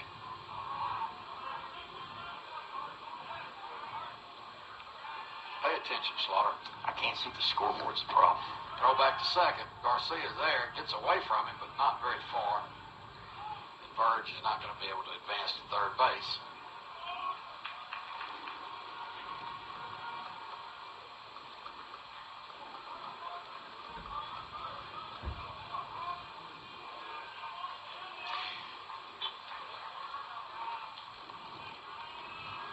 Here's the pitch. It's low. 3-0. He's not missing by much, but the zone's a little bit tight. Still trying to figure that out, but he's got to come back here with a strike. We cannot get a free pass to load the bases with 2 outs. That is ball 4 to Roth. He's aboard, and that loads the sacks. Sacks full of Tigers for number 26, Michael Detzel. Here comes Coach Parado. He's going to have a word with his pitcher, Carter Rost, and his infield. Yeah, this is a great time for Coach Parado to come out, try to get him settled down. He's got 2 outs. Just kind of go at your hitter. Get that first strike. Get that first. When Carter Ross works from ahead, just like every other starting pitcher probably, but man, he's just tough to deal with. He's got 3 pitches he can throw for a strike. Coach Parado has his say and walks back to the dugout. I got no stats for Detzel. Is he not playing? Up from the AAA squad. Okay, so this is Michael Detzel's varsity debut for the very exciting time. Yeah. Big spot too.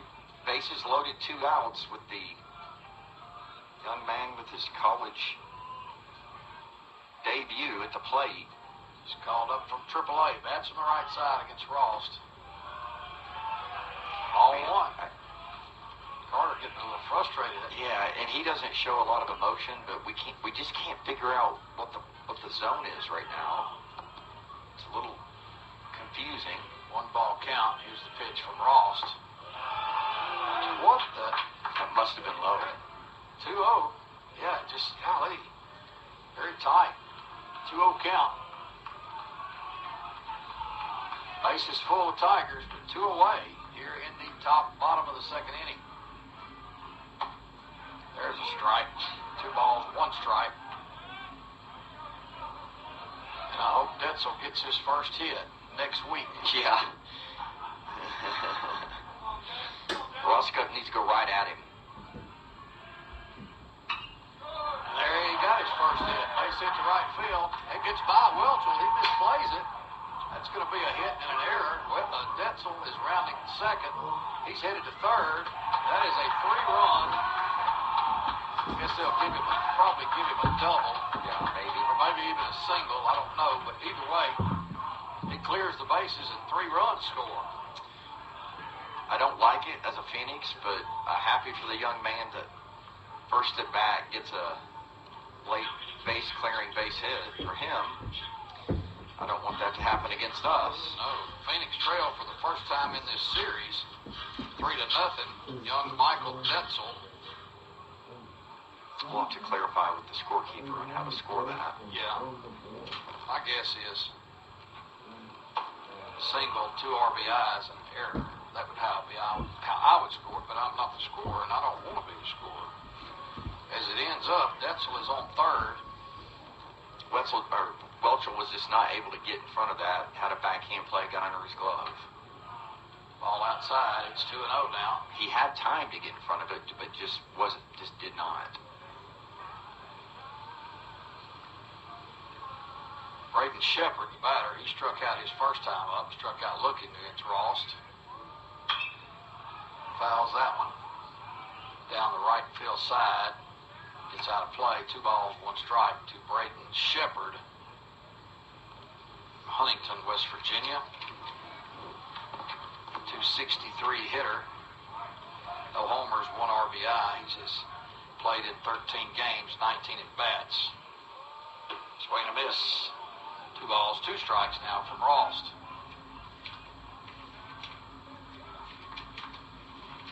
Three nothing. Cumberland trails Georgetown, bottom of the second, 9-inning ball game. Pitch, ground ball right side. That's a base hit for Shepard. It's 4-0 as Detzel scores. Same hole, same approach, just going the other way with the ball. Tough start for Ross the second inning. Yes, it is. Peyton Rios will come to bat. The left fielder bats from the left side. Rios fly out to center field his first time up. 4 runs in the inning.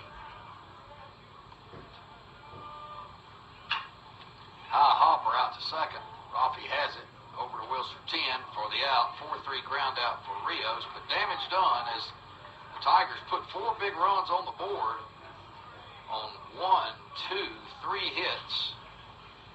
There was 1 error. Nope, there was 2 errors. And there was 1 man left on base. Headed to the top of the third. Cumberland trails 4-0. Back in a minute.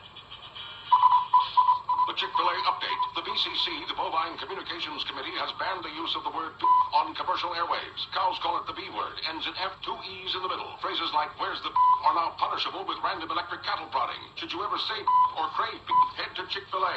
Then think good thoughts and eat good things. Like the original chicken sandwich. A tender, juicy breast of chicken placed on a hot buttered bun with 2 crucial pickles. I've got no with that. Chick-fil-A. We didn't invent the chicken, just the chicken sandwich. 706 South Cumberland Street, Lebanon.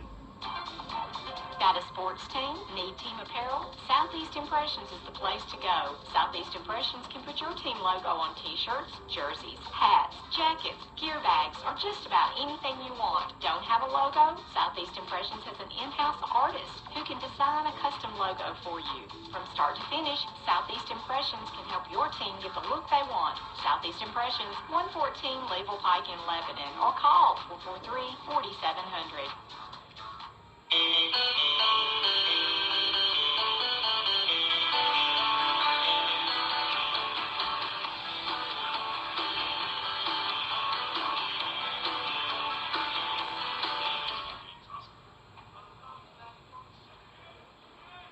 Leading off for the Phoenix, here in the top of the third inning, is Gaines Hassan, sophomore third baseman from Murfreesboro, Tennessee. Strike on the outside corner. Fastball from Huar, the starter. Right-handed side armor. Here's the pitch. Down low, gets by the catcher Roth, but nobody's aboard, so it doesn't make any difference. 1-1 count.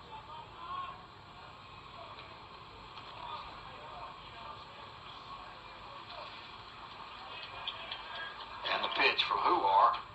Foul back. And Gaines Hassan is in a hole, 1-2.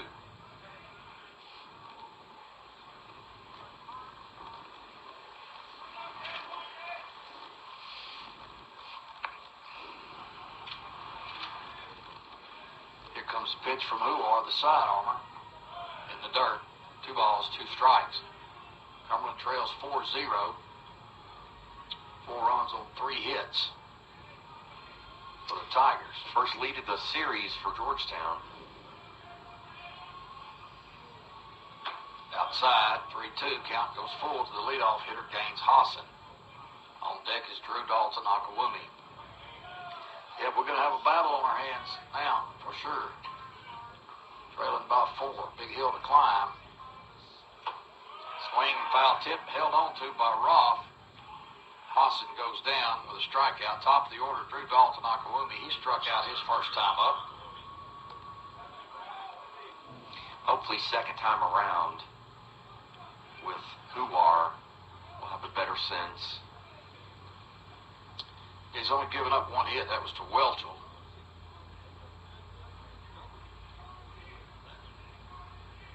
Bats from the left side against the righty side armor, Huar. First pitch misses, ball one outside to the lefty, Dalton Akawumi. The wind is blowing hard again. It's going to be hard to get one out of here. You're going to have to really hit it. Swing and a miss. Got a little piece of it. One ball, one strike. Nobody on, one out, top of the third inning.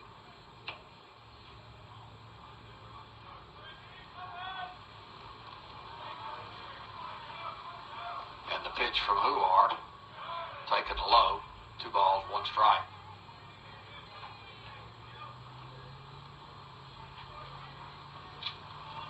Drew struck out looking his first time up. Hits that one right side. It's going to get through. That's a base hit for Drew Dalton Akawumi. Attaboy, Drew. That's what we need. That's exactly what we need to get going. Got to just have some base runners at this point. Let's get back into the game. It's a 9-inning game, so we got plenty of time. Here comes the coach. He may be making a pitching change. He is. Back to the station, 60 seconds, and we will be back. We welcome you tonight to Sutton Old Time Music Hour. Every Sunday evening, it's the Sutton Old Time Music Hour on WANT FM 98.9, featuring the best in bluegrass music recorded live each week at TB Sutton General Store in Granville, Tennessee. Okay. It's the Sutton Old Time Music Hour every Sunday evening at 6 on WANT FM 98.9, WCOR AM 1490, and online at WANTFM.com.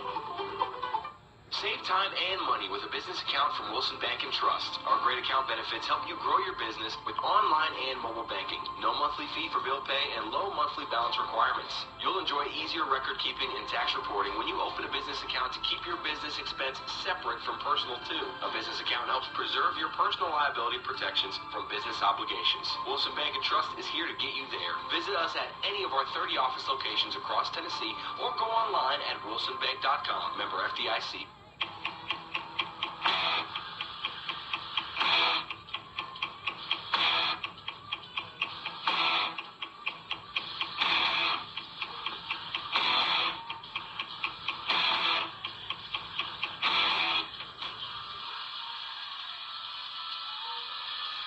Hi Phoenix fans, this is Toshi Korea and I'm senior from Japan. Cameron Baseball would like to thank some of our corporate sponsors including Enterprise Rent-A-Car, Holiday Inn Express, and Middle Tennessee Wash Pros. Arigato! The new pitcher, David Edwards, a lefty from Marysville, Indiana. Got a lot of Indiana guys. Yeah, I noticed that in the roster. David Edwards, a left-hander, will face Hunter Moser. Pitches from the extreme third base side of the rubber, throws over to first. Dalton Akawumi is back.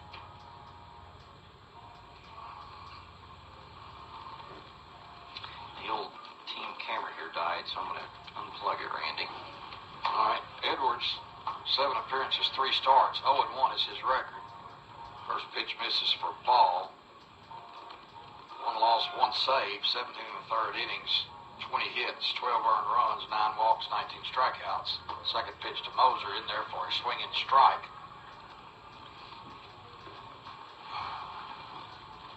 Moser having a really good series. He grounded out to second base his first time up in this game. He bats with Dalton Akawumi aboard and 1 out. Down low. Edwards throws fairly hard, it appears. Drew's a good runner, of course. It's a lefty, so he's got to read the move. Don't want to get picked off. He's shortened up a little. Moser fouls that one down the right field side, and he's even the count at 2-2.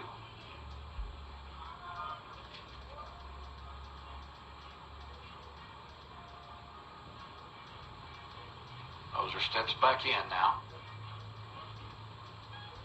Cumberland needing to chip away at this lead. Breaking ball misses well outside the big slow curve.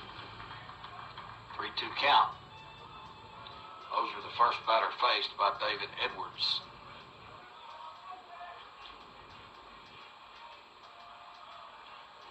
Here's the 3-2.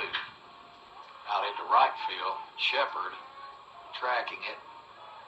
He makes the grab.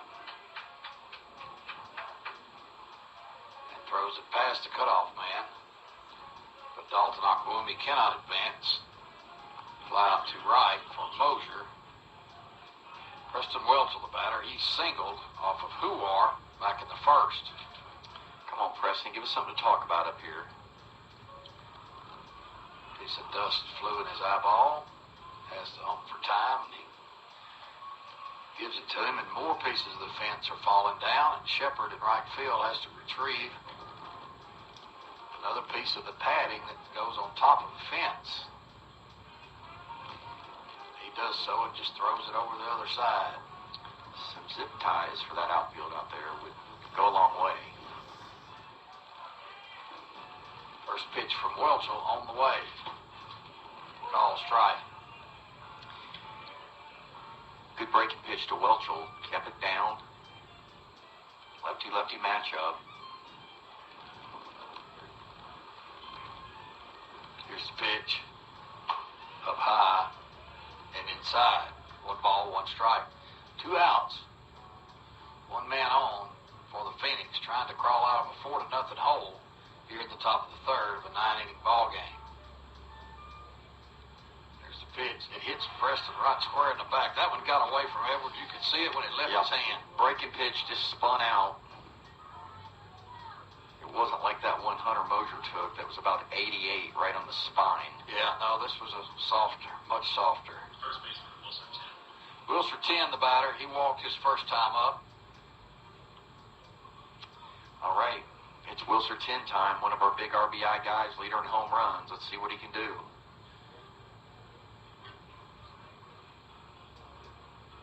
Here's the pitch. Breaking ball just missed. 1 ball, no strikes. Dalton Aquilumi at second. Welchel at first for Wilson 10. The Cumberland first baseman from Dominican Republic. And the pitch, outside corner fastball for a strike.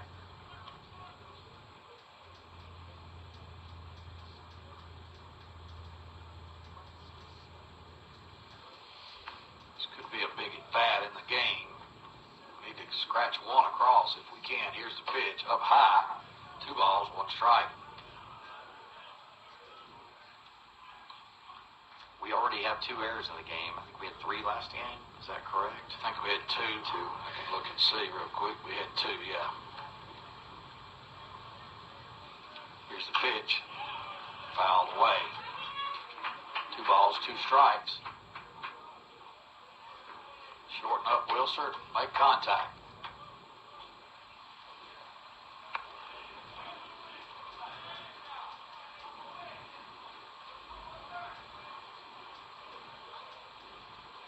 Drew fakes a steal down to second. Wilson fouls that one off of his foot. Randy, this is a lefty little side armor that stays on the far third base side of the rubber. We were discussing that earlier. Yeah, he's way over there. As far as he can.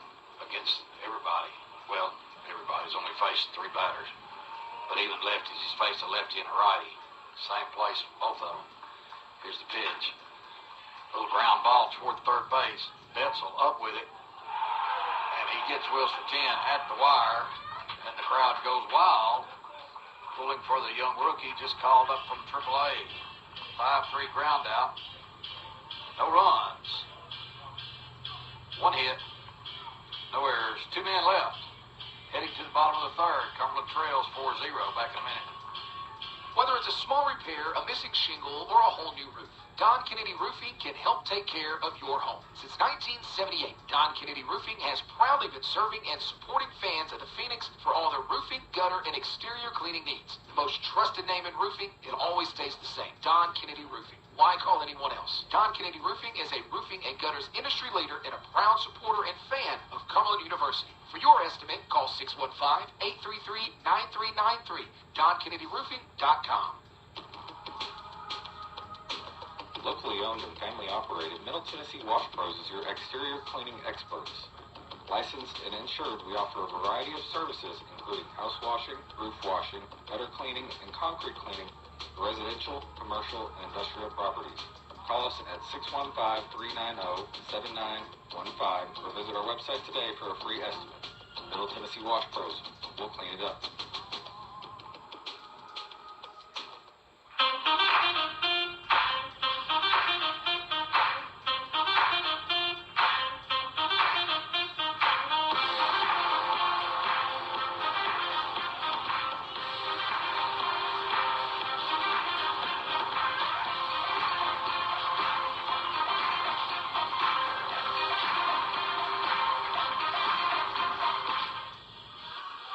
For the Georgetown Tigers here in the bottom of the third inning will be Jarrett Chapman, the shortstop. He grounded out to his opposite number, Dalton Akwumi, in the first inning, and his only at bat of the game.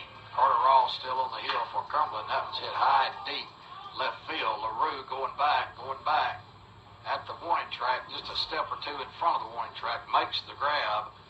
Pretty well hit ball by Chapman. Yeah, Carter's leaving the ball up a little bit today, and that's really the only time he gets in trouble.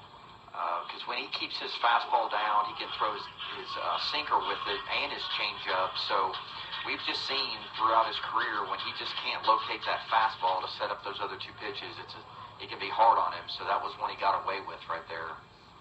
Cazorla, the DH, comes to bat. He reached on error his first time up. First pitch from Carter Ross misses outside. Right-handed batter, right-handed pitcher, Ross. And this guy can hit it a mile if you leave it up. Here's second pitch. Little nubber out towards center. Moser running in, makes a nice sliding catch. Didn't think there was any way he was getting to that. Good play by Moser.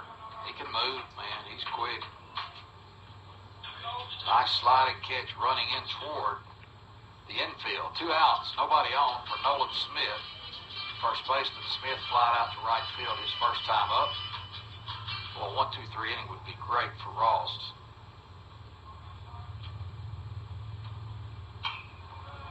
Foul that one away. Yeah, I agree, Randy. It would be huge just to get him a quick inning, getting back in. We've got to get our offense going. Only got 2 hits on the day.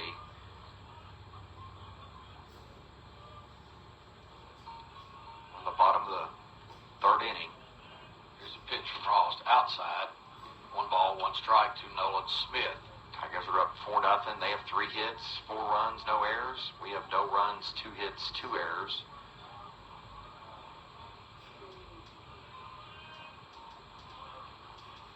Here's the pitch. Breaking ball in there for a strike.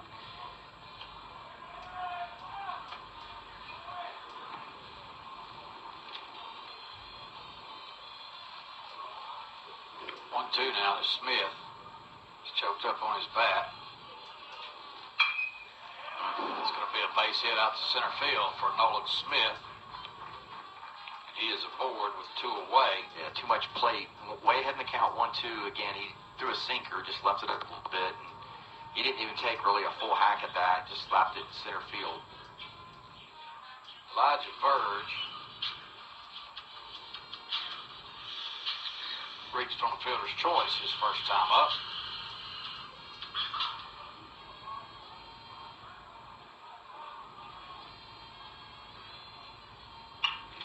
That's another base. No, it's not.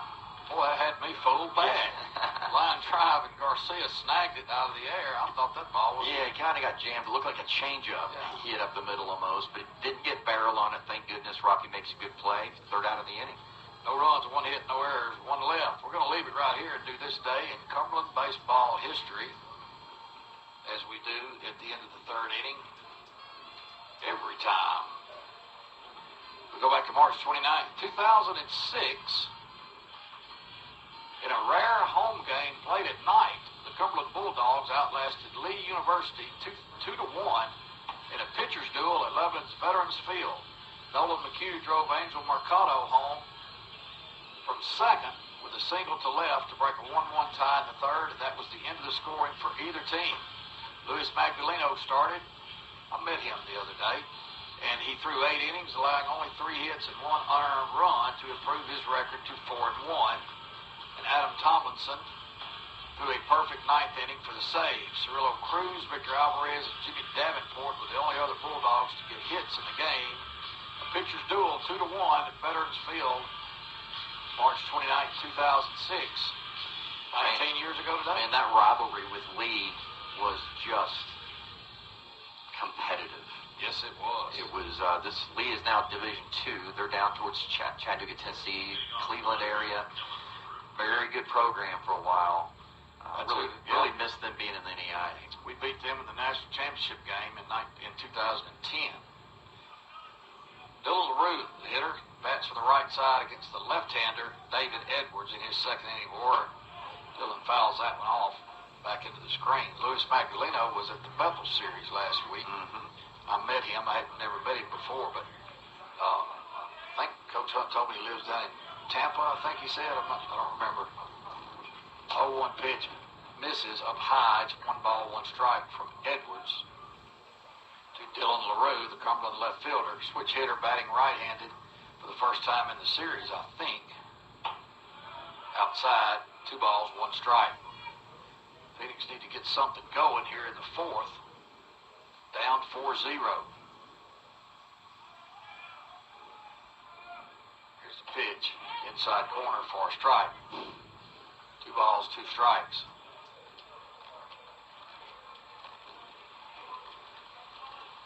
Dylan choked up a bit. Here's the pitch.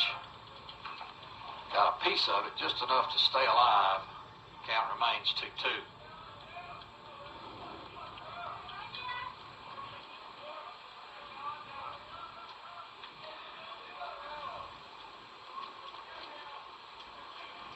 Edwards peers in, gets his sign.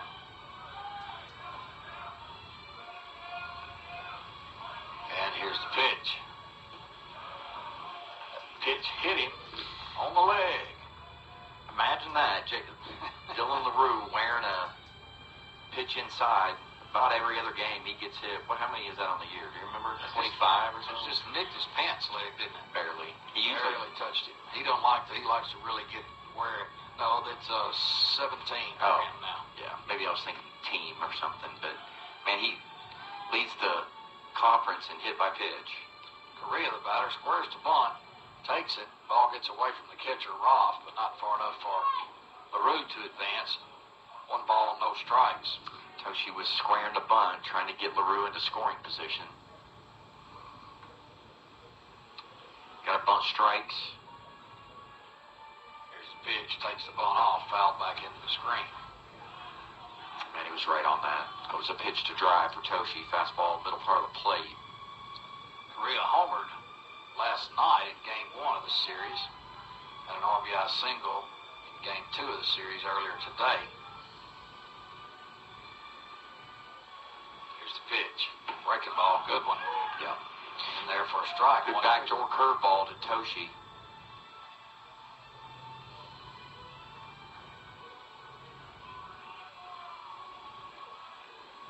Takes a look at first, delivers home, gets away. LaRue's going to advance to second base. Catcher off, cannot find it, and the pitcher has to run all the way behind home plate toward us in the press box to pick it up. That's a terrible feeling as a catcher. I've had that. You don't see which direction it pops out. It was to his right. He was looking to his left and under his feet. It rolled over towards the Georgetown side of the field. LaRue stays at second. Man on second, no outs. 2-2 count. Scoring position for Correa. Outside, count goes full, 3-2. Come on, Toshi, get us a hit, drive this run in.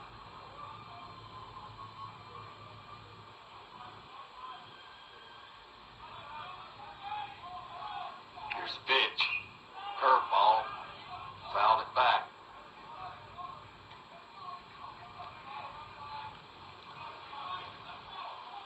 Edwards, not a bad-looking pitcher.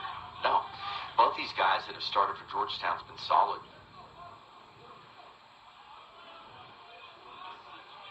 Here's the 3-2. Ball 4. Toshi draws a walk. That's what he does. Runners at first and second. Now nobody out for Garcia. Garcia struck out looking his first time up. Switch hitter. He'll bat from the right side. I think for the first time in this series. See if we bunt Rocky here or if we let him swing away and try the big inning.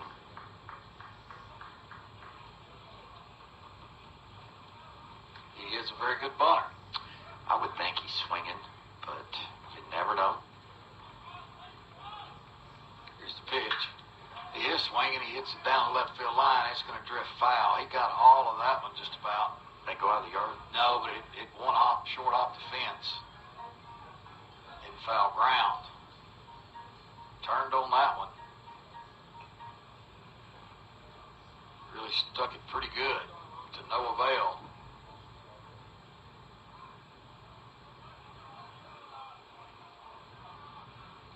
0-1 count now. Edwards from the stretch. And the pitch. Foul ball down third base line again into the Cumberland dugout. And Rafi's dug himself an 0-2 hole.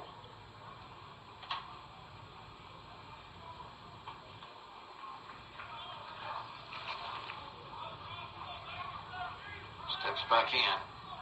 The lefty Edwards peers in, gets a sign from Roth, the catcher. And here's the pitch. In the air, shallow left field. Chapman makes the play, the shortstop. One out in the inning.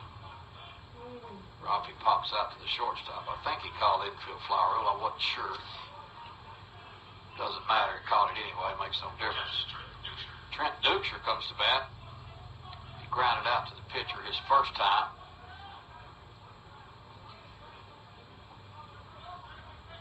One out now with 2 on. Need a hit here, Trent. Breaking ball, good one. In there for a strike. Well, that's a slow curve. Yeah, it's a good pitch. And it's also a good take from Duchar. You don't want to swing at that breaking pitch, first pitch. No.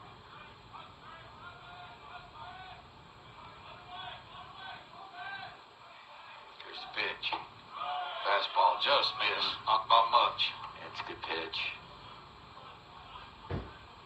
1-1 count. Edwards. Duchar digs in. Edwards from the third base side of the rubber. Pitch. Curveball missed well outside. That's a couple of times that's happened where it's like kind of like it just slips out of his hand. Yep. Just kind of slips out, stays outside. This is a pitch to hit for Duke. He's seen 2 curveballs in a row. He probably doesn't want to go to a 3-ball count, so good fastball count here for Duchar. He's a good fastball hitter. Here's the pitch. Do it again. Ball again. Outside again. 3 balls, 1 strike to Duchar. That one spun out on him, too. Yeah, it did. Sure did.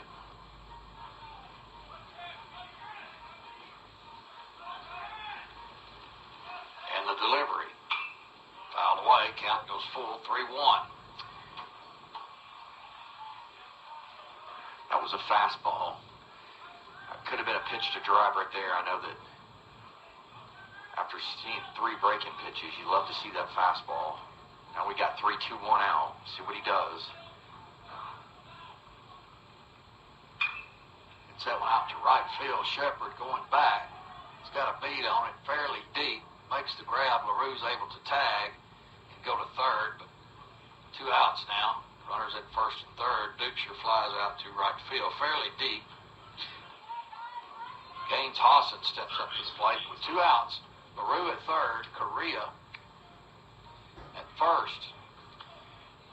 We need a base hit here. Got to get off that 0. Only got 2 hits so far. And another piece of the fence falls off out in center field. We've lost pieces of the fence in left, right, and center field. Zip ties. Zip ties. Gaines Hawson. Come on, Gaines. Third baseman from Murfreesboro steps in. He struck out his first time up. That was against this guy, Edwards.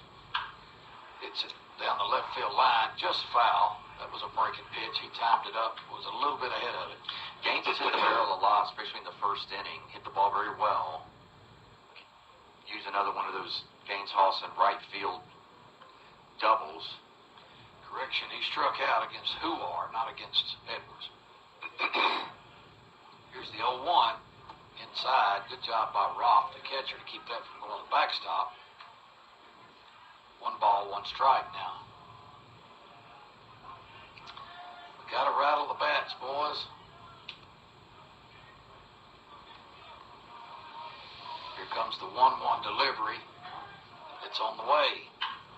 There it is. That's what you're talking about. Base hit to right field. That's going to score a run, and Cumberland scratches. And Toshi has a pose out there. So he has fun playing baseball, man. RBI single for Hassan. I'm going to guess that, I'm going to look how many hits Gaines Hassan has here. Let's see here.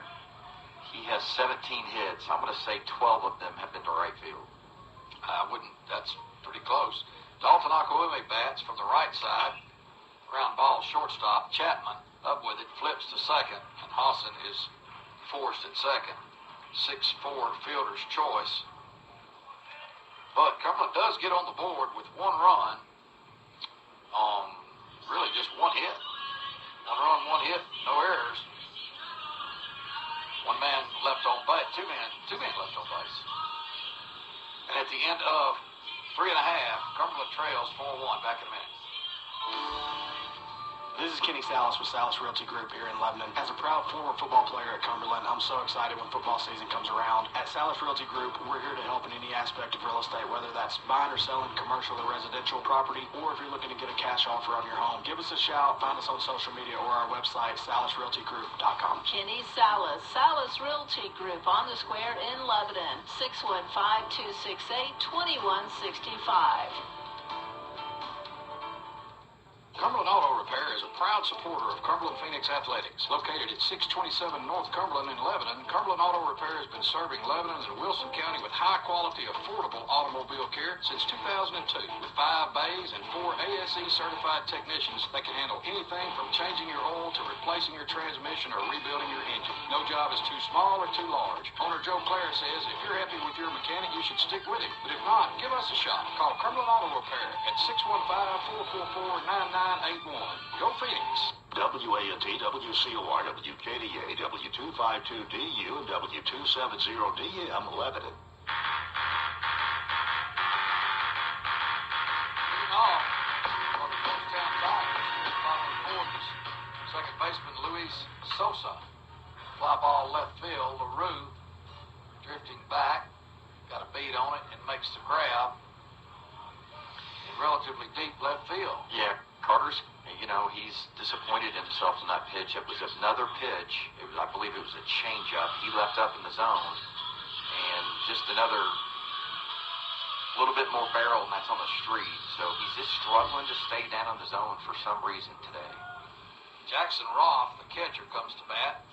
Bats on the right side. He walked his first time up. First pitch from Carter Ross misses. Ball 1. Roth looking for his first hit of the season. He walked and scored in the first. Ground ball, first base. Wilser 10 has it. He's going to take it himself. Ground out 3 unassisted. 2 outs in the inning. Michael Detzel, the hero of the game so far for the Tigers, as he got just called up from the JV squad, and he hit a ball out to right field. Drove in 3 runs with it.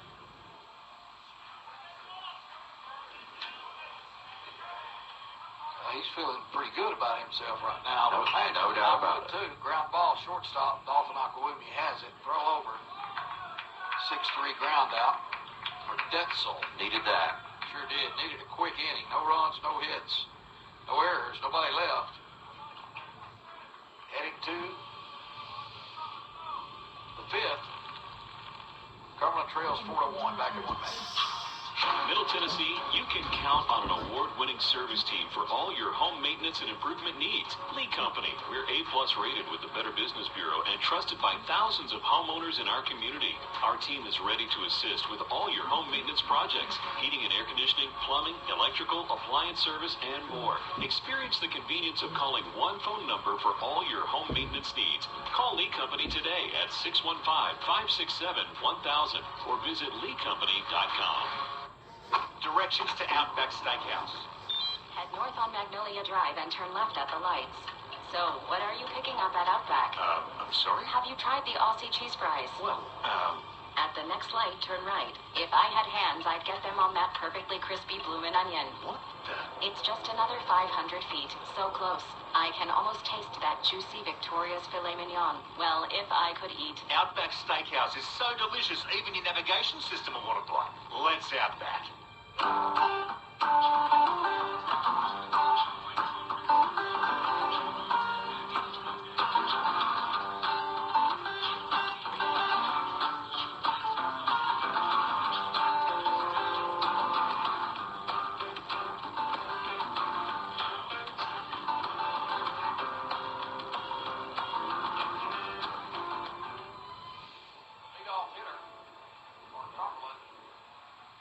Leadoff man for Cumberland here in this inning. Hunter Moser, the center fielder, he is 0 for 2 in this game, having an excellent series. Here's the pitch from Edwards. High in the air, straight up. Second baseman Sosa calls for it and makes the grab in on the grass. Pop out to second for Moser, first out of the inning. You know, Randy, one of the reasons we always talk about how hard it is to sweep is it's not that third game, man. It can become more of a mental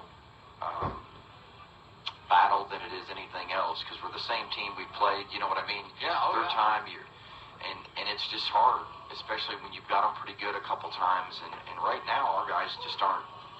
You know, they're not competing at the plate. And so I'm anxious to see how this goes along. I think we'll be fine. I think we'll get going. But I want to see some just excitement, you know, little fight at the bat rack, see who wants to hit. Yeah, I hear you. 1-1 count now to Preston Welch, a left-handed hitter, left-handed pitcher. That ball hit him. Again? Second time in a row, Welch has been hit by Edwards. We'll take it. Preston is aboard. All 3 times in this game, a single and 2 hit by pitch. Wilshire 10, the hitter.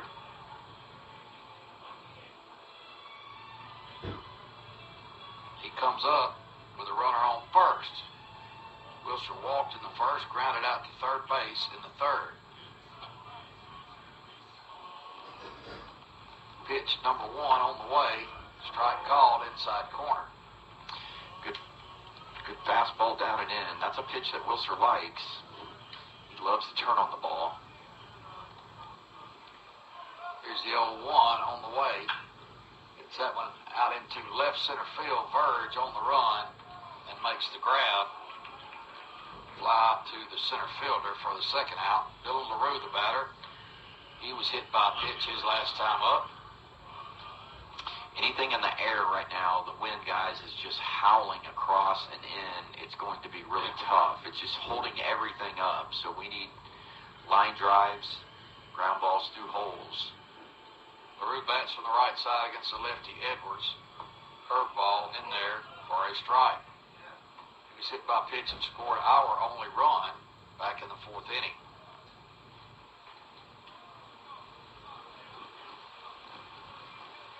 Here's the pitch. High in the air. Luis Sosa, the second baseman, calls for it on the skin and makes the grab, pop out to second base. No runs, no hits, no errors. 1 man left, heading to the bottom of the 5th. Georgetown 4, Cumberland 1, back in 1 minute. Find all of your Cumberland University athletics information on the web at www.gocumberlandathletics.com. The site features new graphics and links to rosters, schedules, program details, and news stories on all Phoenix sports. Links for live stats, video, and audio may also be found on the site. For game day updates, follow us on Twitter, Instagram, and Facebook at GoCU Phoenix. Your home for Cumberland Athletics, GoCumberlandAthletics.com.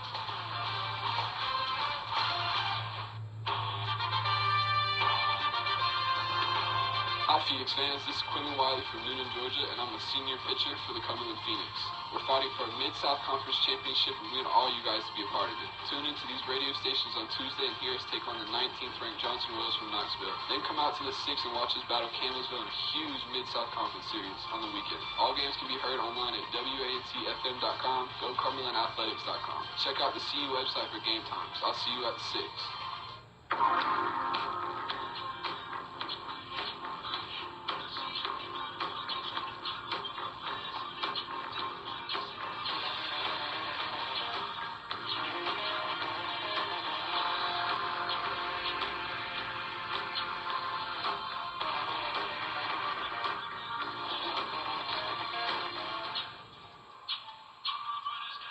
Hi, Phoenix fans. This is Trenton Ducher, and I am a senior from Fargo, North Dakota. The Phoenix would like to thank some of your corporate sponsors, including Wilson Bank and Trust, Bill Potter with Best Real Estate Advisors, and Outback Steakhouse. Go Birds.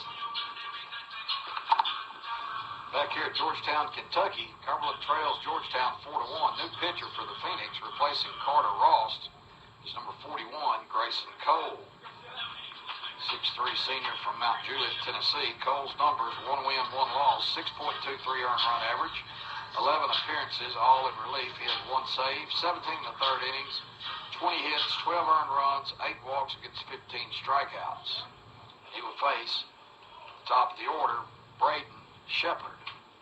Shepard struck out looking, and he singled, driving in a run. First pitch from Cole, strike on the outside corner. Bill Potter listening in. Glad to have you, Bill. One of my high school buddy Scott Dennis is listening in down in Georgia. Foul back into the screen. It's 0-2 to Braden Shepard.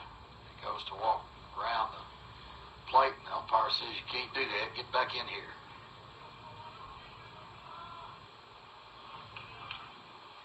0-2 pitch coming from Grayson Cole. Just got a piece of that to stay alive. Fouled it back. Very good slider.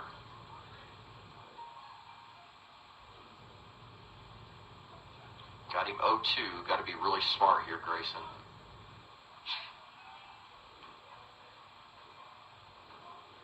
Big deep breath from Grayson, and the pitch is on the way. Outside, ball 1, 1-2.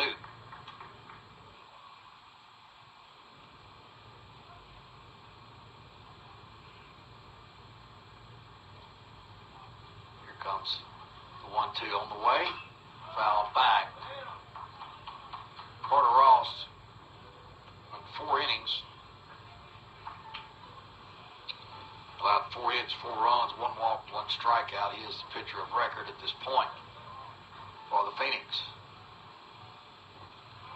Ball in the dirt. Count moves to 2-2.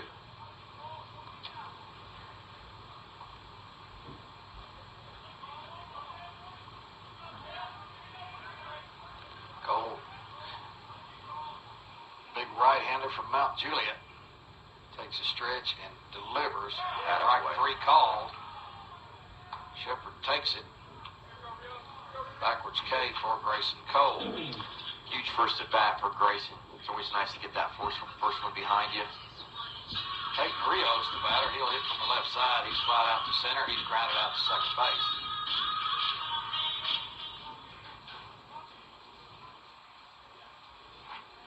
First pitch from Cole on the way. Good one in there for a strike. 0-1 count.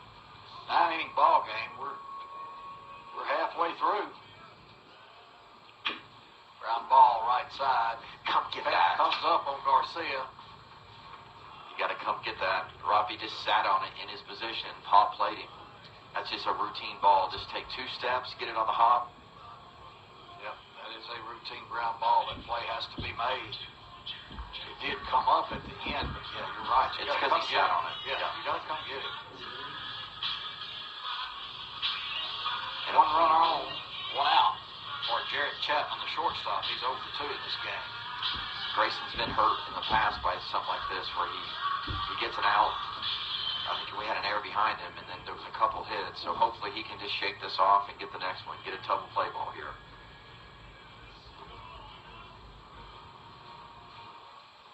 First pitch swung on and missed by Chapman. Really swung out of his shoes. Grayson's slider's working very well right now. Just keep throwing it, big man. 0-1 count. One man on, one man out here in the bottom of the fifth.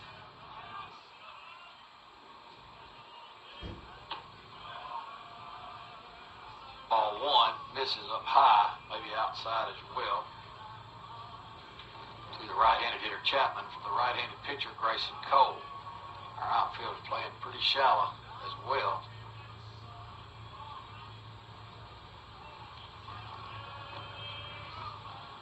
From the stretch and the pitch, there goes the runner, fouled away. Rios, the runner at first, has to go back. 1 ball, 2 strikes now to shortstop Jarrett Chapman.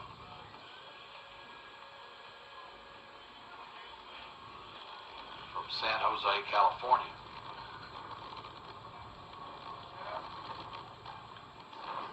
Maybe Grayson can throw us a ground ball and we can turn this thing over. Here we go. There's the pitch. Line shot, base hit to left field, past him. Gains Hosson into left for a single. Runners at first and second now. With 1 out for Jose Cazorla, the DH. He reached on an error. He flied out to center field. Right-handed batter, Cazorla, their best hitter. Desperately need a double play ball, Randy. Yes, we do. We've not seen one all weekend. No, we turned one. We turned one yesterday. Oh, did we? Okay. A line drive one? No, a ground ball one. Okay.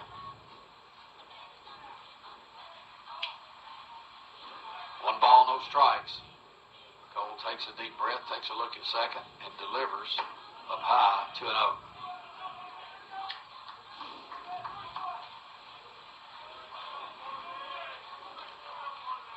Gets his sign, this pitch from Coach Parado on his wristwatch. Big deep breath, looks at second. There goes the runner, sealing third, throw down to second. Nobody's there. Middle infield did not cover the bag. Nobody covered. Ball goes into the outfield. That's going to be stolen base. So it was a double steal. The batter is out. Hold on. So let's see what he called.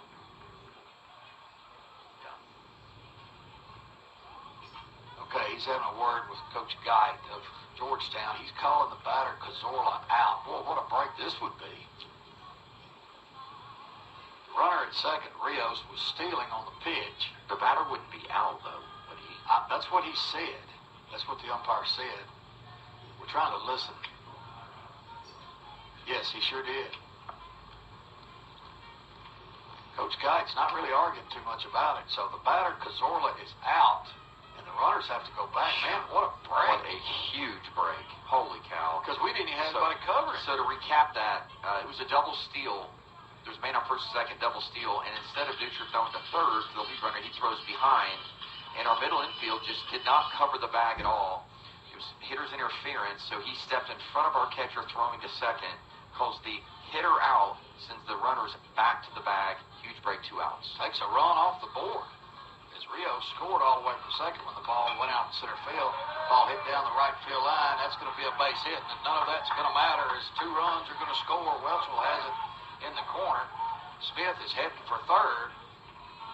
It looks like it's going to be a ground rule double where the ball may have gotten under the fence here. So. Oh, okay. So Welchel threw his hands up. Base umpire is going to go out and make sure the ball is not playable under the fence. And I don't know if they're going to... Yep, 2 bases, you're right. Man, that's another break. Yep. 1 run does score.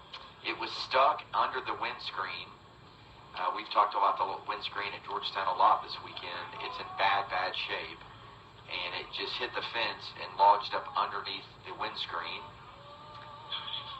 And so that sends the runner back to third. What another huge break. Because that takes a run off the board. So now to reset it, we had it double to right. It got stuck in the windscreen, and only one run scores. So it is 5-1, not 6-1 yet. Smith at second. Chapman at third. Swing and a miss by Elijah Verge. He hit it to a fielder's choice and scored back in the second. He lined out in the third. Big at bat.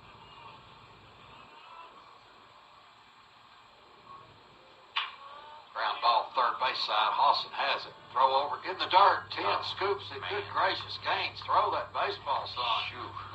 Throw that baseball. Ooh, man, what a break for Phoenix. 5-3 ground out. And fortunately for us, only one run scored in the inning. It was unearned. One run on 2 hits. One error.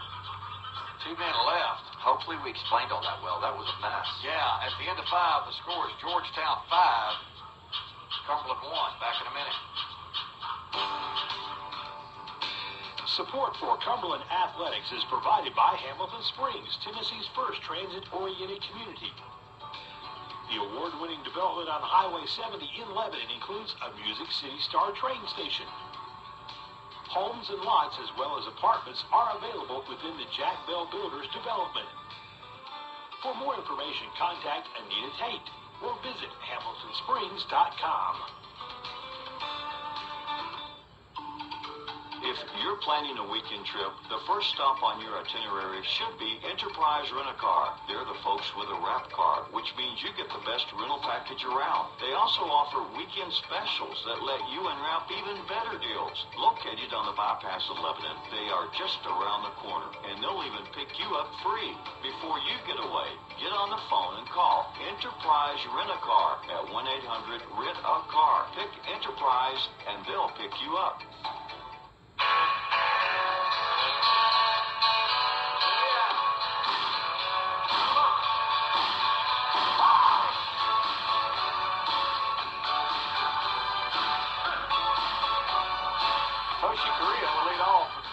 Top of the 6th inning, trailing 5-1. David Edwards, the lefty, still in the game. First pitch taken outside for a ball by Correa. Correa is grounded out to second base, and he has walked. Here's the 1-0, right down the pipe. 1 ball, 1 strike. Crazy inning that last half inning was. Fouled back and cut Toshi's behind. 1 ball, 2 strikes.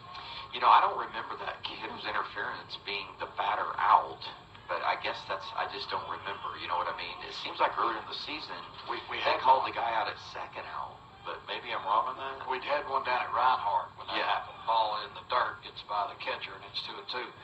Dalton Akawumi was on first. Moser was the hitter. Drew stole, and they called the same thing, batter interference with the catcher, and they were both out. Okay. Double play. Curveball misses. 3 balls, 2 strikes. Toshi sees so many 3-2 counts. It's hanging there. Base hit, ball 4. Here's the 3-2 on the way from Edwards. Ball 4. Toshi does it again. Come on, Phoenix. Let's go. Get this going. Rafael Garcia, the batter. Second baseman. He is struck out and popped up to shortstop. He'll turn around and bat right-handed versus the lefty, David Edwards. Only 3 hits in the game for the Phoenix. 1 run, 3 hits, 3 errors for Phoenix.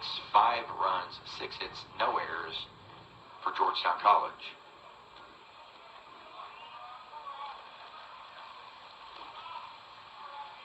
First pitch to Garcia. Popped up. Out of play behind the press box.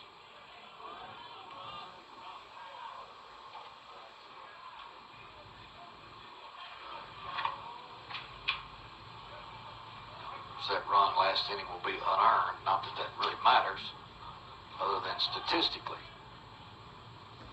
Here's the pitch. Up high. Ball 1. 1-1. Correa at first. Garcia at the plate. Nobody out here in the top of the 6th inning. pitch. Down low. 2 balls, 1 strike. Got to get something going. Getting late. 6th inning. This is a 9-inning game, however. Here's the pitch. Rips that one into left field for a single. Good job, Garcia. Correa has to hold up at second. 2 men on for Trent Duxer.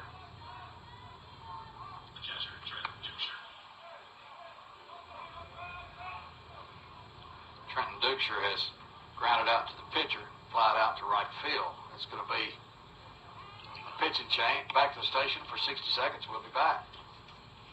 Hey there, Cumberland fans. This is former Cumberland University baseball player Dr. John Franklin with Franklin Family Eye Care, wishing Coach Ryan Hunt and the team a fantastic season. Our office is located at 3458 North Mount Juliet Road in the heart of Mount Juliet. We provide a full range of primary eye care services. We have state-of-the-art equipment, full-service optical, and fitting of all types of contact lenses, including hard-to-fit cases. See you at the ballpark.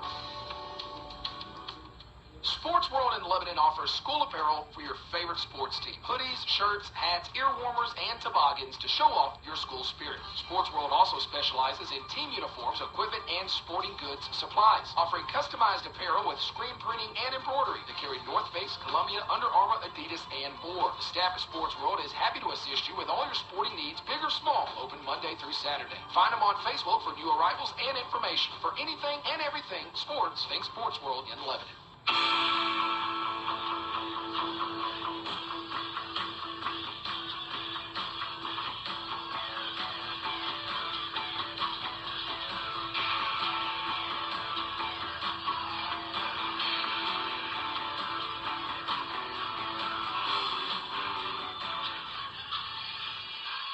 The new pitcher for the Georgetown Tigers, number 29, Ashton Deskins, D-E-S-K-I-N-S, Deskins, a right-hander, junior, 6'2", 230 pounds from Del Barton, West Virginia. Deskins is a junior, 6 appearances, all in relief. He's 0-1, 7 2/3 innings, 13 hits, 10 earned runs, 6 walks, 10 strikeouts. He replaces David Edwards. Edwards went 2 2/3 innings, allowed 2 hits, 1 run so far. He walked 2. He did not strike out anyone, but he did hit 3 batters.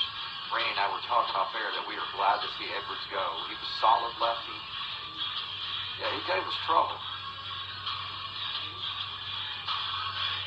Deskins, third pitcher used. He comes in with 2 men on base and nobody out. He will face Trent Duxer, the Cumberland catcher.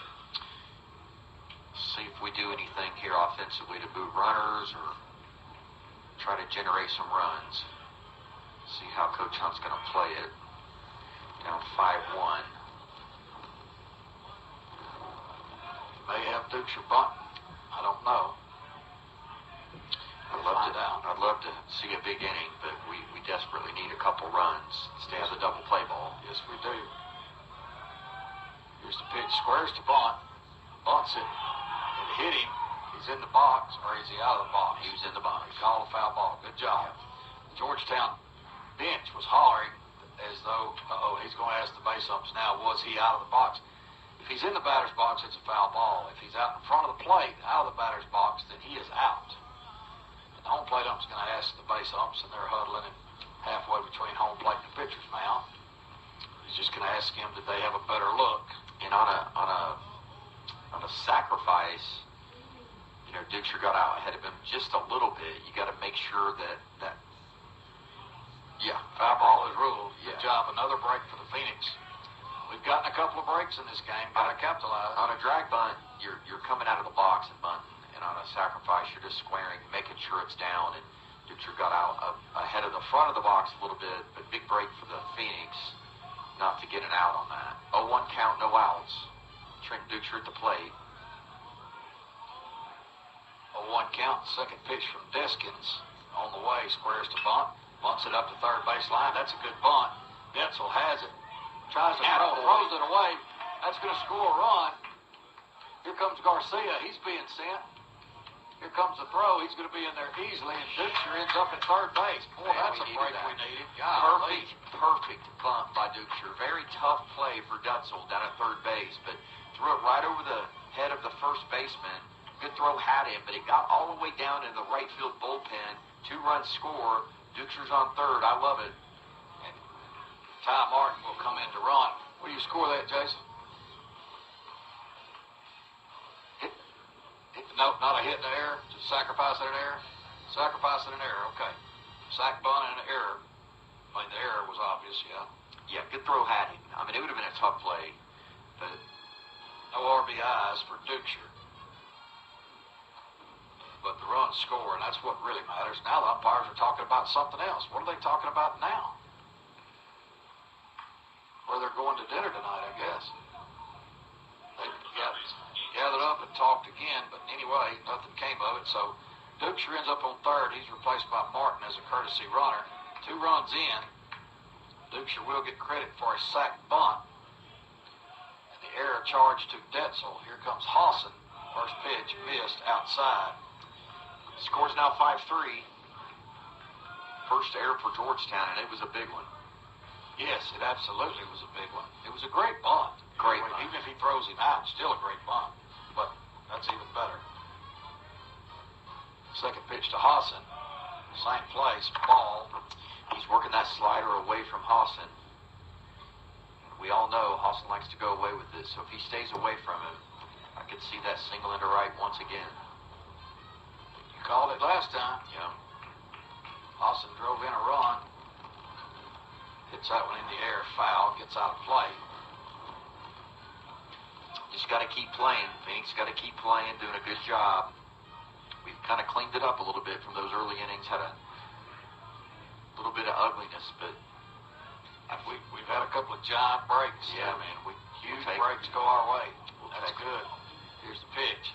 Outside is 3-1 now.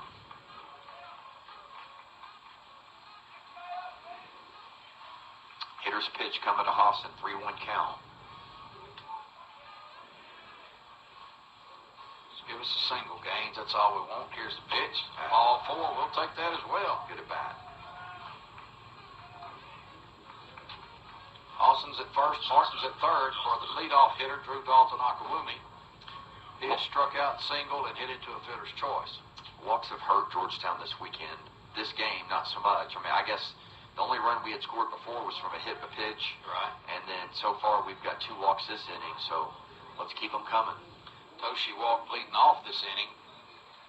That was against previous pitcher Edwards. Left side hitting. Dalton-Akawumi takes it for a strike on the outside corner. He's batted mostly left-handed this series. He had a couple of bats right-handed, or maybe just one. 0-1 pitch from Deskins on the way. Strike 2, outside corner. 2 good pitches away. Could not locate them better. Now Drew's got to bear down here. Put it in play, make some contact. Nobody out. Runners at first and third for the Phoenix. Here's the pitch. Ball inside. I think it just hit his knob or just hit the bottom of the bat. I'm not sure what hit there, but he did call it a foul ball. Oh, okay. It must have hit the knob, I guess. Yeah. Okay. I wonder why he did that. That same thing happened a while ago. I didn't see it. Count remains 0-2. Pitch on the way from Deskins. Ball gets away. That's a wild pitch. Hit him. Oh, it hit him dead. Gummit. We did not want that one to hit him. We did not want that one to hit him. Once again, Georgetown's getting cursed by hit by pitches and walks here. We'll take every one of them. Bases loaded now for our hottest hitter on the team right now, Hunter Mosier. And Drew finds a way to get on base. And that's got to really upset Coach Guy. 0-2 count, you hit the guy. Yeah. Mosier, the batter, 0 for 3 in this game, but having a whale of a series. Despite that, base hit out to right field, Hunter Mosier. That's going to score Ty Martin. everybody else has to hold up one base because the outfielder playing so shallow, as we've talked about in the, the pitcher Deskins is down. He came to cover to back up the throw to home, and he tripped and fell. Ankle or knee, maybe. He's back up now. Well, he looked like he was in some pain, but now he's walking it off like nothing happened. Tough as woodpecker lips. Deskins walks back out to the mound. Base is still full. Score's now 5-4. Good big base hit by Moser and an RBI. We could break this open right here if Welch will get something of a gap. 5-4. Still nobody out. Welchel on base all three times. A single, hit by a pitch twice. First pitch from Deskins on the way. Swing and a miss from Preston. 0-1 count now. Hawson at third. Dalton Akwumi at second. Moser at first. So we've got speed all over the base paths.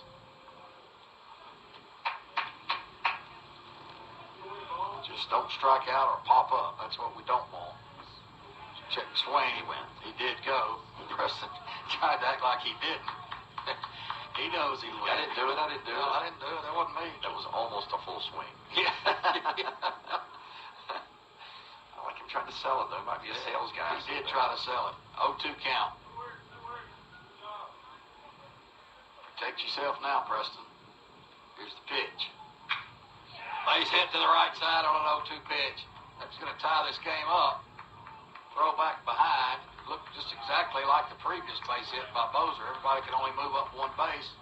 Their outfielders are playing shallow, and that's keeping us from advancing. And Georgetown sent their cutoff man. I bet they had a discussion between games like, hey, outfield, let's hit the cutoff man. They very well have. They have done that this inning. 5-5 now is the score. Tough outing for Deskins. Yeah, not only did he not pitch all that well, he took a fall, and that's going to be it for him. Back to the station, 60 seconds, we'll be back.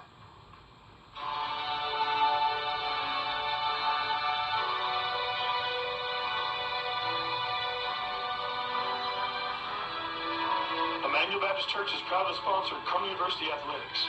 For 40-plus years, we've been around the Phoenix. We believe that every generation matters at Emmanuel Baptist Church, and we'd love for you to come visit us. We have something to offer from the cradle to the golden years. Check out our website at ibctn.org to learn more. And we're back with the action. Coke Zero Sugar might be the best Coke ever.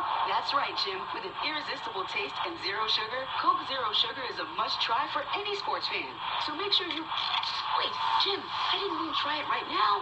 We're still on the air. Best Coke ever? Take a taste, Jen. Really?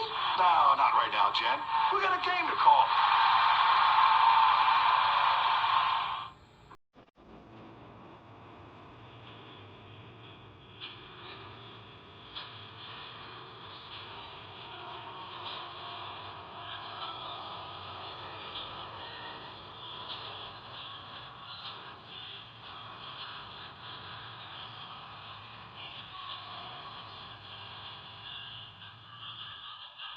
Hi, Phoenix fans. This is Tanner Batts, and I'm a pitcher from Ohio County, Kentucky. The Cumberland Phoenix would like to thank some of our corporate sponsors, including Emmanuel Baptist Church, Sinorama, and Wilson Emergency Management Agency. Love you, Mom. The new pitcher for the Tigers, Mason Mortimer, a left-hander, a senior, 5'11", 200-pounder from Lexington, Kentucky, Lexington Catholic High School. Mortimer's numbers: 7 appearances, 1 start, 0-2 record, 1 save, 8 1/3 innings, 17 hits, 10 runs, only 9 of which were earned. He walked 2, he struck out 3. ERA of 9.72. He comes in a pickle. Sacks full of Phoenixes and facing Wilser 10, one of the best hitters in the conference. 5-5 is the score, as Cumberland has scored 4 in this inning and still have the bases loaded and still have nobody out. 7 straight Phoenix have reached. 10 hitting from the right side. Take that back. Ducher's sacrifice. I know he did make it. He reached, he reached. 10 hits that one out to right field. It's going to go foul, is it not? Yes.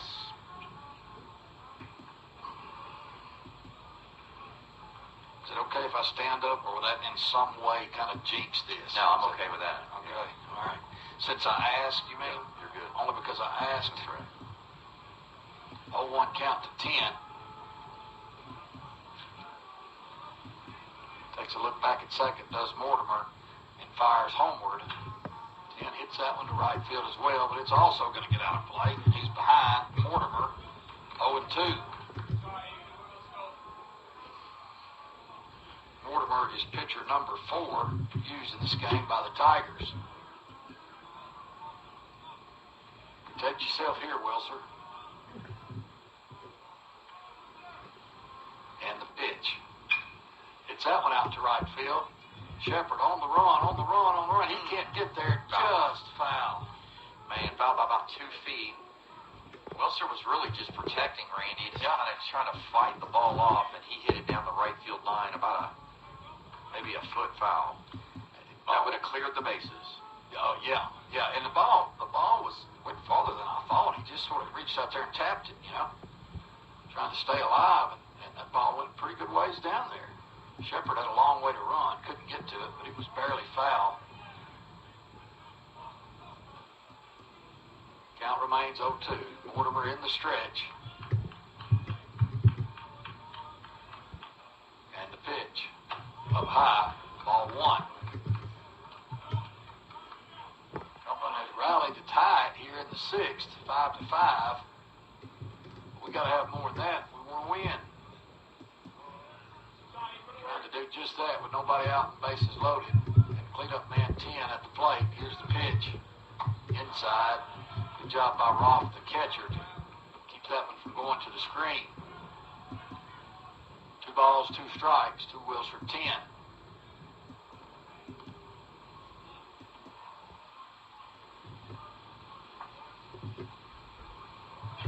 Mortimer stretches, looks back towards second. Comes home, outside, just missed. Count goes full, 3-2. Dalton Akawumi at third, Moser at second, Welchel at first.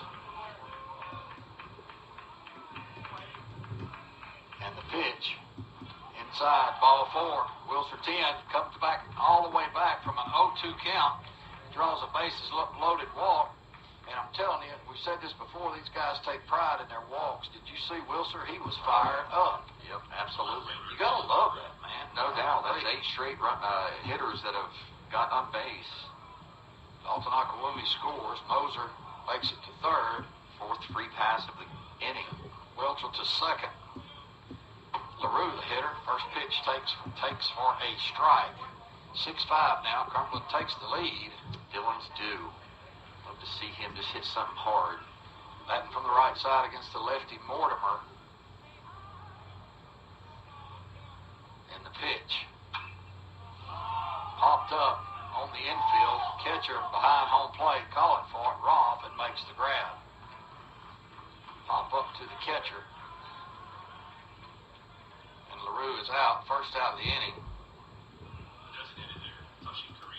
And the Phoenix have batted around.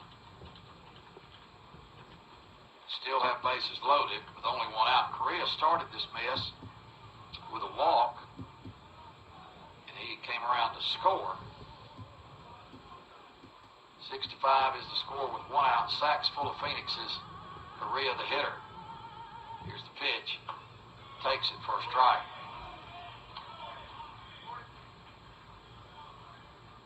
1 count to Correa.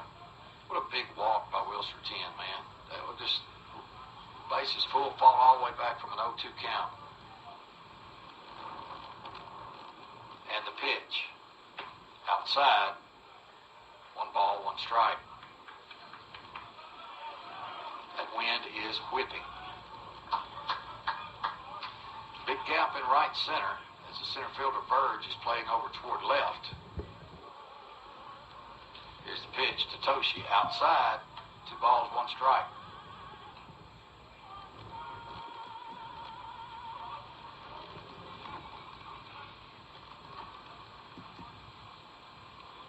gets his sign in the stretch. Looks back at second. Nobody there, and the pitch. Ball hit hard into left center field. That's going to get down for a hit. That's going to score one. Here comes Welchel. He's going to score 2 RBI single for Toshi Korea. That's what I'm talking about. Preston slides in home. Let's get dirty. He wanted to get dirty. It looked like it didn't feel too good. Man, oh man, big hit by Toshi Korea. 2 RBI single. Just a nightmare inning for Georgetown. Yes, it is. Second baseman, Rafael Garcia. Nightmare for them and a dream for us. Rafi Garcia bats. He singled earlier in this inning and scored a run. Still have runners at first and second in 10 and Korea, and only 1 out. Here's a pitch to Garcia, well outside.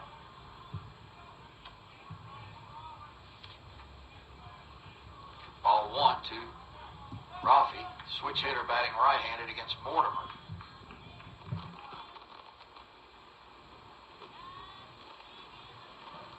Here comes the pitch. Takes it high.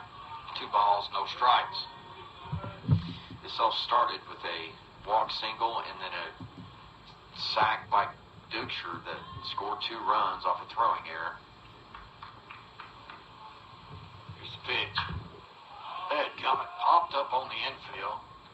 His infield fly rule is fair, and it is fair, and Sosa catches it for the second out of the inning. Trent Duxer, the batter. Sack bunt. He reached on earlier in this inning when the third baseman Detzel made a throwing error. But you can't penalize the batter on that, so he gets credit for the sack. Rafi's second pop-up to the infield this game. Duxer hits that one. Deep right field. Shepard, he's going back. It's hit pretty deep, but Shepard's there. Duxer flies out to right to end the inning. But a good one. Cumberland scores 1, 2, 3, 4, 5, 6, 7 runs in the inning on 1, 2, 3, on only 4 hits. There was 1 huge error, and there were 2 left on base. As we head to the bottom of the 6th, Cumberland leads Georgetown 8-5. Back in 1 minute.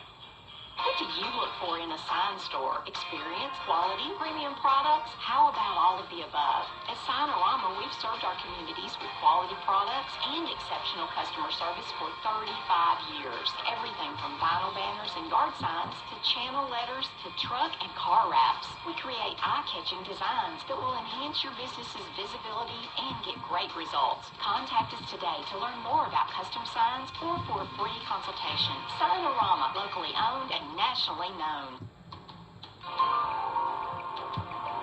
Don't let a sports injury bench you this season. Go to Houston Clinic Orthopedics for your fracture, sprain, or strain. Let our world-class staff help you get back on the field because orthopedics is all we do. Go straight to the specialist, call Houston Clinic at 615-547-6700 or visit our website at tn.houston.com to book your appointment. Houston Clinic is a proud sponsor of Cumberland Athletics.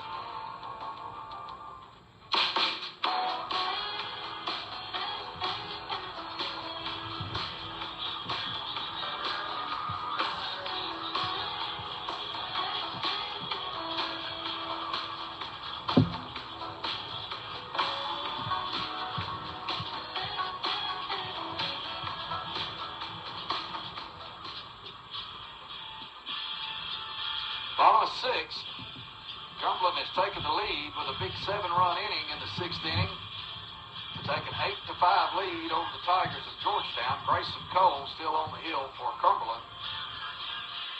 He came in the 5th for Carter Ross. Allowed 1 run. It was unearned. He is now the pitcher of record for the Phoenix.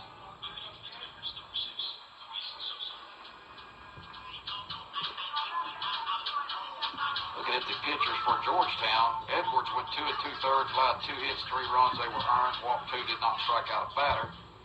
Deskins did not retire a hitter. Gave up 2 hits, allowed 5 runs, 4 were earned. He did walk 1. First pitch from Cole to Luis Sosa, second baseman, is a ball. Deskins is the pitcher of record, unless I've made a mistake, which is highly possible. Here comes the pitch, second pitch to Sosa. Check swing. Did he go? Oh, no, he called it a strike. Okay, good deal. We'll take it. 1-1 count. Right-handed pitcher Cole, right-handed batter Sosa, and the pitch. Foul ball. 1-2. Cole is ahead of Luis Sosa. Sosa singled and scored and fly out to left.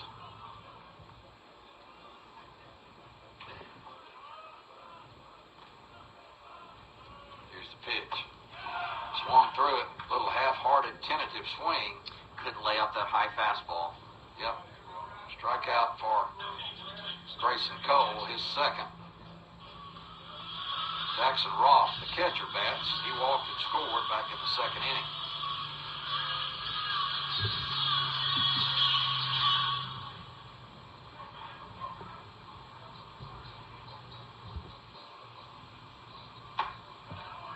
Ball outside. First pitch to Roth, 1-0.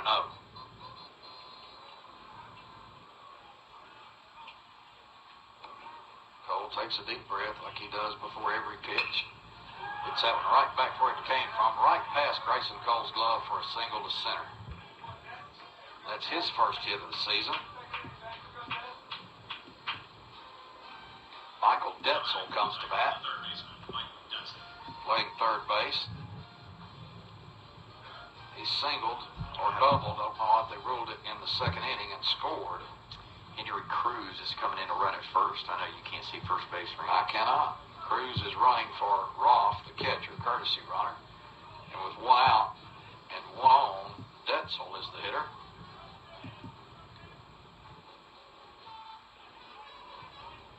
Cole with his deep breath and the pitch. Strike called.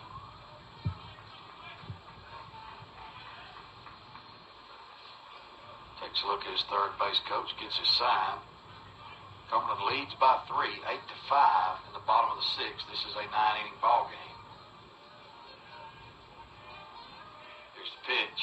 Ground ball, second base. Garcia up with it, over to Dalton Nakawumi, over to first. Double play. 4-6-3.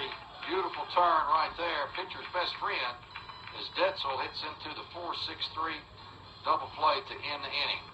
No runs on 1 hit, no errors, nobody left. Heading to top of the 7th, Cumberland leads 8-5. Back in 1 minute. At the Holiday Inn Express and Suites in Lebanon, Tennessee, our guests come first. Stay with us and meet our friendly, helpful staff. You can enjoy a dip in our heated saltwater pool, then maybe a snack from our sweet shop. We have an on-site guest laundry, business center, and meeting room. In the morning, head down to our hot breakfast with our fresh pancakes, and then maybe a workout in our fitness center. Our clean promise will keep everything fresh and clean. We are the recipient of IHG's Torchbearer Award of Excellence in 2019. Come experience the difference of the Holiday Inn Express and Suites, Lebanon, Tennessee. Hey, Cumberland fans, whether you are a Bulldog or a Phoenix, we all support Cumberland University, and together we rise. This is Bill Potter, former pitcher and graduate at Cumberland University, now a real estate agent for Best Real Estate Advisors. Contact me for any of your real estate needs, 615-218-9585, or pitch me an email at bill@pitchedbypotter.com. Go Phoenix! WANT, WCOR, WKDA, W252DU, and W270DM, Lebanon.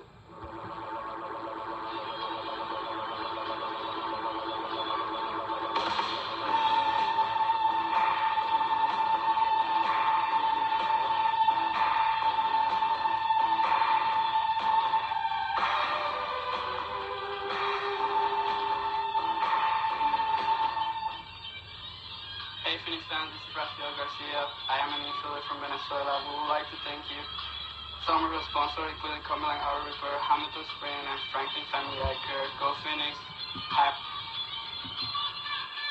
Another new pitcher for Georgetown. This time it's number 21, Ian McNabb, a lefty, senior 6'3", 185-pounder from Rochester, New York. He's a long way from home.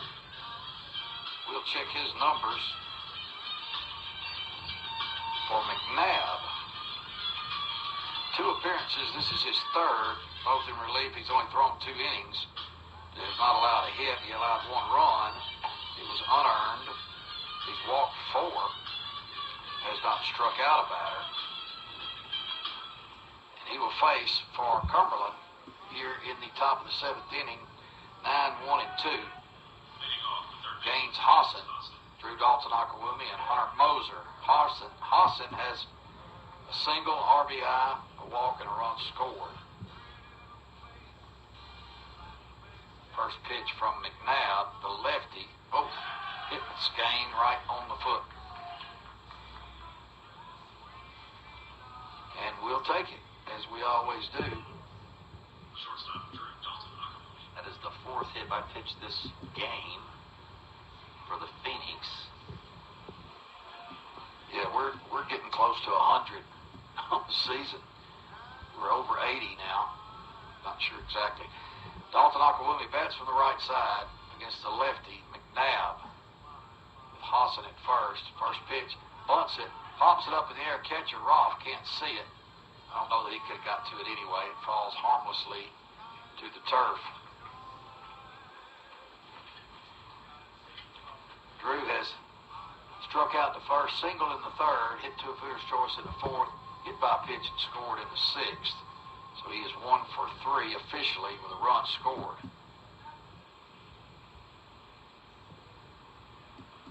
Here's the pitch. Call strike on the outside corner. Drew's behind 0-2.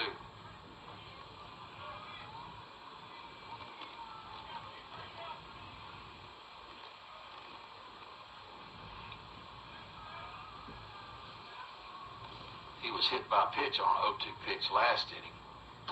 Swing and a miss. Good curveball from McNabb. Drew strikes out for the first out. Here's the 7th. Hunter Moser, who had a big RBI single last inning, now comes up. He's 1 for 4 with an RBI and a run scored.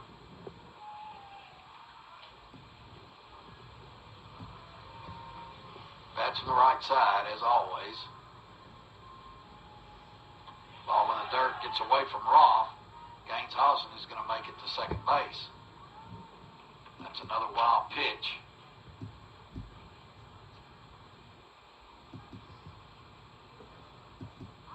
And now there's a runner in scoring position for Moser. 1 ball count.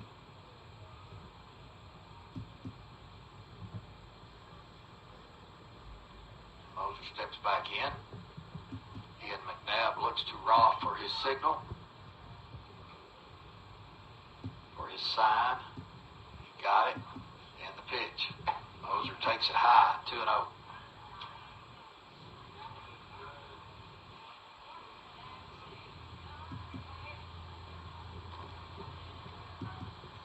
McNabb peers in, gets his sign. Looks back at Hassan at second. Kicks and fires. Ball outside and low. 3-ball count now to Moser. 3-0. 1 out, 1 on. In the Phoenix 7th.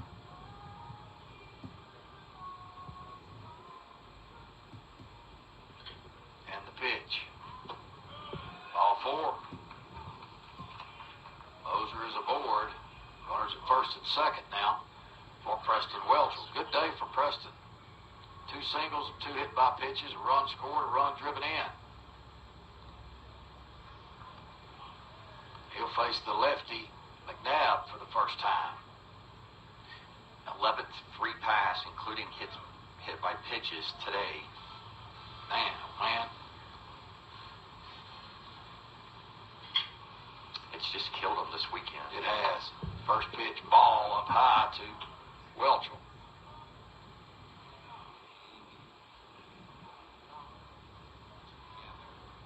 Top of the 7th. 1 out. 2 men on for Cumberland, leading 8-5, trying to add more. Here's the pitch. Curveball inside. Almost got him, but he backed away. 2 balls, no strikes now to Welchel.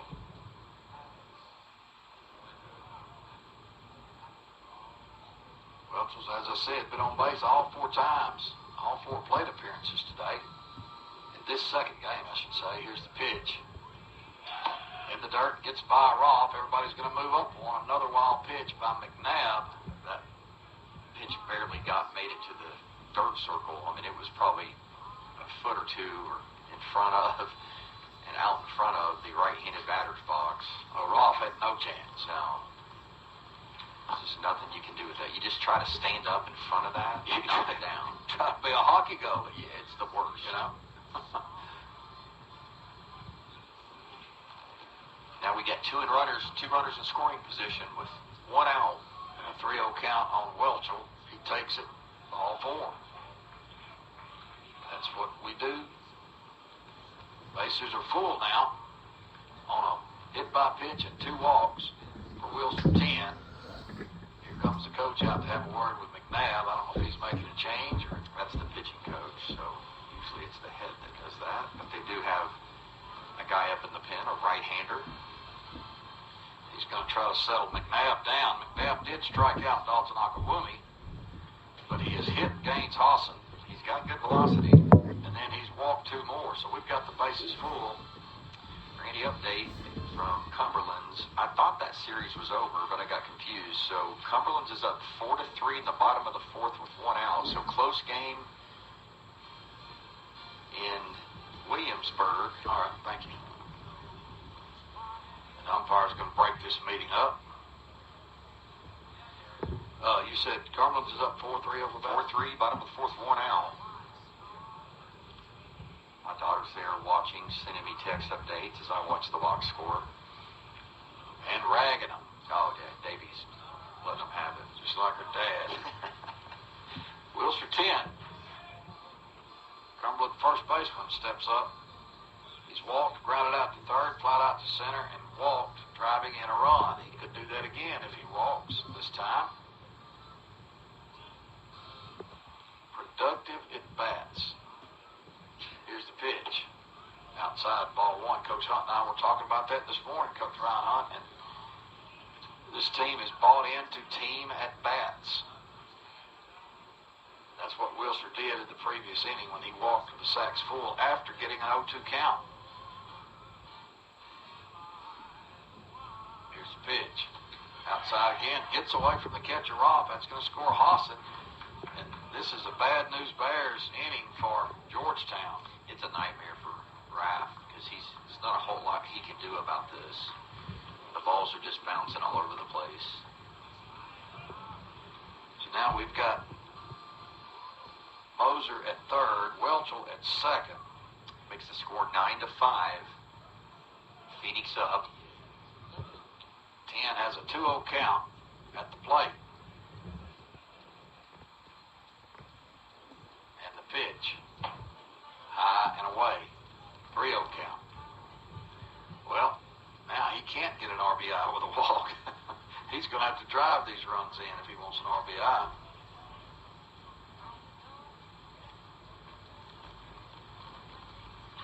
Here's the pitch. Ball 4. Man, baseball's a funny game. We couldn't get anything going, and then we got those first two relievers out, and now everybody's getting on base. They just cannot throw a strike. And that's going to be it for Ian McNabb. Back to the station, 60 seconds, and we will be back. The Chick-fil-A update. The BCC, the Bovine Communications Committee, has banned the use of the word on commercial airwaves. Cows call it the B word. Ends in F, 2 E's in the middle. Phrases like, where's the are now punishable with random electric cattle prodding. Should you ever say or crave head to Chick-fil-A. Then think good thoughts and eat good things, like the original chicken sandwich. A tender, juicy breast of chicken placed on a hot buttered bun with 2 crucial pickles. I've got no with that. Chick-fil-A. We didn't invent the chicken, just the chicken sandwich. 706 South Cumberland Street, Lebanon.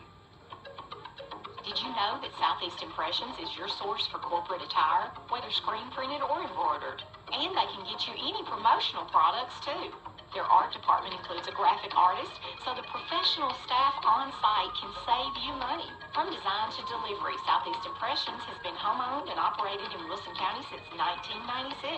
Be sure to check them out on Facebook to see photos of recent work, or go to southeastimpressions.com.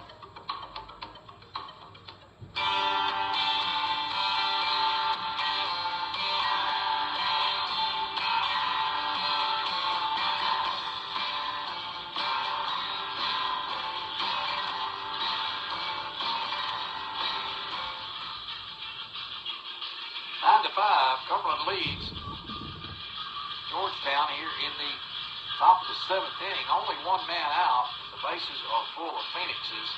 The new pitcher for Georgetown, pitcher number 6 in this game, is number 16, Caden Noble, a right-hander, sophomore, 6 foot, 190 pounds, from Honolulu, Hawaii.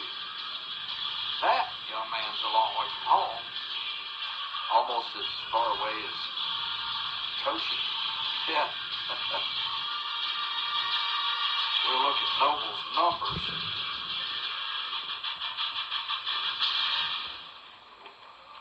If I can find them. Well,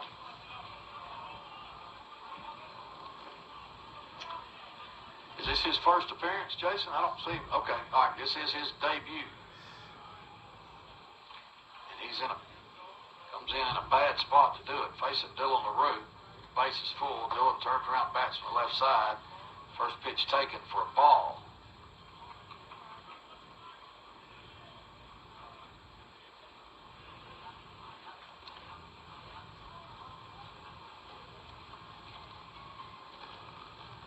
Here's the pitch, swinging a foul ball back into the screen. 1-1 count. Dylan's last 2 at-bats, he's popped up to the infield, so he's really getting under the ball. Love to see him just square one up, just to feel it, hit some barrel. 1-1 count. Now the pitch from Noble. Breaking ball inside, 2 balls, 1 strike. He's got a good-looking breaking pitch. Slider.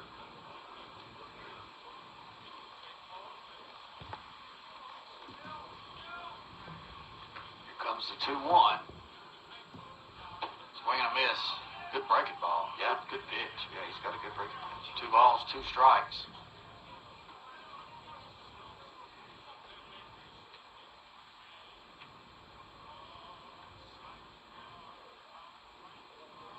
And the 2-2 from Caden Noble. Swing and a miss. LaRue strikes out. Noble gets the first batter he faces as a Georgetown Tiger.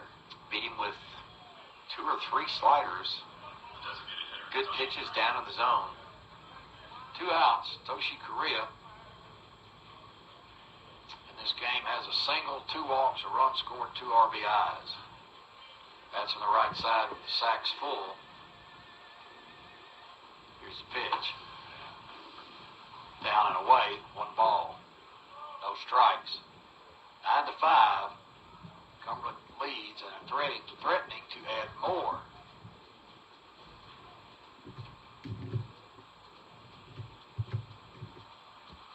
Takes a look back at Welchel at second. The pitch to Korea, breaking ball. Oh, called a strike. Seemed up. Yeah, it did. It's a good pitch, though. Yeah, you're right. That's a good pitch. 1-1 count.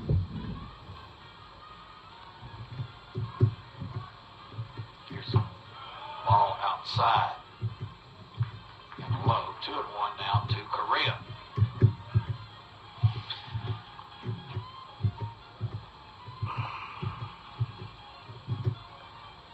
Ten at first. Welchel at second. Moser at third. Here's the pitch. Ooh, almost hit him. I thought I heard it nick it. I did too. We are close to home plate, window open, kind of overlooking the play, so we get to hear everything. Dylan LaRue would have took that one. I guarantee you. I wish Tosi would have. I want him to hit a double. Here's the pitch. Swing and a miss. Count goes to 2-2. 3-2, that's what I thought. 3-2 count. With 2 outs, runners will be off on the pitch. Get you a hit here, Toshi.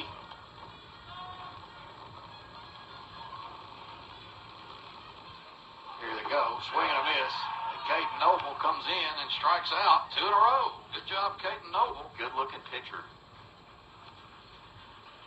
And what could have been a disastrous inning for Georgetown turns out to be not quite so bad. Cumberland scores 1 run on no hits, no errors, 3 runners left on base. Struck out the side.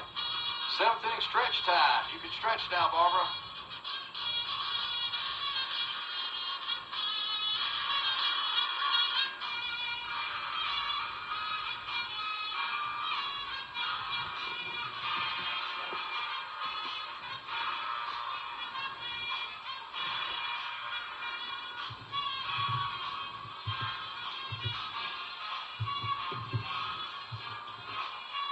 Grayson Cole back out for his 3rd inning of work. He came in relief of Carter Rost. Rost went 4 innings. Grayson pitched the 5th and 6th. He's allowed 1 run. It was unearned.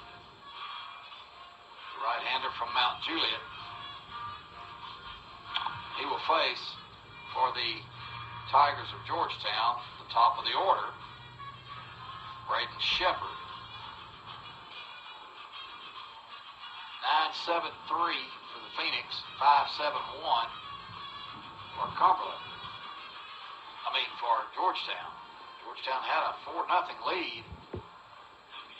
Cumberland tacked 1 on in the 4th, making it 4-1.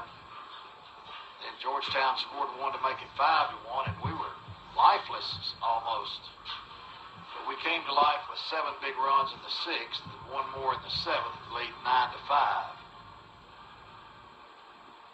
Cole will face Shepard, the leadoff hitter. He struck out twice and singled. Foul that one back into the screen off the end of his bat. Well, this has been Grand Central Station here today. Trains coming by constantly. Eastern Kentucky, baby. Here's the pitch outside. Ball 1-1 count now to Braden Shepard, the right fielder. He's 1 for 3, single, RBI, 2 strikeouts looking.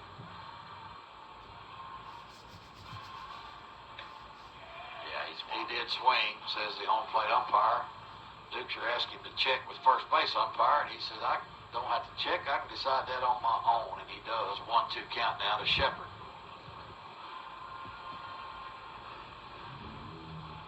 Here's the pitch. Low and away. 2 balls, 2 strikes now. Shepard trying to avoid the hat trick in the leadoff spot. He did single in the 2nd.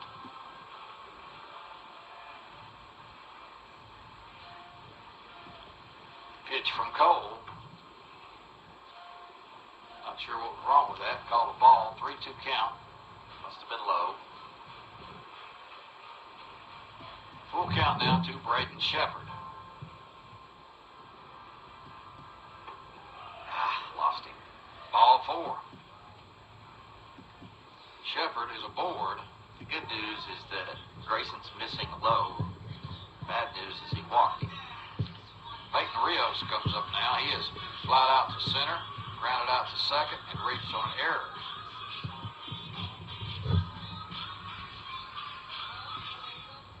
Chris Martinez listening in. Looks like Nible's up, getting loose. Rios, left-handed hitter against Cole. Throw down to second. Right, Shepard trying to steal, and he's in there safely with a stolen base.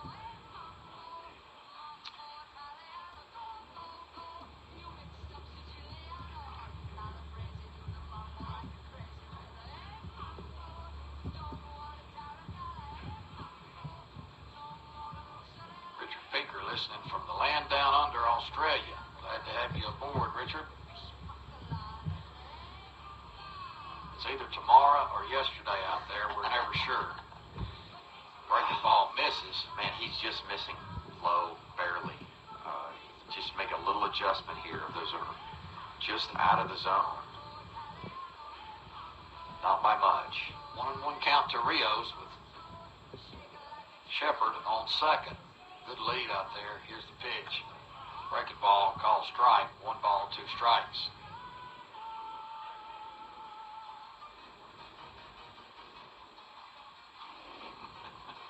Judge Barry Tatum listening in. Don't worry, Judge. I won't say a word about it.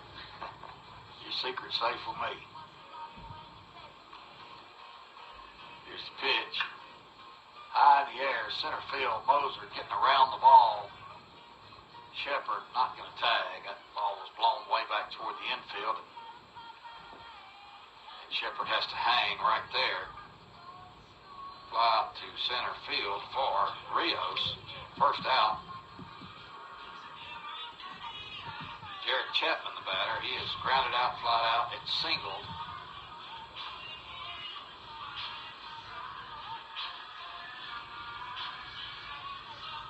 Bats to the right side against Grayson Cole.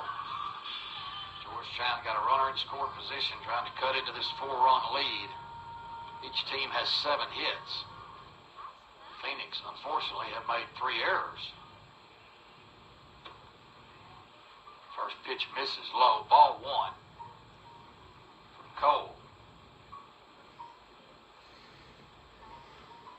Cole relieved Carter Ross. He is the pitcher of record.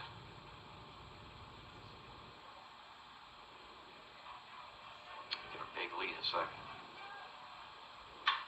Ball hit out in the air to center field. Hunter Moser again. Running in toward the infield. He makes the grab. Same exact spot. Yeah.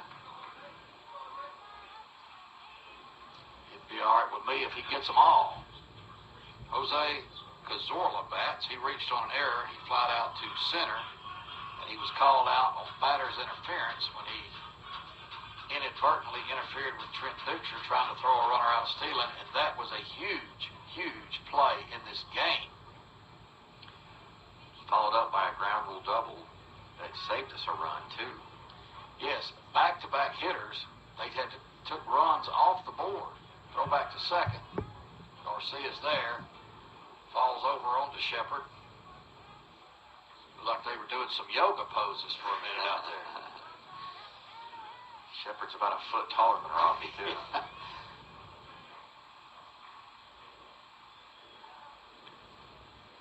Cazorla, right-handed batter, facing the right-handed pitcher Grayson Cole. Stretch and the pitch. High in the air to Hunter Moser. You got your win in center field. And he ties a record held by many with 3 putouts in the same inning. 3 flyouts to center. No runs. The leadoff walk doesn't hurt us. No hits, no errors, nobody left. As we head to the 8th inning, Cumberland leads 9-5. Back in a minute. Howdy ho, neighbors, MJ, the Real Country Crew. I sure hope you're having a great day. Be sure to join us on the morning show, Monday through Friday, 6 a.m. until 11 a.m. for the most music for your morning drive. We'll keep you up to date on news, weather, and traffic. Plus, we'll have comedy spotlight, country music and entertainment news, and more. On WANT FM 98.9, WCOR AM 1490, WKDA AM 900, and online at WANTFM.com. At Wilson Bank & Trust, we're now offering exclusive checking and savings accounts designed to benefit our hometown heroes, including active duty military, veterans, and first responders such as law enforcement, firefighters, and EMS workers. At Wilson Bank & Trust, we recognize the commitment and sacrifices these families make to serve our country and communities. Thank you for your service. Visit one of our local offices to get started today, or learn more at wilsonbank.com/military. Member FDIC.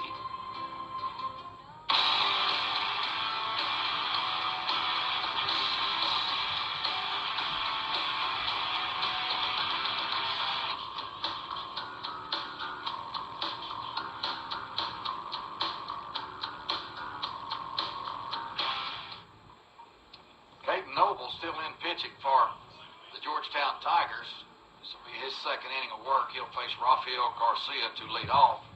Rafi turns around and bats from the left side against the right-hander, Caden Noble. Rafi is struck out, popped out, singled, and popped out. Inside, pitch just missed. Ball 1. Noble's first action this season as a Georgetown Tiger. Did he get called up from AAA as well? He did not? Okay. Strike in there, fastball to Garcia. 1-1 count now. He's looked good. He came in and struck out the 2 batters he faced. Garcia swings through that one. 1 ball, 2 strikes. I don't think we've touched his slider yet. That's a pretty good pitch.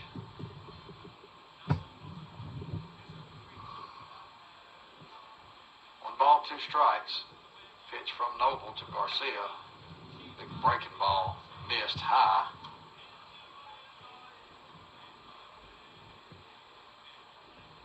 Two and two.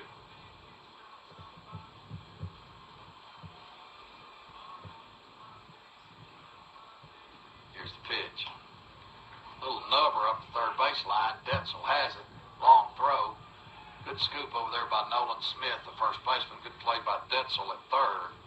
Rafi grounds out 5-3. Didn't get much on that ball, did he? No, he hit on the. Seemed like he hit on the end of the bat. Yeah, a little squibber. Capped it. Trent Dukeshire comes to bat. 0 for 3 with a sac bunt is Dukeshire. That's on the right side against Caden Noble.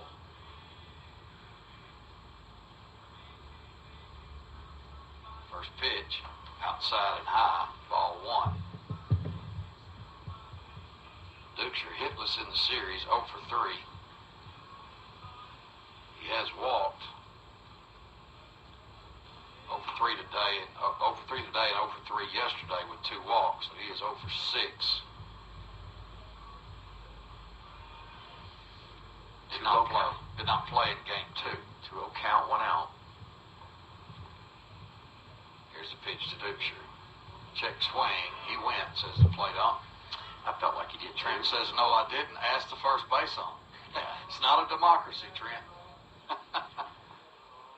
It was close, for sure. Yeah, it was very close. 2-1. I never felt like I checked my swing a single time in my career. Right. Oof. Good strike down the pipe. 2 balls, 2 strikes down to Dukeshire. That breaking pitch had him stepping out. That's very effective, man. He's throwing it for strikes. And Trent's sister is a starting first baseman at Alabama softball. How about that? Dukeshire hits that one well deep to left field, but Rios is there. And he makes the grab for the second out of the inning. Gaines Hosson bats. He is singled, walked, hit by pitch, drove in a run, and scored 2. Pretty good game for Hosson. Officially, he is 1 for 1.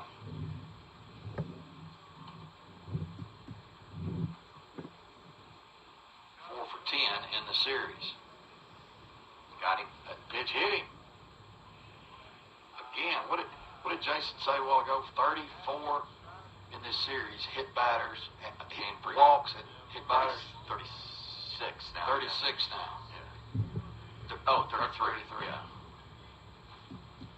33 walks or hit by pitch and or hit by pitches.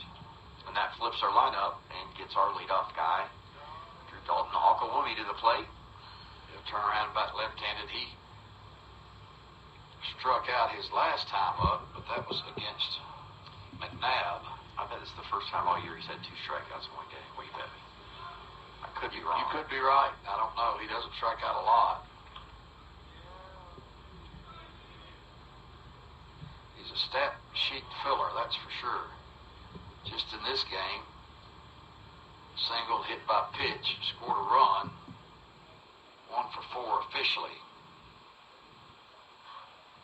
Here's the pitch. In there for a strike. 1 ball, 1 strike now to Dalton Akawumi. The ESPN star, ESPN Play of the Day last Friday. If you hadn't seen that catch, go to YouTube and just type in Dalton Akawumi, if you can spell it. 2-1 count. I think it's on our socials, I bet, too. Yeah, I'm sure it's all over the Facebook page. Here's the pitch. Breaking ball missed way up high. 3 balls, 1 strike. Noble came in with the bases loaded and 1 out in the 7th. Struck out the first 2 batters he faced, then got the first 2 hitters out in this inning, 4 in a row, and then he hit Gaines Hosson. He's as good a pitcher we've seen this weekend, I feel like. Ground ball, first base side, taken by Smith. He steps on the bag, 3 unassisted ground out to end the inning. So the hit by pitch does not hurt him this time. No runs, no hits, no errors. One man left. Heading to the bottom of the 8th inning, Cumberland leads 9-5 back in 1 minute. When you think of quality roofing in Middle Tennessee, what name comes to mind? Don Kennedy Roofing, the most trusted name in roofing. Since 1978, Don Kennedy Roofing has provided roof repairs, replacements, and maintenance on jobs big and small, as well as gutter repair, cleaning, and replacements. When it's time to repair or replace your roof on your home, business, or garage, call Don Kennedy Roofing at 615-833-9393 or visit DonKennedyRoofing.com. Don Kennedy Roofing, a proud supporter of Cumberland University. Locally owned and family operated, Middle Tennessee Wash Pros is your exterior cleaning experts. Licensed and insured, we offer a variety of services, including house washing, roof washing, gutter cleaning, and concrete cleaning for residential, commercial, and industrial properties. Call us at 615-390-7915 or visit our website today for a free estimate. Middle Tennessee Wash Pros, we'll clean it up.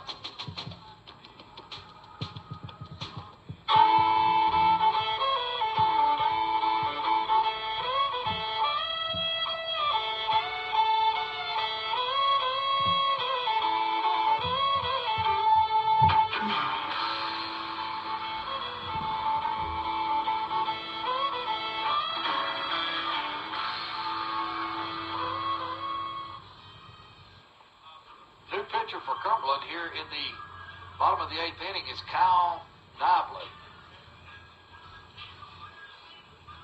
Kyle pitched in this series last night for 1 inning.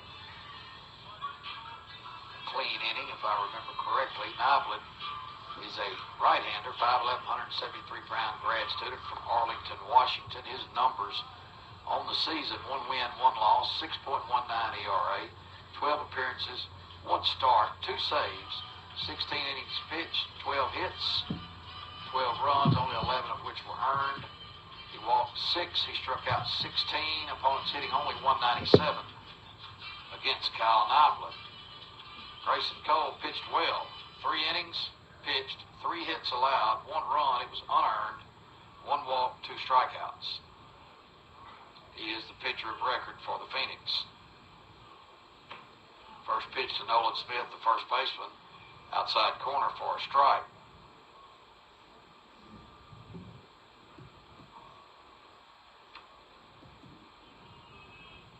Takes a stretch and delivers. Smith hits that one toward right field. It's going to be foul.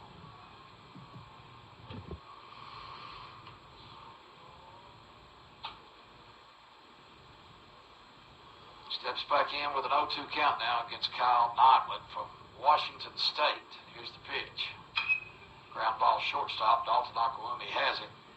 Throw over to 10. 6-3 ground out. Niblet retires. Nolan Smith. Elijah Verge reached on a fielder's choice and scored. Lined out to second base and grounded out to third base. 0 for 3 officially with a run scored. Bird just played a pretty good center field this series. Made some nice catches out there. First pitch from Niblet, outside, ball 1.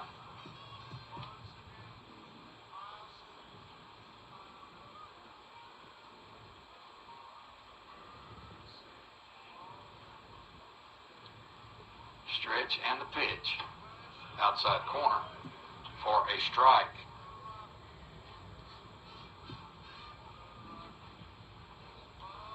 9-5, Phoenix lead. Each team with 7 hits. The difference has been the walks and hit batsmen allowed by Georgetown. That's been the big difference in the game. Cumberland's committed 3 errors, which is not cool, but been able to overcome them so far. Here's the 2-1 pitch to Verge. Fouled down the right side. 3-2 goes the count.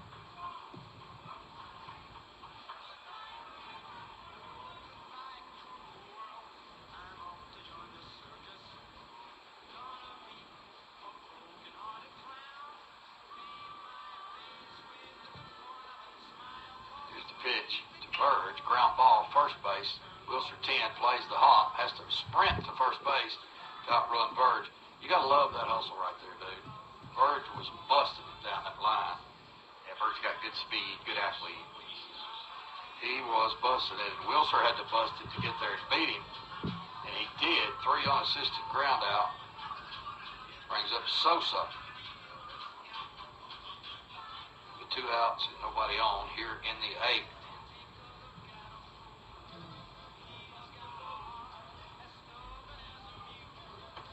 First pitch strike to Sosa.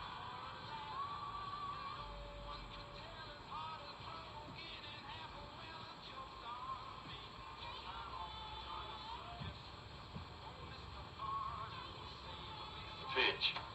Outside corner for a strike. Niblet is ahead 0-2. Cumberland plays next on Tuesday, April 1st at Knoxville, Tennessee at Johnson University. 2 p.m. start. We'll be on the air, of course. Here's the pitch.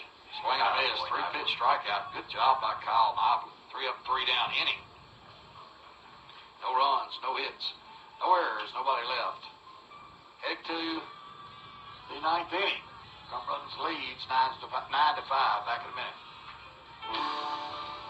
This is Kenny Salas with Salas Realty Group here in Lebanon. As a proud former football player at Cumberland, I'm so excited when football season comes around. At Salas Realty Group, we're here to help in any aspect of real estate, whether that's buying or selling commercial or residential property, or if you're looking to get a cash offer on your home. Give us a shout, find us on social media or our website, salasrealtygroup.com. Kenny Salas, Salas Realty Group on the square in Lebanon,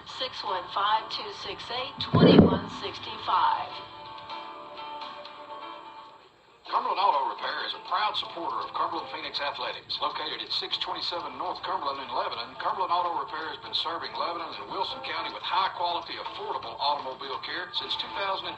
With 5 bays and 4 ASE certified technicians that can handle anything from changing your oil to replacing your transmission or rebuilding your engine. No job is too small or too large. Owner Joe Clare says if you're happy with your mechanic, you should stick with him. But if not, give us a shot. Call Cumberland Auto Repair at 615-444-9981. Go Phoenix.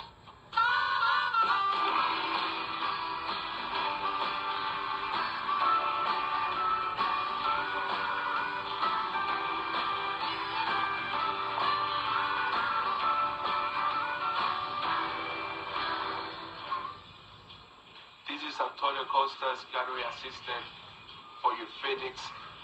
I'm from Puerto Rico, and I would like to thank you, all of the listeners, for all your support throughout the season. Thank you for being a Phoenix fan. Bye, Phoenix. It will be 2, 3, and 4 in the Cumberland order here in the top of the 9th. I'm Randy Salas along with Chris Slaughter bringing you the last inning. Hopefully it's the last inning of a 3-game series. Cumberland won the first 2, trying to win this one to go for the sweep. Moser, Welchel, and 10. Hunter Moser bats on the right side against Caden Noble. Squares to bunt. Takes it. Ball 1. Moser is 1 for 4 officially with a walk, single, an RBI, and a run scored. And that single RBI was big. That was in the 7-run 6th inning. I think that tied the game up. Called a strike, 1-1. No, I think Welchels tied it up. Welchel single tied it up, and then Wilson 10 walked for the bases loaded to give us our first lead of the day. Foul back into the screen, 1 ball, 2 strikes now. Moser came into today hitting .440. And in the first game today, he was 3 for 4, so he's 4 for 8 today. Well, it's hard to have a day to make your average go up when you're hitting .440, but that's what's going to happen.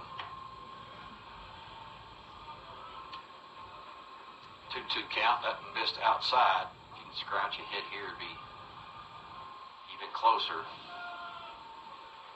And played a good center field. Here comes the pitch from Noble. Ground ball foul over toward the Cumberland dugout.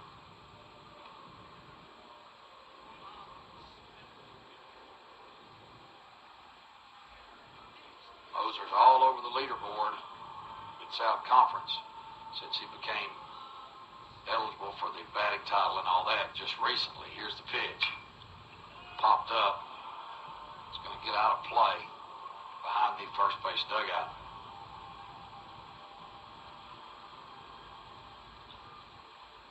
Moser was only inserted in the lineup about 10 or 12 games into the season. And boy, he made his impact known immediately, did he not? He did. Hadn't stopped. Has not stopped outside. And you and I have talked about this off the air.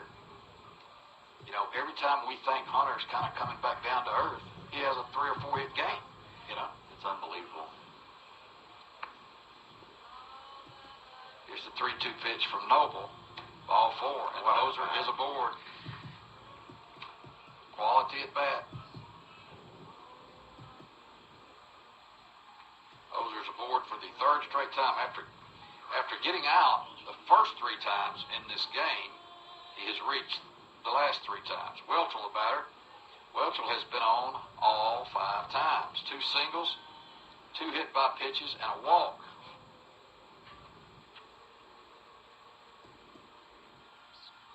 That's on the left side against Noble. First pitch gets away. Moser's headed to second. Wild pitch by Noble.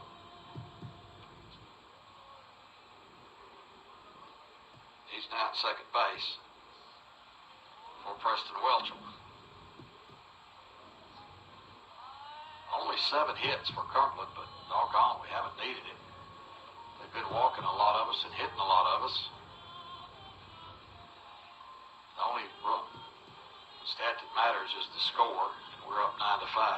Outside, ball 2, 2-0.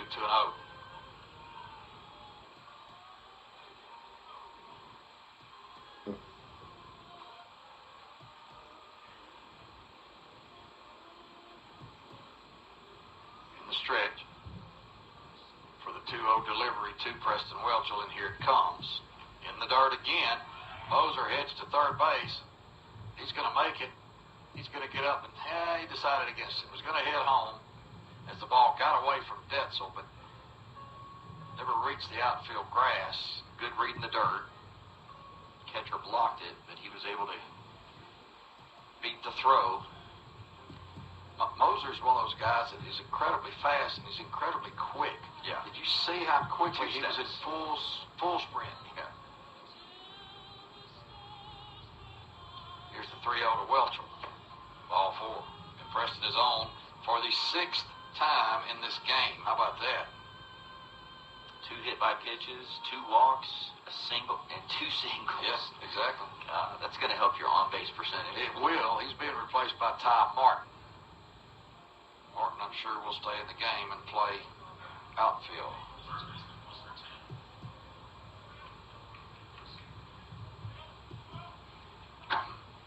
Wilson 10 steps up now with Martin at first and Moser at third. That's some speed on the bases there. First pitch from Noble. Hit out into right field. That's going to get down for a base hit. That's going to score Moser. Martin, round second. He heads to third. RBI single for 10.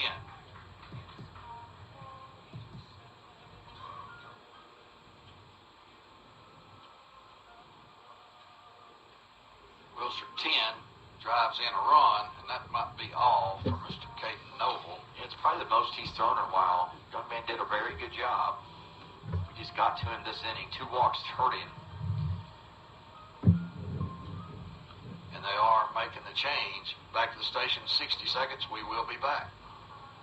Middle Tennessee, you can count on an award-winning service team for all your home maintenance and improvement needs. Lee Company, we're A-plus rated with the Better Business Bureau and trusted by thousands of homeowners in our community. Our team is ready to assist with all your home maintenance projects, heating and air conditioning, plumbing, electrical, appliance service, and more. Experience the convenience of calling one phone number for all your home maintenance needs. Call Lee Company today at 615-567-1000 or visit leecompany.com.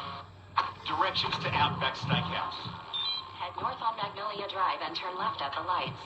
So, what are you picking up at Outback? I'm sorry? Have you tried the Aussie cheese fries? Well, At the next light, turn right. If I had hands, I'd get them on that perfectly crispy bloomin' onion. What the?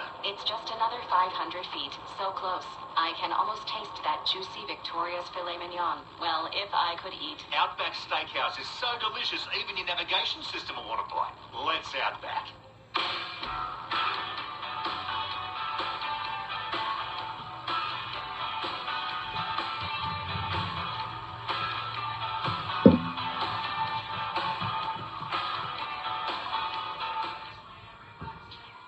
Hi, Phoenix fans. This is Wyatt Hurd. I'm a senior and an outfielder from Decatur, Alabama. Cumberland Baseball would like to thank some of our corporate sponsors, including Enterprise Rent-A-Car, Holiday Inn, and Middle Tennessee Wash Bros. Go Phoenix. Back here at Robert N. Wilson Field, Georgetown, Kentucky. Cumberland leads 10-5, top of the ninth inning. Nobody out, runners at first and third. Chris Malon has gone into the game to run for Wilshire 10 at first base. Malon, 5'8", 170-pound sophomore from Miami, Florida. He enters for Wilshire 10 at first. 10 just singled and drove in a run. The new pitcher for Georgetown is number 44, Zach Mariani, a left-hander, sophomore, 5'10", 165 from Elgin, Illinois. He'll face Dylan LaRue. Dylan will turn around to the right side and bat against the lefty, Mariani. This apparently is his first appearance too, right? Okay, also another newbie. He faces the right-handed hitter, Dylan LaRue. First pitch, strike on the outside corner.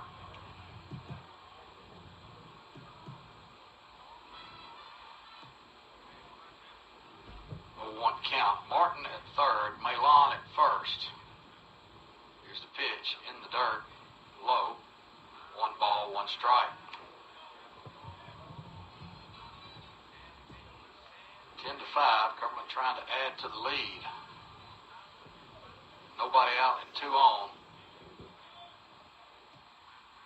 Here's the pitch in the dirt again. They called a balk. Sure did. That balk's in a run. Doggone. I'll take it. Boy, if anything can go wrong for Georgetown today, it has gone wrong. I think he did not come set, would be my guess. Am I wrong? I don't think so. I didn't notice, to be honest with you. I was dreaming about that big juicy steak you're going to buy me here in about an hour. I am hungry. 1-1 count with Malon at second. Foul back. Man, these double headers are a grind, man. Third game of this series, you just gotta tough it out, man. Yeah. We're sitting here talking about baseball. It's not that hard. I don't know, man. Oh, it's more difficult than selling insurance. Yes, I understand that. So that's where you're going with this. I concur. People just lining up at your door to buy insurance. Beating my door down. 2-2 count now to LaRue, hitting from the right side against the lefty, Mariani.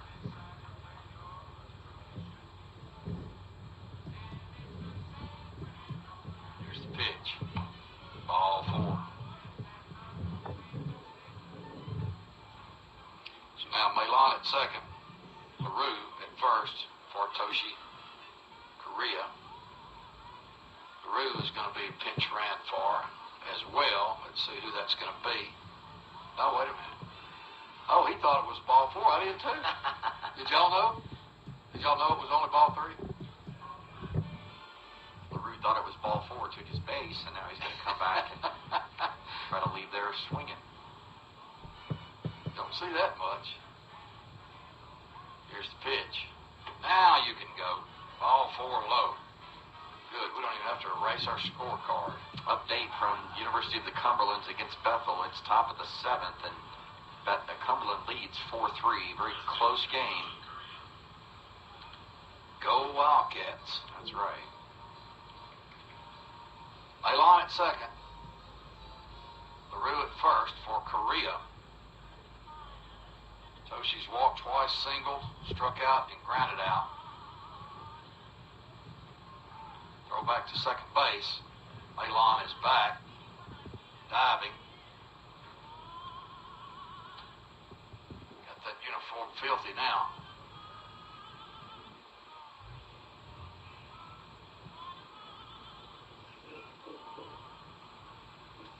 First pitch coming to Korea, the right-handed batter from the left-handed thrower, Mariani. Ball low.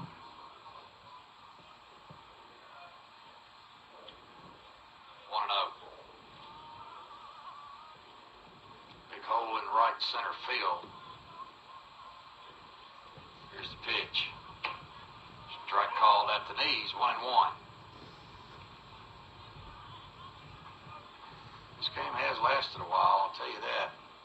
A lot of pitching changes, a lot of walks.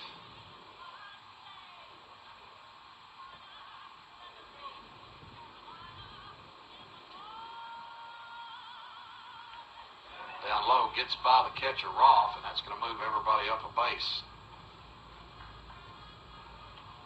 So now second and third. Third is Milan, second is LaRue. Toshi has a 2-1 count.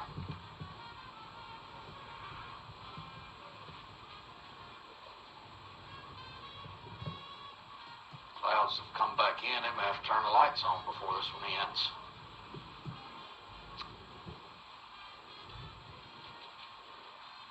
Here's the pitch to Correa. Strike call. Good pitch by Mariani. Am I pronouncing that right? Mariani? Mariani? Okay, Mariani. We want to get it right if we can.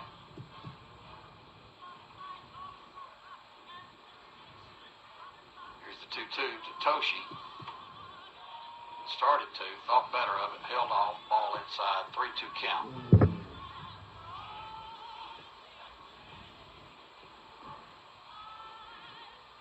You know, there was a game earlier this year, Chris, a few weeks ago, like maybe the first week that the D1 club started playing. William and Mary in Rhode Island, 36-22. Yeah, I think William and Mary had a 14-0 lead. Ended up getting beat by 14. Ground ball. That's going to get through for a base hit for Toshi Correa. That's going to score 2 more runs. LaRue scores and Milan scores. Toshi, 4 RBIs in this game. Having a day, baby. That makes the score 13-5. Garcia bats now with Correa on at first. 4 runs in the inning. Garcia turns around, bats from the right side. One of 3 switch hitters in our lineup. He is 1 for 5 on the day. On the game, not the day. Ball's hit out into center field. He is now 2 for 6. That is a base hit by Garcia on the first pitch. Single to left center. Toshi has to hang at second. Still no outs. Trent Duxer. I really want Trent to get a hit. He's not had a good series at the plate. Yeah, I do too. Just want to, he's hit the ball a couple times on the barrel, but just want to see him hit something. Like he and LaRue both. Just want to see them hit something hard. Even if it's a line out, something that you can feel good about. Especially his dad's up here watching him too from North Dakota. Breaking ball in there for a strike. Well, actually, you said for the season, they're staying in Alabama. And going back and forth between watching Trent's sister play softball for the Crimson Tide and Trent play baseball for the Phoenix. They pulled their camper down. Pretty good work if you can get it. Inside the corner for a strike. And Trent's behind 0-2.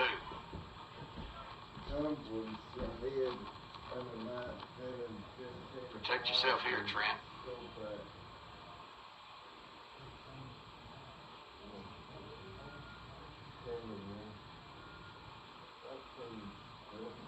Ball outside. 1 ball, 2 strikes.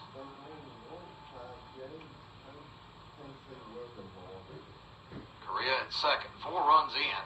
13-5 is the score. Cumberland leads. 13 runs, 10 hits, 3 errors for the Phoenix. 5 runs, 7 hits, 1 error for Georgetown Tigers. Ball low. It's 2-2.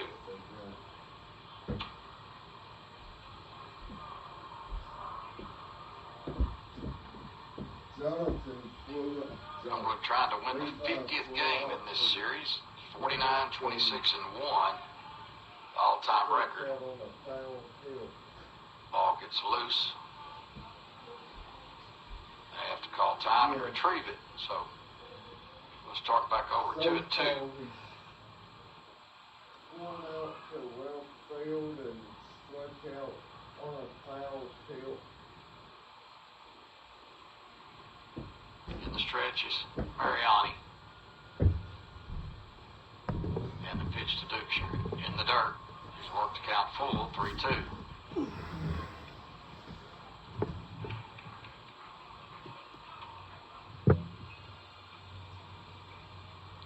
Garcia at first, Correa at second. 2 outs.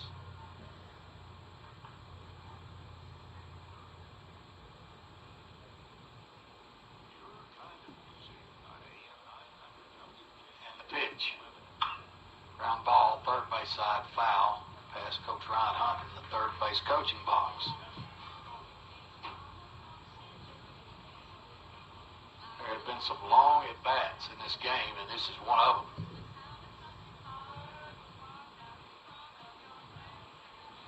He's battling for sure. Come on, Trent. Here's the pitch. Ground ball, shortstop. Chapman over to second, over to first. Double play. Correa advances to third. 6-4-3.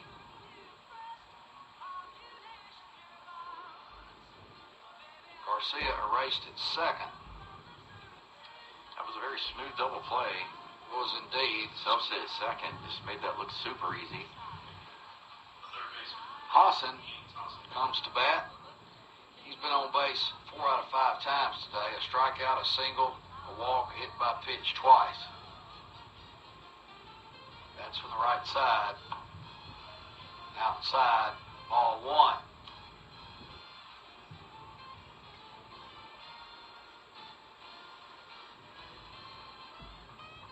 Steps back in, hitting from the right side. Here's the pitch. Outside again, 2-0.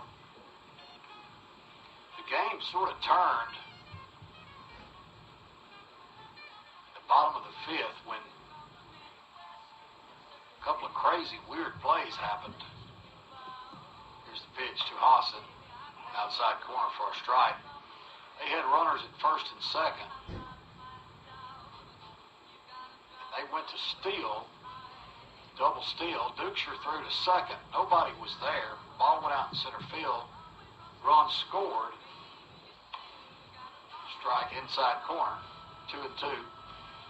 But they called it back because they said the batter had interfered with Dukeshire on his throw, which was a really big break because nobody was at second base. Nobody was even covering. So we got caught with our pants down there, but the batter's interference with the catcher helped us out. Ball outside. So the runners had to go back and the batter was out. The very next batter hit a double to right field. It was going to score 2. Ball got caught in the fence. Welchel threw his arms up in right field. Umpire had to go check it. Ball 4. Gaines Hassan is aboard.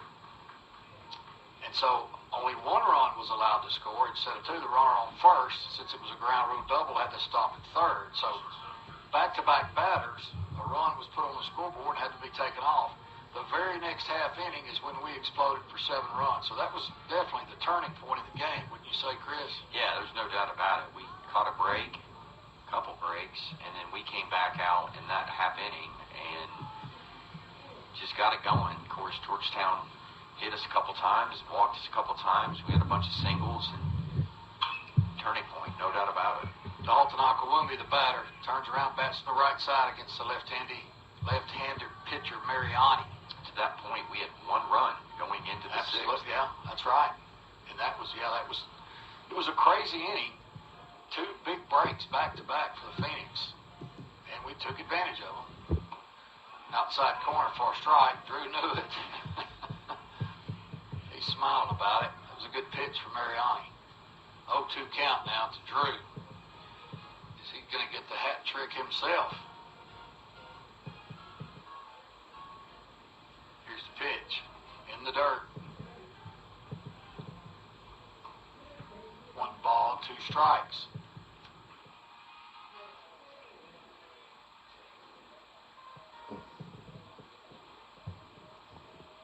Two men on, 2 men out. 4 runs already in this inning. Here's the pitch. Foul back.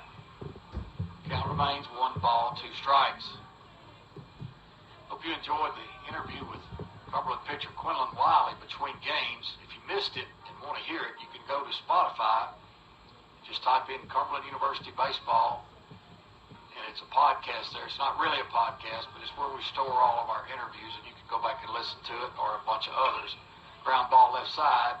That's going to get through for a base hit past a diving Detzel. Drew has a base hit and an RBI as Correa comes across to score.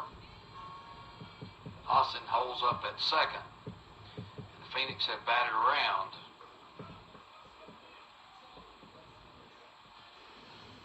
Single RBI. Austin now at second. Dalton Akawumi at first. Moser, the hitter, he started this off with a leadoff walk. 14-5 is the score. First pitch misses outside.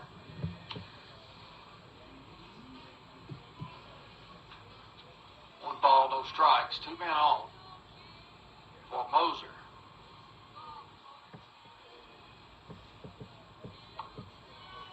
Ball low.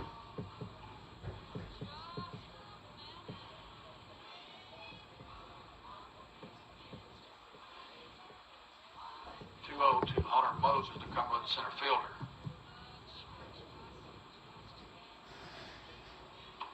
Strike called.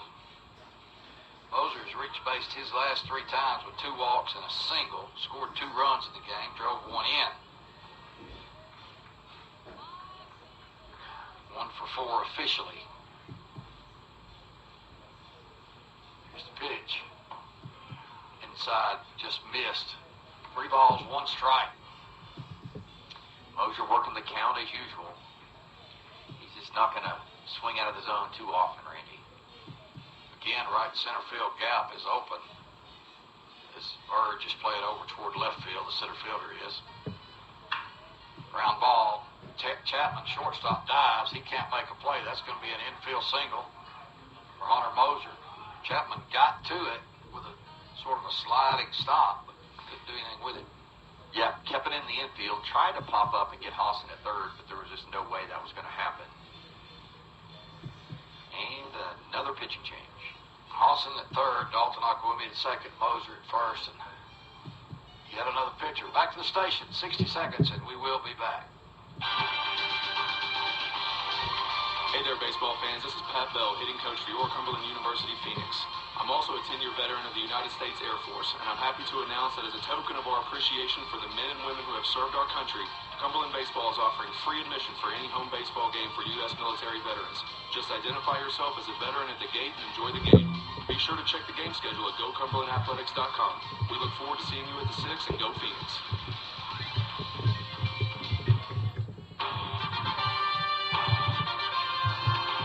Hi Phoenix fans, this is Quinlan Wiley from Noonan, Georgia, and I'm a senior pitcher for the Cumberland Phoenix. We're fighting for a Mid-South Conference Championship, and we want all you guys to be a part of it. Tune into these radio stations on Tuesday and hear us take on the 19th ranked Johnson Royals from Knoxville. Then come out to the 6 and watch us battle Campbellsville in a huge Mid-South Conference series on the weekend. All games can be heard online at WATFM.com, GoCumberlandAthletics.com. Check out the CU website for game times. I'll see you at the 6. WANT, WCOR, WKDA, W252DU, and W270DM, Lebanon.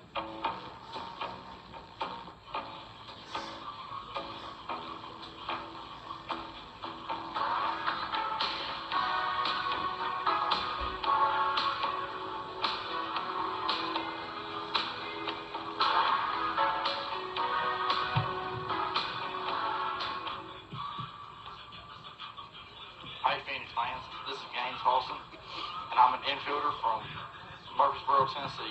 Cumberland Baseball would like to thank our corporate sponsors, including Enterprise Rent-A-Car, Holiday Inn Express, and Middle Tennessee Wash Crews. The new pitcher number 8 for Georgetown is number 45, Manuel Melon, a right-hander from Panama City, Panama. He pitched against us yesterday. That seems like a week and a half ago.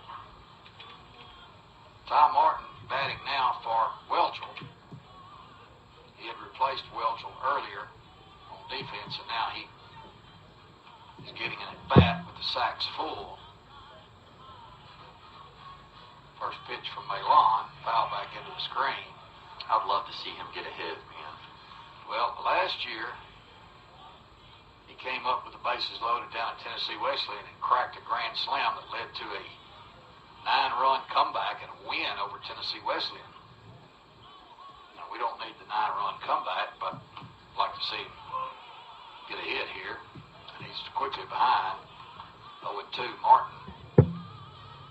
Only 3 at-bats on the season, doesn't yet have a hit. Has scored 16 runs, though, as a courtesy and pinch runner, and has played excellent defense. Left-handed hitter. Here's the 0-2. Called him out on a call, third strike. That's gotta hurt. Yeah, when you're up 9, that's a strike. Unfortunately, looked like it was up and away a little bit, but you got to be protecting. You got to know that. Hate it for him. Cumberland scores 5 or more runs to go up 14-5. 3 outs to get. They'll be back in 60 seconds. Support for Cumberland Athletics is provided by Hamilton Springs, Tennessee's first transit-oriented community. The award-winning development on Highway 70 in Lebanon includes a Music City Star train station. Homes and lots as well as apartments are available within the Jack Bell Builders development. For more information, contact Anita Tate or visit HamiltonSprings.com. Enterprise Rent-A-Car is the company with a wrapped car, which means you get the best rental package around. With weekend specials available, Enterprise is the perfect choice for that trip to the ball game or that getaway with a family. Not only will they set you up with a great rental vehicle at a great price, but they'll also make life easier by picking you up. Before you get away, get on the phone and call Enterprise Rent-A-Car at 1-800-RENT-A-CAR. Enterprise Rent-A-Car on the bypass in Lebanon.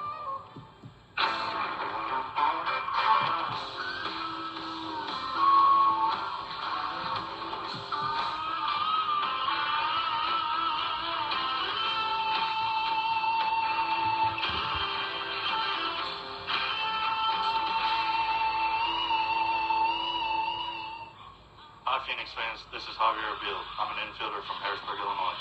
You are listening to Cumberland Phoenix Baseball on WANT-FM, WCOR AM, WANTFM.com, or GoCumberlandAthletics.com. We appreciate your support. Go Phoenix. Kyle Noblet still in the game for Cumberland. That was a long time ago when he came in. This is his second inning of work, and he faces ground ball, shortstop. Dalton Akalumi has it. Throw over to first. Throws it high, but 10 snags it and comes down and tags the runner. Good job, Wilshire 10. Once again, he bails us out. Got to focus, Drew. Got to focus. Got to keep your focus. That was Roth, the catcher. I couldn't introduce him before he hit the ball. And that's a 6-3 ground out. Good play by 10. Michael Detzel, the third baseman, comes to bat.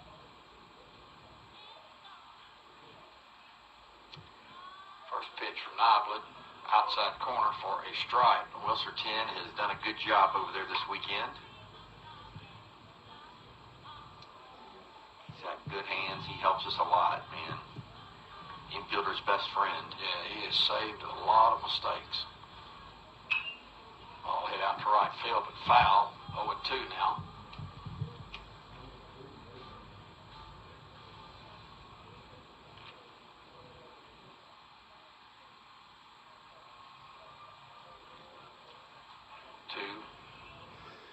Detzel, the third baseman. Ground ball, shortstop. Drew has to come in and take a high hop. Throws over to Wilshire. That's how you do that, Drew. Keep you focused. Good job. Man, that little ball tap he does every time. He fields it, taps it with in his glove, and then throws it. Worries me sometimes. It worries me to death. I don't love it. I wish he would stop doing that. Sometimes you can do that, but he does it every ground ball, really, and it's just a bad habit to get into. Just field that thing and throw it across. Top of the order, Braden Shepard. He struck out twice, singled, and walked. Popped high in the air, foul ground. Wilshire 10 coming over. He can't get to it near the Georgetown dugout. And it falls for a strike and nothing more. The Georgetown Tigers are down to their last out. Cumberland trying to sweep the series. The 12-6 win in Game 1 yesterday, a 10-1 win in Game 2, and now leading 14-5. Pitch from Niblet. Ground ball Drew. He's just going to get them all this inning. Throw over to 10. Got it, baby. That's it. We got it. 3-6-3 ground outs in the ninth. Cumberland wins by a score of 14-5. 14 runs, 12 hits, 3 errors for the Phoenix. 5 runs, 7 hits, 1 error for the Georgetown Tigers. And Cumberland improves now to 27-8-1, and more importantly, 7-2 in conference. We're going to go back to the station for 3 minutes. We're going to tally up the stats. We'll come back and wrap it up, and hopefully have a guest for a player of the game or a coach. I think Coach Daniel Barato is going to come up, I believe. So stick around for that. Back to the station for 3 minutes, please. Hey there, Cumberland fans. This is former Cumberland University baseball player Dr. John Franklin with Franklin Family Eye Care, wishing Coach Ryan Hunt and the team a fantastic season. Our office is located at 3458 North Mount Juliet Road in the heart of Mount Juliet. We provide a full range of primary eye care services. We have state-of-the-art equipment, full-service optical, and fitting of all types of contact lenses, including hard-to-fit cases. See you at the ballpark. Sports World in Lebanon offers school apparel for your favorite sports team. Hoodies, shirts, hats, ear warmers, and toboggans to show off your school spirit. Sports World also specializes in team uniforms, equipment, and sporting goods supplies, offering customized apparel with screen printing and embroidery. They carry North Face, Columbia, Under Armour, Adidas, and more. The staff at Sports World is happy to assist you with all your sporting needs, big or small, open Monday through Saturday. Find them on Facebook for new arrivals and information. For anything and everything sports, think Sports World in Lebanon.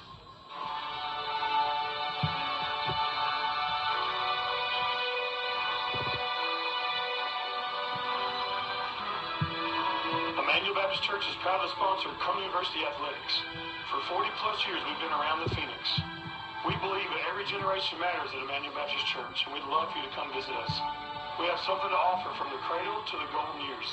Check out our website at ibctn.org to learn more.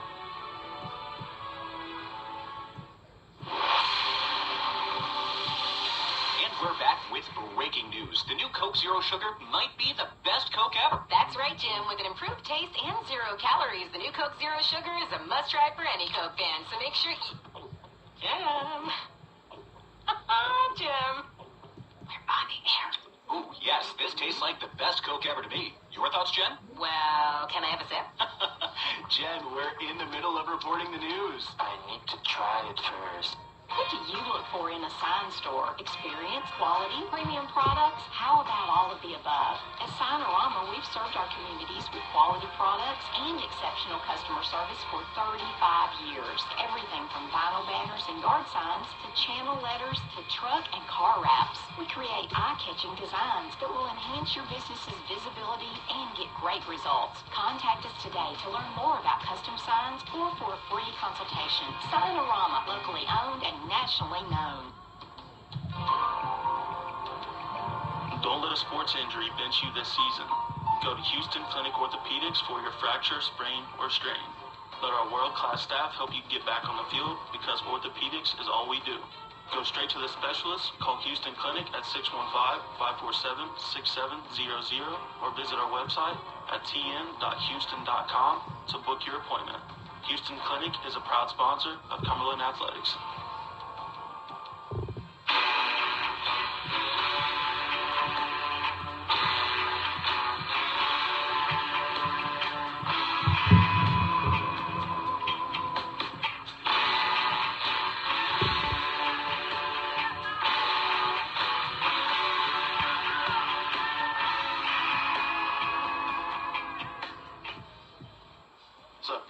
This is Jake Green. I'm a right-handed pitcher from Thomasville, Georgia, and we'd like to thank some of our corporate sponsors for this season, including Don Kennedy Roofing, Coca-Cola, and Houston Orthopedic Clinic.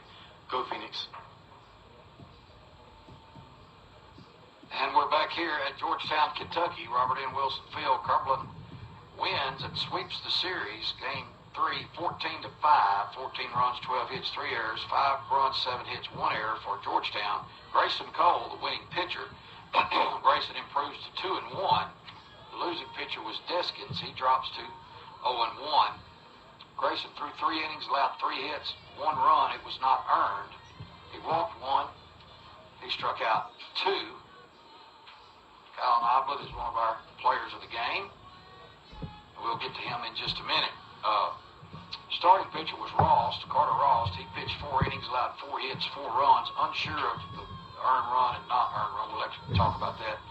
1 walk, 1 strikeout. Grayson Cole, as I said, 3 innings pitched, 3 hits, 1 run. It was unearned. 1 walk, 2 strikeouts. Kyle Noblet, 2 innings pitched, all clean, 6 up, 6 down. Offensively, a lot to wade through here. We'll try to wade through that now. Drew Dalton Akawumi, 2 for 6. A run scored and RBI. Hunter Moser, 2 for 5 with 2 runs scored and a run driven in. Preston Welchel, 2 for 2, 2 hit by pitch, 2 base on balls, 2 runs scored. He was on base 6 out of 6 times. Wilson 10, 1 for 3, a run scored, a RBI, 3 walks. Tom Martin, 0 for 1. Dylan LaRue, 0 for 4, hit by pitch, a base on ball. He scored 2 runs. Toshi Korea, 2 for 3, 2 runs scored, 4 runs driven in, 2 walks. Rafael Garcia, he was 2 for 6 with a run scored. Trent Dukeshire, 0 for 5 with a sac bunt. Gaines Hassan, 1 for 2, but he walked twice. He was hit by pitch twice. He scored 2 runs and drove 1 in. So all in all, the key to this series was the walks and hit batters, which at one point they had told us it was 33, and it went up from there. But anyway, we got the sweep, and that's what we wanted. And we've got the player of the game for Game 1, Justin Goldstein.